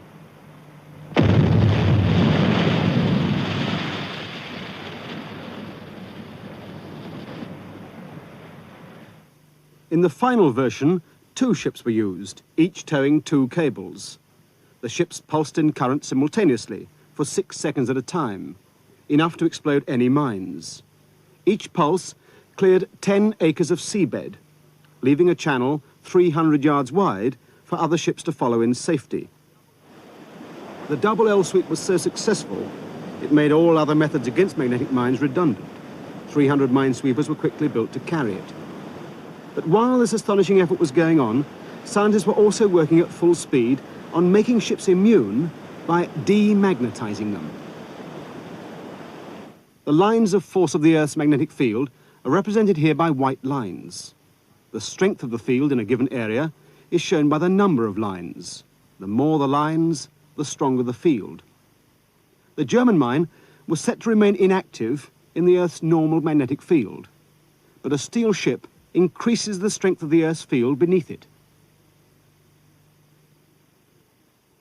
Measured in a unit called a milligauss, the strength of the field under the ship can be plotted as a curve. The curve is known as the ship's magnetic signature. The German mine was set to go off at about 50 milligauss. It would explode right under the middle of most ships. Demagnetization aimed at reducing the magnetic signature to a harmless level. Within a few days of recovering the Shoeburyness mine, experiments were begun on the cruiser Manchester. They showed that a ship's magnetism can be neutralized by fastening a coil of copper cable round the hull and passing a current through it. It wasn't a moment too soon. On December the 4th, the mightiest ship in the Navy, the flagship Nelson, triggered off a mine at the Home Fleet anchorage, Loch Ewe. This shocking blow was kept secret, but it spurred the Admiralty. On December the 10th, it ordered coils to be fitted to all warships. Britain's whole output of suitable copper cable was requisitioned. A start was also made on merchant ships. One of the first was the liner Queen Elizabeth. The date of her maiden voyage to the United States early in March 1940 had been secret, but when she arrived in New York, the coil was seen round the outside of her bows. The story broke in the press.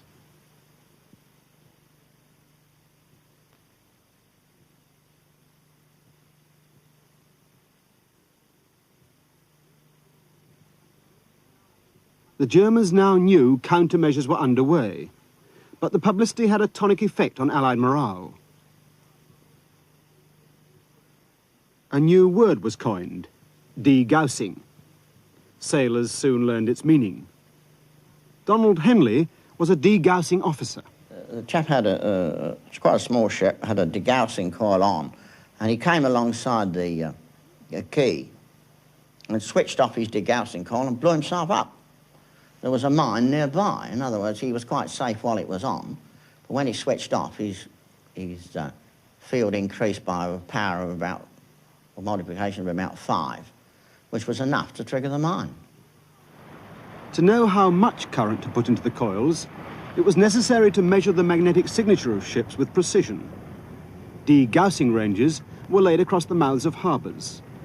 They consisted of a string of detector units like these, laid underwater and linked to a station on shore. As a ship entered or left harbour, it passed over the detectors. Instruments measured the magnetic field under the ship, and a photographic trace was recorded and rapidly developed. Okay. Yes. The shape of the magnetic signature could be seen, and data for its correction signaled to the ship. As data accumulated, techniques of coiling improved rapidly. Another scientist at the Vernon was Sir Edward Bullard. We started off with the obvious idea of tying wires around the outside of the ship and demagnetizing it so the ships wouldn't fire the mines. And this turned out to work very well, but not unexpectedly. The wires were washed off the outside of the ship by the waves, and we had to keep replacing them. And then we gradually shifted them a little higher up the ship and found they still worked.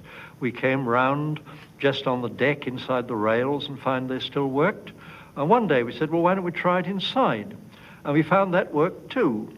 And then suddenly one day I realized that if we'd known anything about electromagnetism, we should have seen this from the start. I've never had such a red face in my life as when I suddenly realized that you could even put the things in steel tubes and it would still work. It wouldn't be screened from the outside. Extraordinary gap in our knowledge. I think the reason was that most physicists were interested in other things and none of us really knew much about the problems. Scientific modesty can't obscure the value of degaussing coils in saving countless ships and countless lives throughout the war. I myself have seen a merchant ship's crew refuse to put to sea because the DG coil had been damaged and was out of action due to manoeuvring tanks in the hold, and the tank had gone through the coil. And they literally refused to go to sea until something was done. Fortunately, the electricians were able to work all night and get this car repaired, because I personally spoke to the chief engineer, who said he considered it was no joke because he'd been in the sea twice through mining. He didn't reckon he'd survive the third time. But even fitting coils at the rate of 200 a week couldn't give protection fast enough to the 10,000 ships in Lloyd's register. And in any case, there were many small ships without the generating power to keep a coil permanently energized.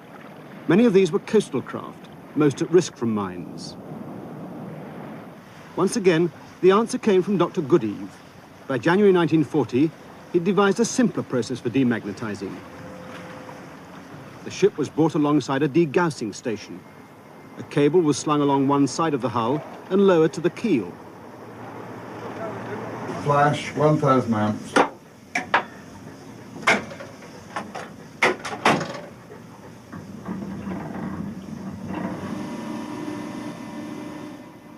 A huge current was switched into the cable.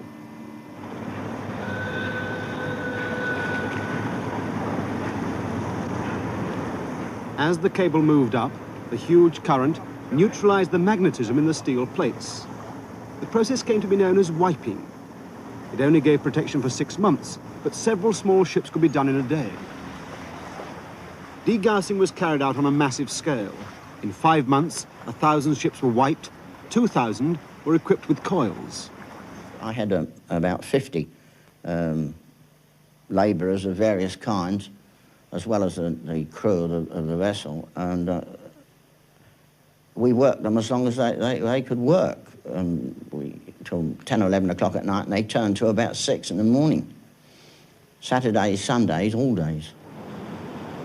In May 1940, 1,000 small ships sailed to Dunkirk to rescue the British Expeditionary Force.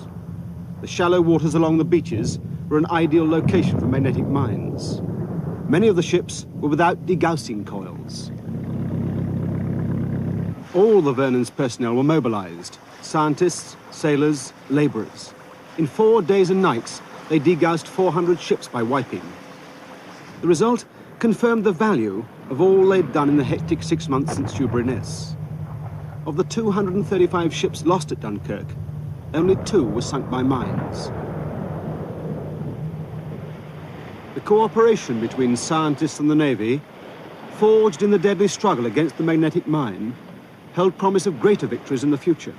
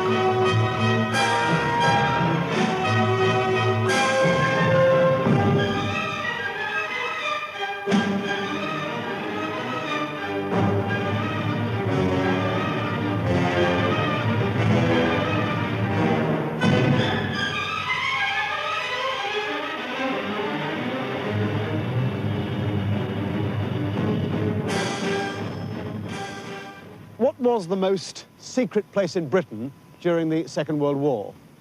Perhaps the underground cabinet room in Whitehall, or the Naval Chiefs of Staff map room, or what about the Royal Aircraft Establishment, Farnborough? No, none of those. It was this unassuming brick country house in Buckinghamshire. The huts around the gardens here housed a thunderous secret that was kept throughout the entire length of the war. And the work that went on here was possibly the most crucial factor in enabling the Allies to defeat Germany. Most of the history of this place is still shrouded in secrecy. Even today, 30 years on, there's still no official history, no government documents have been released. The people who worked here have been forbidden to talk about all they know. And just as it was said that the Battle of Waterloo was won on the playing fields of Eton, so it may well be said in the future that the battles of Britain, of El Alamein, and of Normandy were won here on the croquet lawn of Bletchley Park in Buckinghamshire.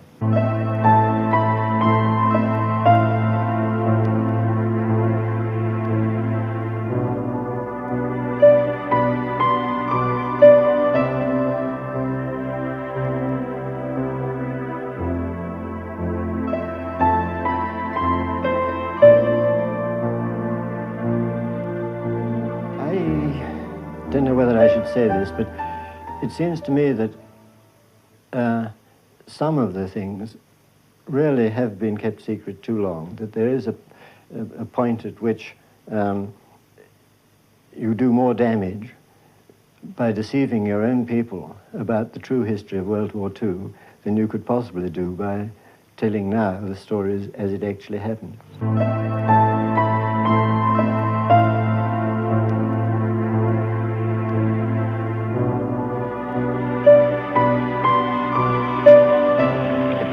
September 1939, the Germans invade Poland. The Second World War had begun.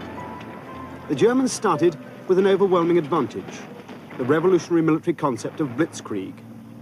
Blitzkrieg was so new that the Germans had to rethink most aspects of the organization of warfare. The very speed of movement brought its own problem: communications. The only possible way of keeping in touch with the forward elements of their new armies was by radio. But as the Germans well knew, radio is insecure. The other side can listen in. They needed an absolutely secure encoding system which could be used rapidly and reliably under active service conditions. They chose an enciphering machine called Enigma, an impenetrable puzzle.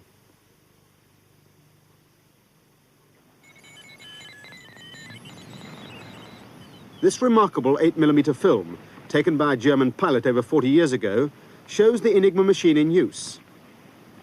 This machine was one of Germany's greatest secrets. They trusted that its great complexity would keep their operational command signals secure for the entire length of the war. Yet the ironic fact is that the Polish Secret Service in Warsaw had known a great deal about the Enigma machine for over 10 years. BS4, the Polish General Staff Code and Cipher Bureau, had already had an inkling in 1928. The story is told by an émigré Polish colonel who wishes to remain anonymous.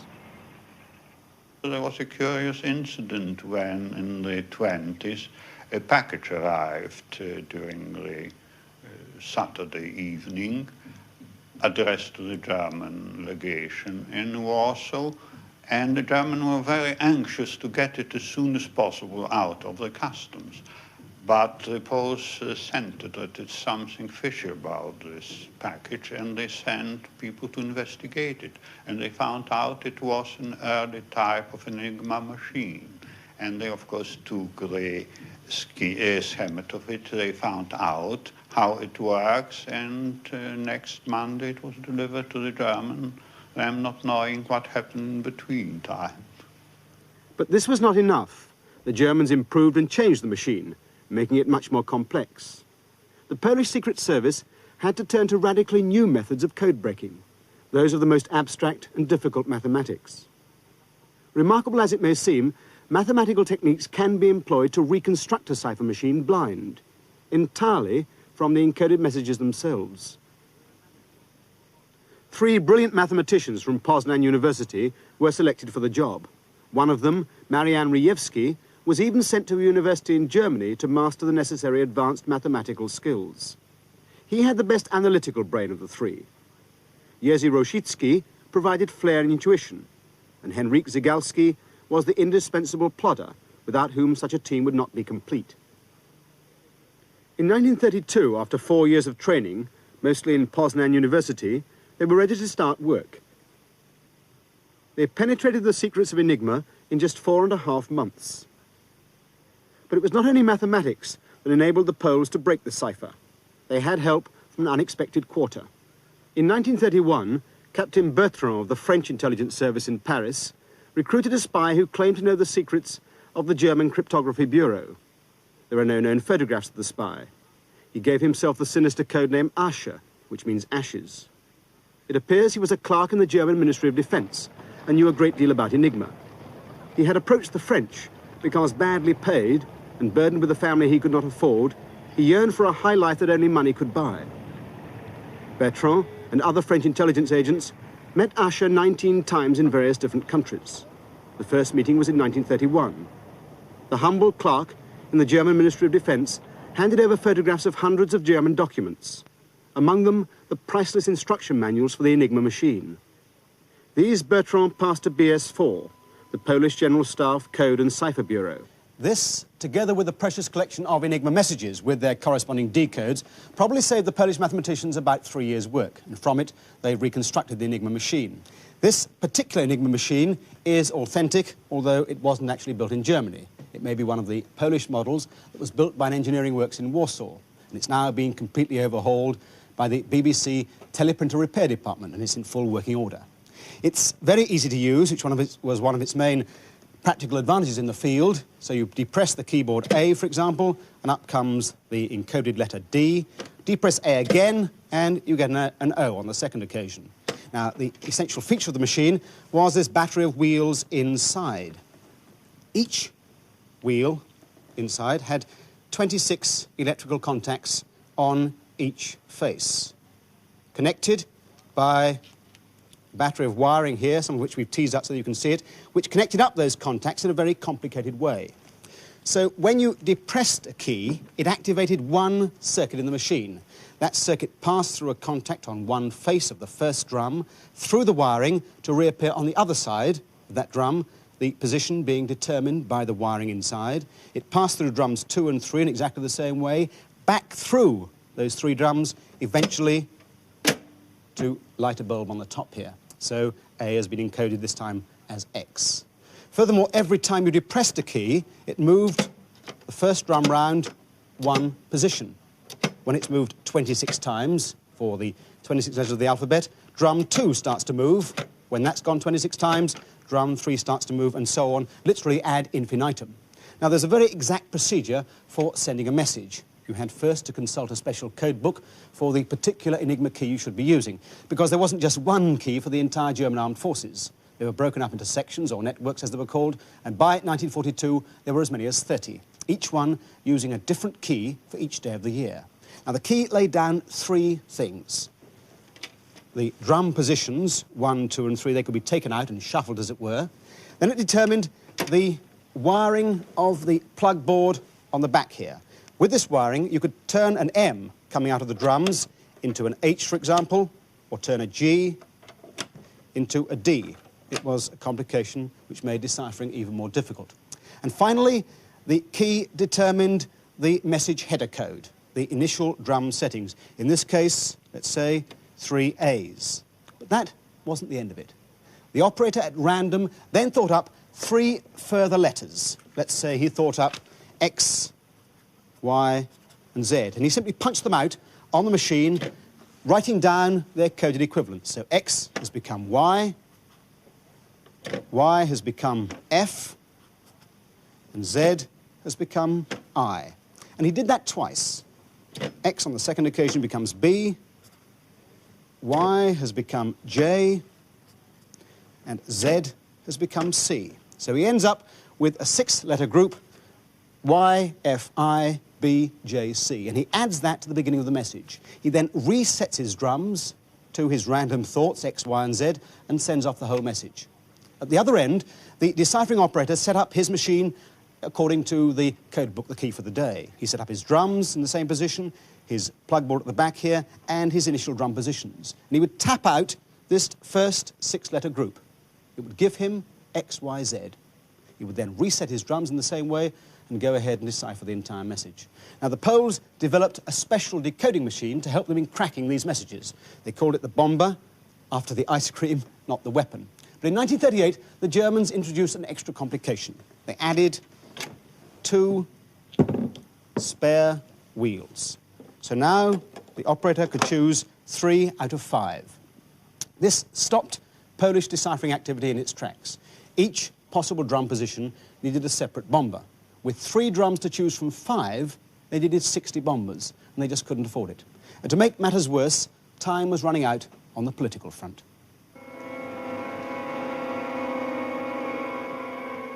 In 1939, at last alarmed by the growth of Nazi military power, Britain and France guaranteed the neutrality of Poland. But BS4 in Warsaw was stuck. They had no answers to the new German enigma. The French knew about their dilemma and approached the British. Meetings took place between the Poles, the French and the British, the most important of which was on the 24th of July 1939. There were 3 British representatives: Commander Denniston, head of the government code and cipher school, Dilwyn Knox, chief British cryptanalyst, and one other person who was probably Mingus, deputy head, later head of British intelligence, immortalised by Ian Fleming as the real-life M in the James Bond books. At this meeting, the Poles passed on to the British all they knew about Enigma. The British team carried away an Enigma machine made in Warsaw and the vital instruction manuals. It was just in time. Hitler's armies were poised to invade Poland.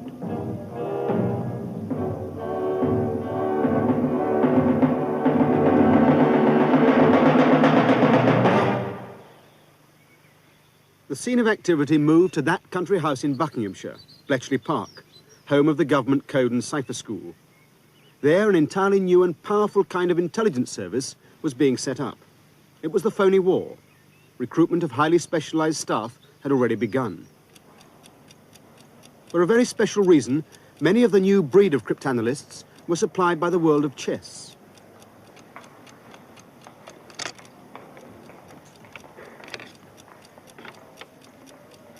Harry Golombek, now chess correspondent of the Times, was one of them.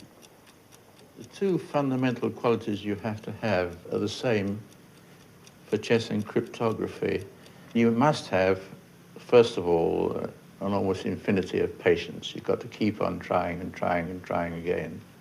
Without that, you'll never get anywhere in cryptography or in chess, for that matter. And the other one, which is rarer, but it's just as important, is this capacity for imagining yourself into the mind of the man who's sending out the encoded message. You've got to be able to envisage what he's sending out and how he's sending it out. That is very important, the how. And in chess, equally, when you're playing your opponent, you've got to be able to envisage or imagine what he's trying to do and, above all, how he's trying to do it.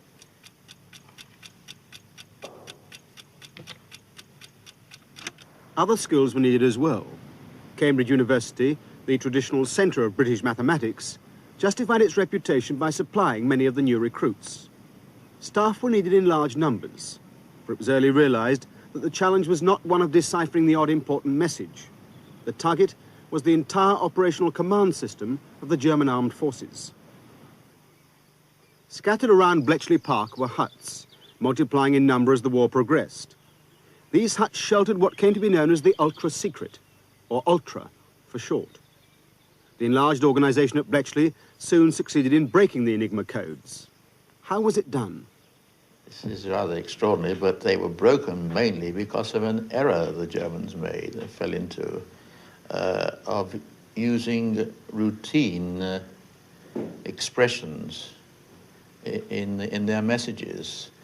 And this is understandable, of course, because it's rather like a journalist falling into journalese, because he has to do things at high speed and repeatedly again and again, the same sort of thing. So Your German encoder, when he was sending out his message, he had no time to think very much. He just had to send it out quickly.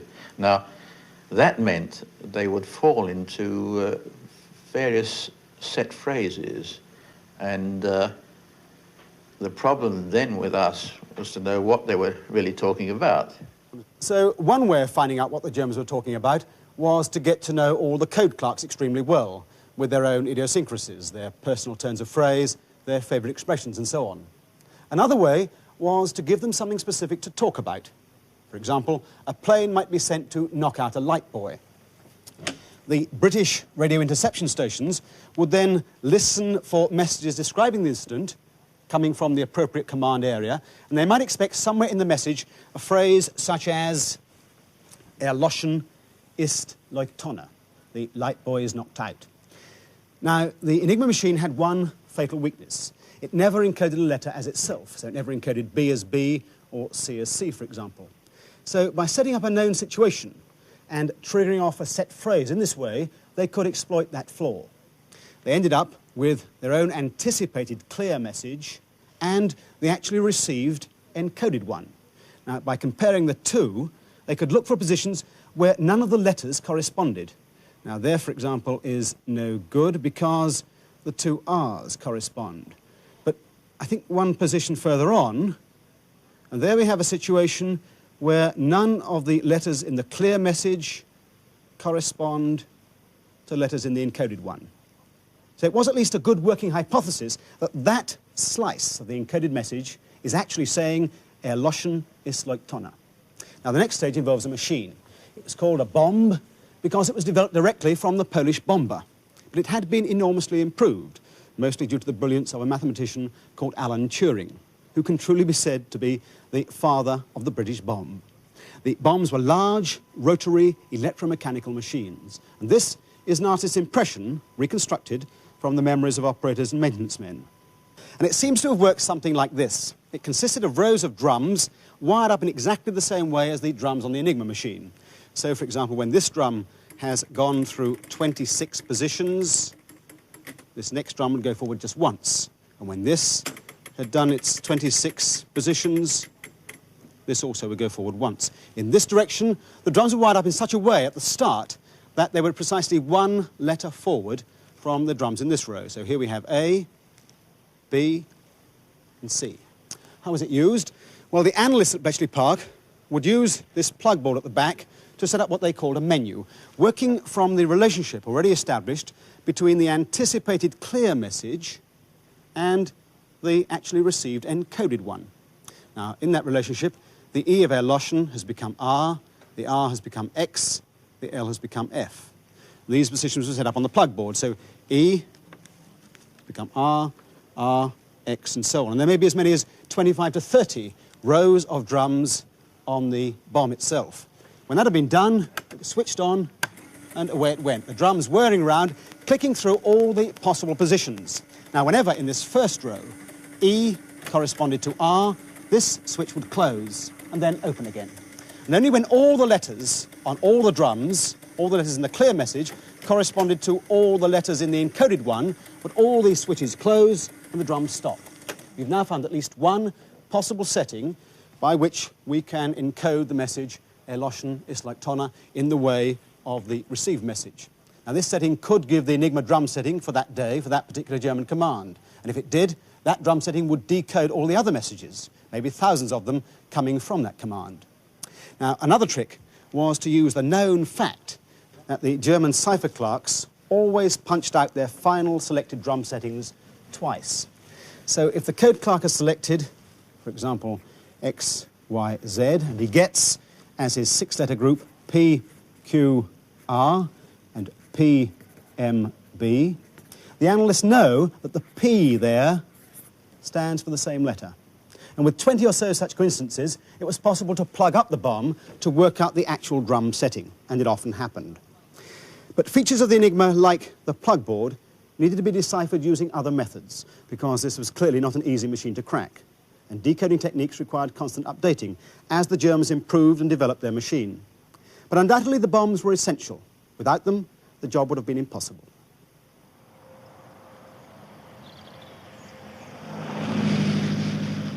So far as one knows, no bombs have survived. During the war, they were housed in places like Gayhurst Court, guarded by an absolute secrecy. Located at the back of the Elizabethan country house is a later addition, built during the war. Helen Rance was in the Wrens. Her job was to operate the bombs. Oh yes, well the bombs were here in these bays, quite big, coming out to about here, I suppose, and then we had wooden shells with the drums on, all the different coloured drums, and it was an absolute sin to drop one on the floor. And then we used to fit them on the machines here, and round the back of the machines there were a lot of wires. And then when we'd plugged it all up, set it all up with the different settings, we started it off with two switches down here and a switch here, and then they all started off clickety-click, turning round all the time, like that. When the machine had a stop, we used to note the stop down on a piece of paper. We had tables here, and then we, walked over to here.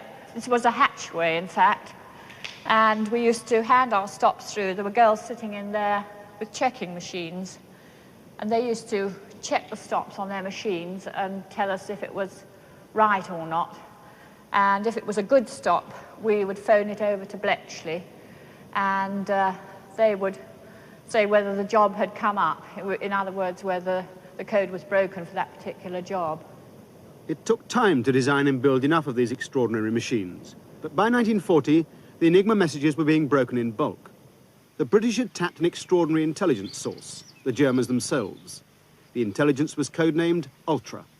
In the Battle of France, probably the most important thing which came out of Ultra, we were still breaking then, was that it was realized so early that we were in a hopeless position, and it was decided to get out as quick as we could. And this meant that there was time to organize the armada of small boats that managed to get the troops back out from Dunkirk. After Dunkirk, Hitler started thinking about the invasion of Britain, and Ultra was able to keep track of German plans for that. Furthermore, Ultra did discover at once when Hitler gave up the idea of invading. And very soon afterwards, Ultra revealed that Hitler was moving his troops away from France, and it became obvious that he was intending to develop operations in Africa, in the Balkans, and even in Russia. How was all this intelligence gathered? The story starts with the German code clerks who enciphered the messages. The coded messages were sent out in Morse. Across the sea, British interception stations picked up these coded messages by the 1,000 every day. Dorothy Patton, then in the ATS, was part of the first link in the chain. The main thing in the message was the preamble, the start of the message, which held the letters to help decode the message later on. The call sign of the station sending was generally sent first to and from the control, then probably a time or number of letters even, or blocks of letters, and then the actual groups of 3 letters, which were the part used in the decoding of the message. And then the message proper, which came in blocks of 5 letters.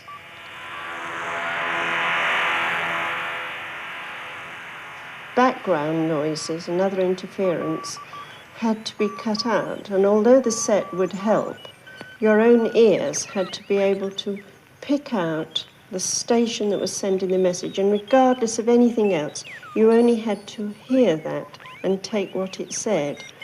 If you were unfortunate enough to miss a letter, you made a dash so that the continuity of the message was kept correct. The interception stations were located all over Britain. As soon as the Enigma messages were picked up, They were sent by motorbike dispatch rider to Bletchley Park, the nerve centre of Ultra. But the most important Enigma messages were sent on from the intercept stations, which were widely scattered, by teleprinter. Now, these were the coded messages that had been specially picked out for decoding the Enigma keys for that day. And once you'd broken a key, remember, it gave you the drum settings, the wiring of the plug board, and the header code. Then you could decipher all the messages coming from that command network that day. And the mathematicians in the Bletchley prefab huts faced that daunting task every single day. The naval keys were broken here in Hut 8, the Army and Luftwaffe keys in Hut 6. And it was in these huts, too, that the so-called menus were prepared for the bombs. There were bombs at Bletchley and also at nearby outstations, which were sent the menus by teleprinter. When the bombs clicked to a halt, the drum settings they indicated were tested on replica Enigma machines. And as soon as a particular command key was cracked, all the other messages would run off on that key. The end result of all that activity, these decoded messages, by the thousand every day. The thoughts and deeds of the operational command system of the entire German armed forces. Now, these messages were passed to the intelligence huts, and Hut 3 included among its personnel Peter Calver-Caressy, head of the Air Force section.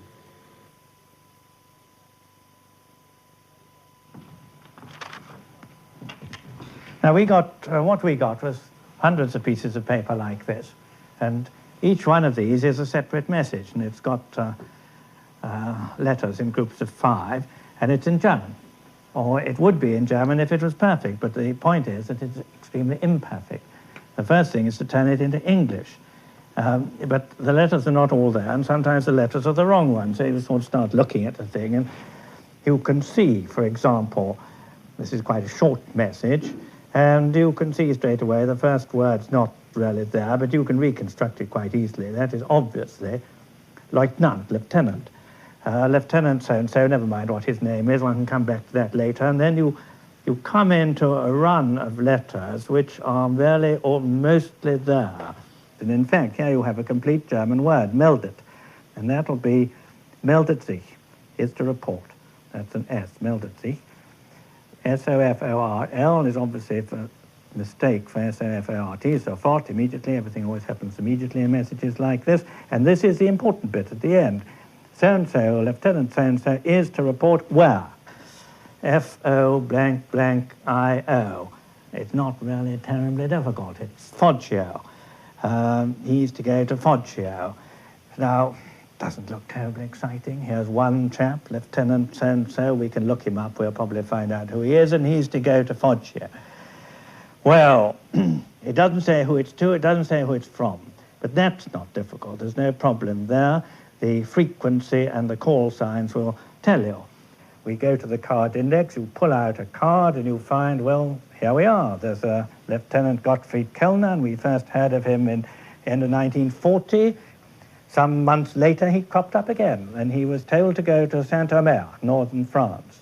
And a little after that, there he was at Saint-Omer, reporting back to his headquarters, saying this airfield's now ready for a certain number of people to come along. That's the sort of chap he is, that's who he belongs to, that's his sort of job, and now we have something more about him. And because we know all this about him, because of these little bits and pieces in paper, we can take this simple message and say, it looks to us very much as though a certain number of fighter aircraft who've been operating on the northern front are now going to operate in the Mediterranean.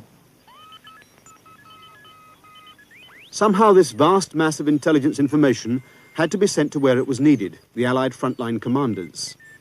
The information that was being given to these high-ranking commanders could be crucial to success in battle.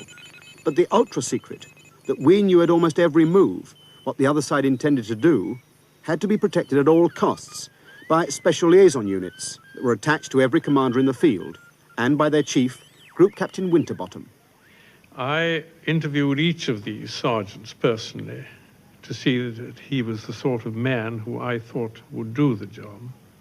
Some I turned down, the majority went on.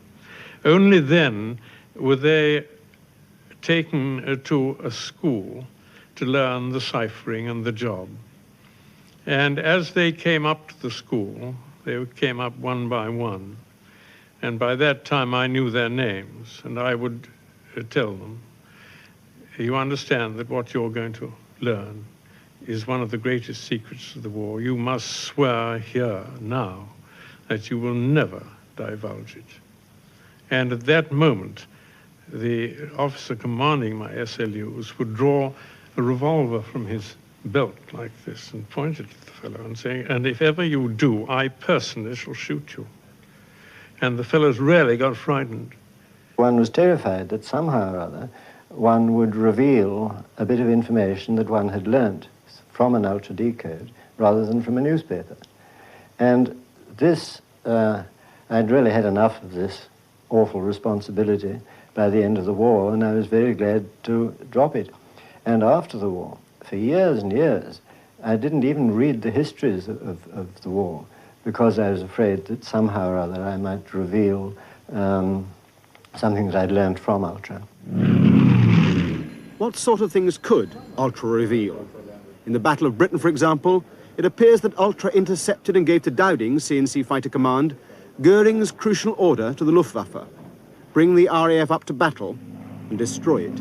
I remember talking to Dowding personally after the Battle of Britain, and he said that it was the greatest help to him to know what Goering's policy was, because as Goering got more and more desperate, and he gave further orders, you must bring the RAF up to battle, and started sending greater and greater formations over here in order to do that. Dowding just carried on quite normally and used to send up half a squadron or a squadron or whatever it was to meet these raids. In general, there's no doubt that this was not only astonishing, but extremely important, and that it had some triumphant successes. But people oughtn't to get away with the idea that this meant that nothing else mattered. Ultra had its successes when it was working, but it didn't tell us everything. There were always things it didn't tell us, things that we wanted to know that we didn't know. And there were many, many occasions when it told you a bit of the story, half the story, even less, and you were left to a certain extent guessing. In the Battle of the Atlantic, Britain started with a tremendous disadvantage. The German naval code, which was used by the U-boats, was more than 100 times more difficult to crack than the Army or Air Force codes. They had added an extra drum to the Enigma machine. 4 drums to be chosen from a total of 8. In 1941, Britain was losing 200,000 tons of shipping a month, and Bletchley Park was only breaking the naval codes 1 day in 4. By 1943, Bletchley's strike rate had improved to 1 day in 2. Enormous numbers of specially designed bombs had been constructed for the job. As a result, the Allies knew where the U-boats and their special supply submarines were. Our convoys could be rerouted, and the German supply subs, known as milch cows, hunted down and destroyed.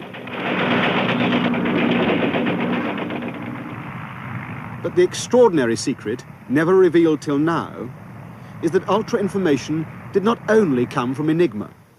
The German armed forces used the Enigma machine so widely that they anticipated right from the beginning of the war that its secrets might be lost. So all the way through the war, Hitler's high command signals passed through another machine.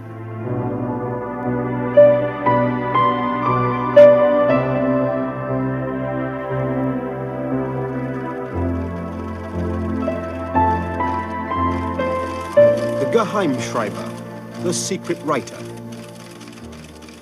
This is the version of the machine that was used to encode Hitler's messages to his generals in the latter part of the war. The machine was given a code name by Bletchley Park: Fish.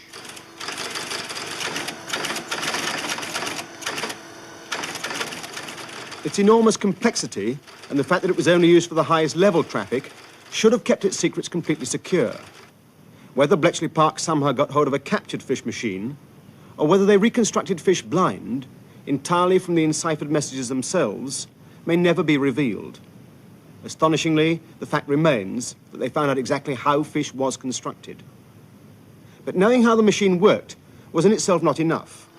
Every day, there was still the problem of finding out which one of the billion upon billion of possible drum settings was being used for encoding. The job of finding out was given to a section at Bletchley Park headed by Max Newman. they had got out some of the messages by a very slow hand process, by comparing certain runs of things with each other, by a process which it seemed to me was an imitation of what the machine was doing on the other side that enciphered it. And it occurred to me that that we should be able perhaps to make a machine which would imitate theirs and, as it were, do the work for us. The first outcome was a single machine which was operated by a few wrens and was called by them Robinson, after Heath Robinson. It was called the Heath Robinson, of course, after the well-known artist who used to draw machines that were made of sealing wax and string. And sometimes we thought that Heath Robinson was like that. It would tend to go up in flames from time to time. Not quite as bad, but you could smell the smoke coming out and you'd switch it off. The Heath Robinson worked by using a statistical technique of code breaking. Given a sufficiently long message in German or any other language, the most common letters of the alphabet will reveal themselves in an almost unerring way by how often they turn up. E, for example, is particularly common. One of the simplest ways of putting a message into code is to give each letter of the alphabet a number. So, in this simplest case, the letter E is represented by the number 5. But if a message is encoded in this way, by substituting simple numbers for letters, the very frequency of the numbers will reveal what letters they represent. Here, 5 is so common that it's a good guess that it stands for E, which is in fact the case. So more sophisticated codes involve the use of a special key string of numbers, either random or generated by a machine. The two lists of numbers are then added together. The resulting coded message is infinitely more difficult to crack, as each letter becomes a different number wherever it occurs in the message. This was the way in principle that the fish machine worked. First, it turned each letter into a particular number. Then, it added these numbers to a second string of numbers generated by the machine. The resulting code was fantastically difficult to crack. The Heath Robinson machine compared the coded message with a specially invented string of numbers called a key tape. The two lists of numbers were then subtracted. This was done for all the possible combinations of the numbers of the coded message and the numbers on the key tape.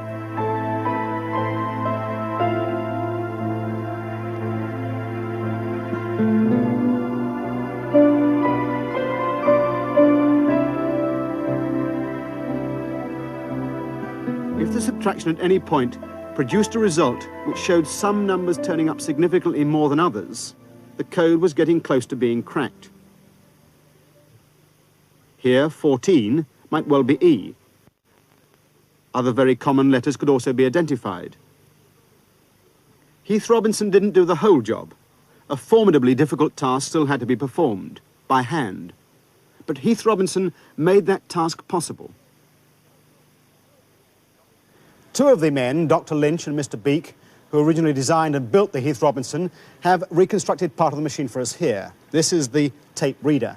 It reads the two tapes simultaneously, the message tape with the message expressed in punch tape code, and the key tape also in punch tape code. Now the two tapes were set up as closed loops, and they were of different lengths, so that different sections of the key tape are compared with the message tape every time around. This was the first high-speed tape reader of its kind in the world, and there were formidable technical problems to be overcome. One of them, for example, was simply gluing the tapes together firmly enough so they wouldn't fly apart. And there were endless splicings and resplicings, as they did break. And solving that problem called for a special research project on its own. All the counting operations were done by photoelectric cells at the back here and by banks of valves, which we haven't gone to the lengths of reconstructing. And the machine fed its information out through a teleprinter.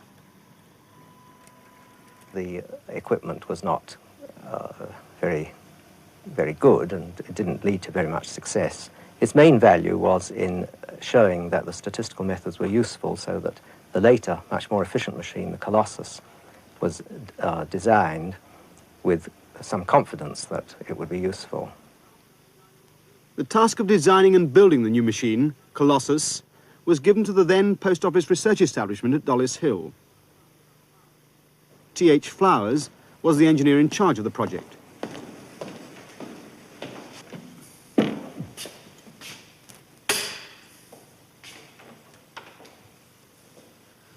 This at the time was our AC Bridge laboratory, and it was where we assembled the first Colossus.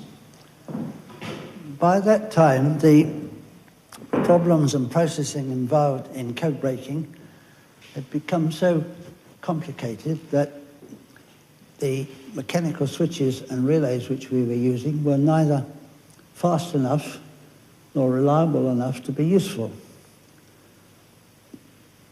It occurred to me that electronic equipment, including valves, could be made to do the same functions as mechanical switches, very much faster and more reliably, and that this would solve our problems.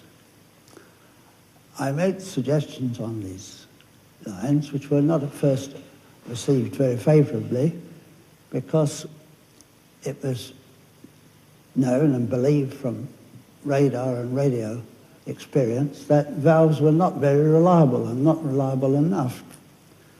But we knew from our pre-war researchers not only how to use valves and electronic equipment which would perform the same functions as mechanical switches, but also that if they were left undisturbed, were not moved about, and were not switched on and off, but were left on continuously, that they could be very reliable. So that when we contemplated using 2,000 valves or more in one piece of equipment, we were pretty confident that it would be satisfactory. So we went ahead and made one, and that was the first Colossus.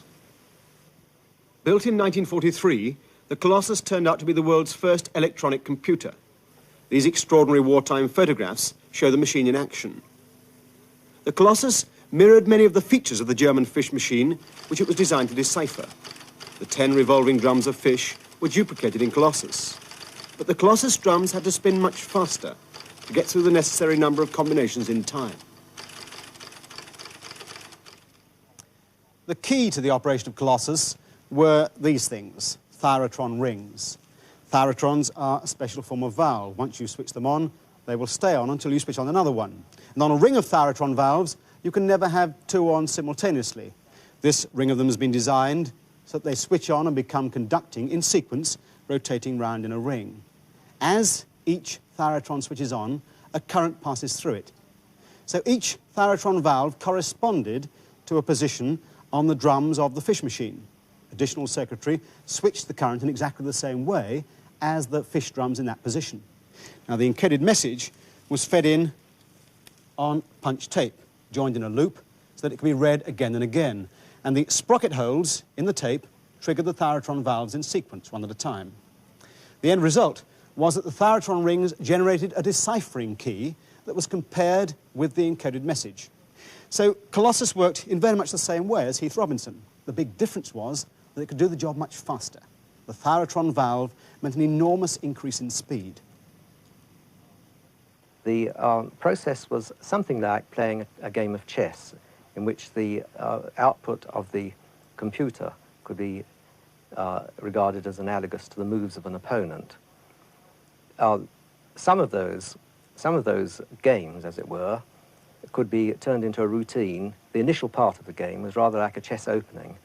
The other kind of operation could be described as a synergy between a man and a machine, incorrectly called a symbiosis, by the way, where the cryptanalyst would sit at the machine shouting out orders to the operator, who would change the program by means of changing the plugs. In March 1944, Bletchley Park ordered 10 improved versions of the Colossus machine. The first had to be delivered by the beginning of June, 1 week before D-Day. Colossus was delivered on schedule. It functioned perfectly. How important Colossus, and Ultra in general, were to the success of the Normandy campaigns can only be guessed. But in less than a year, the war with Germany had been won. I don't think that any general or army before or since or in the future is ever likely to be in a position of knowing exactly what his enemy is going to do. I think history will have to decide what role Ultra rarely played. I'm a little prejudiced myself. I think he did a great deal. Our story has been confined to events that happened more than 30 years ago. And although cipher machines have gone a long way since then, much of this subject is still secret.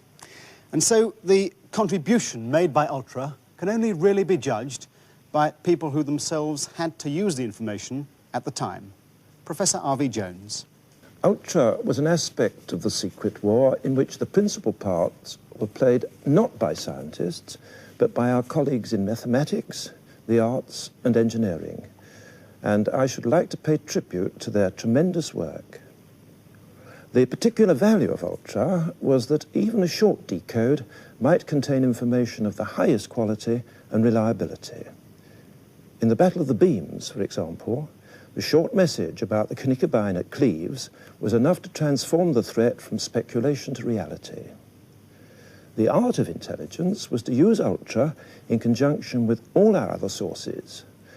And what this series has shown are just the tips of some of the icebergs, for there were thousands of devoted men and women on whom everything depended, but who knew that they would only be noticed if something for which they were responsible went wrong. In his war memoirs, Churchill wrote that our national effort would have been in vain if British science and British brains had not played the ever-memorable and decisive part. And we might ask why we succeeded.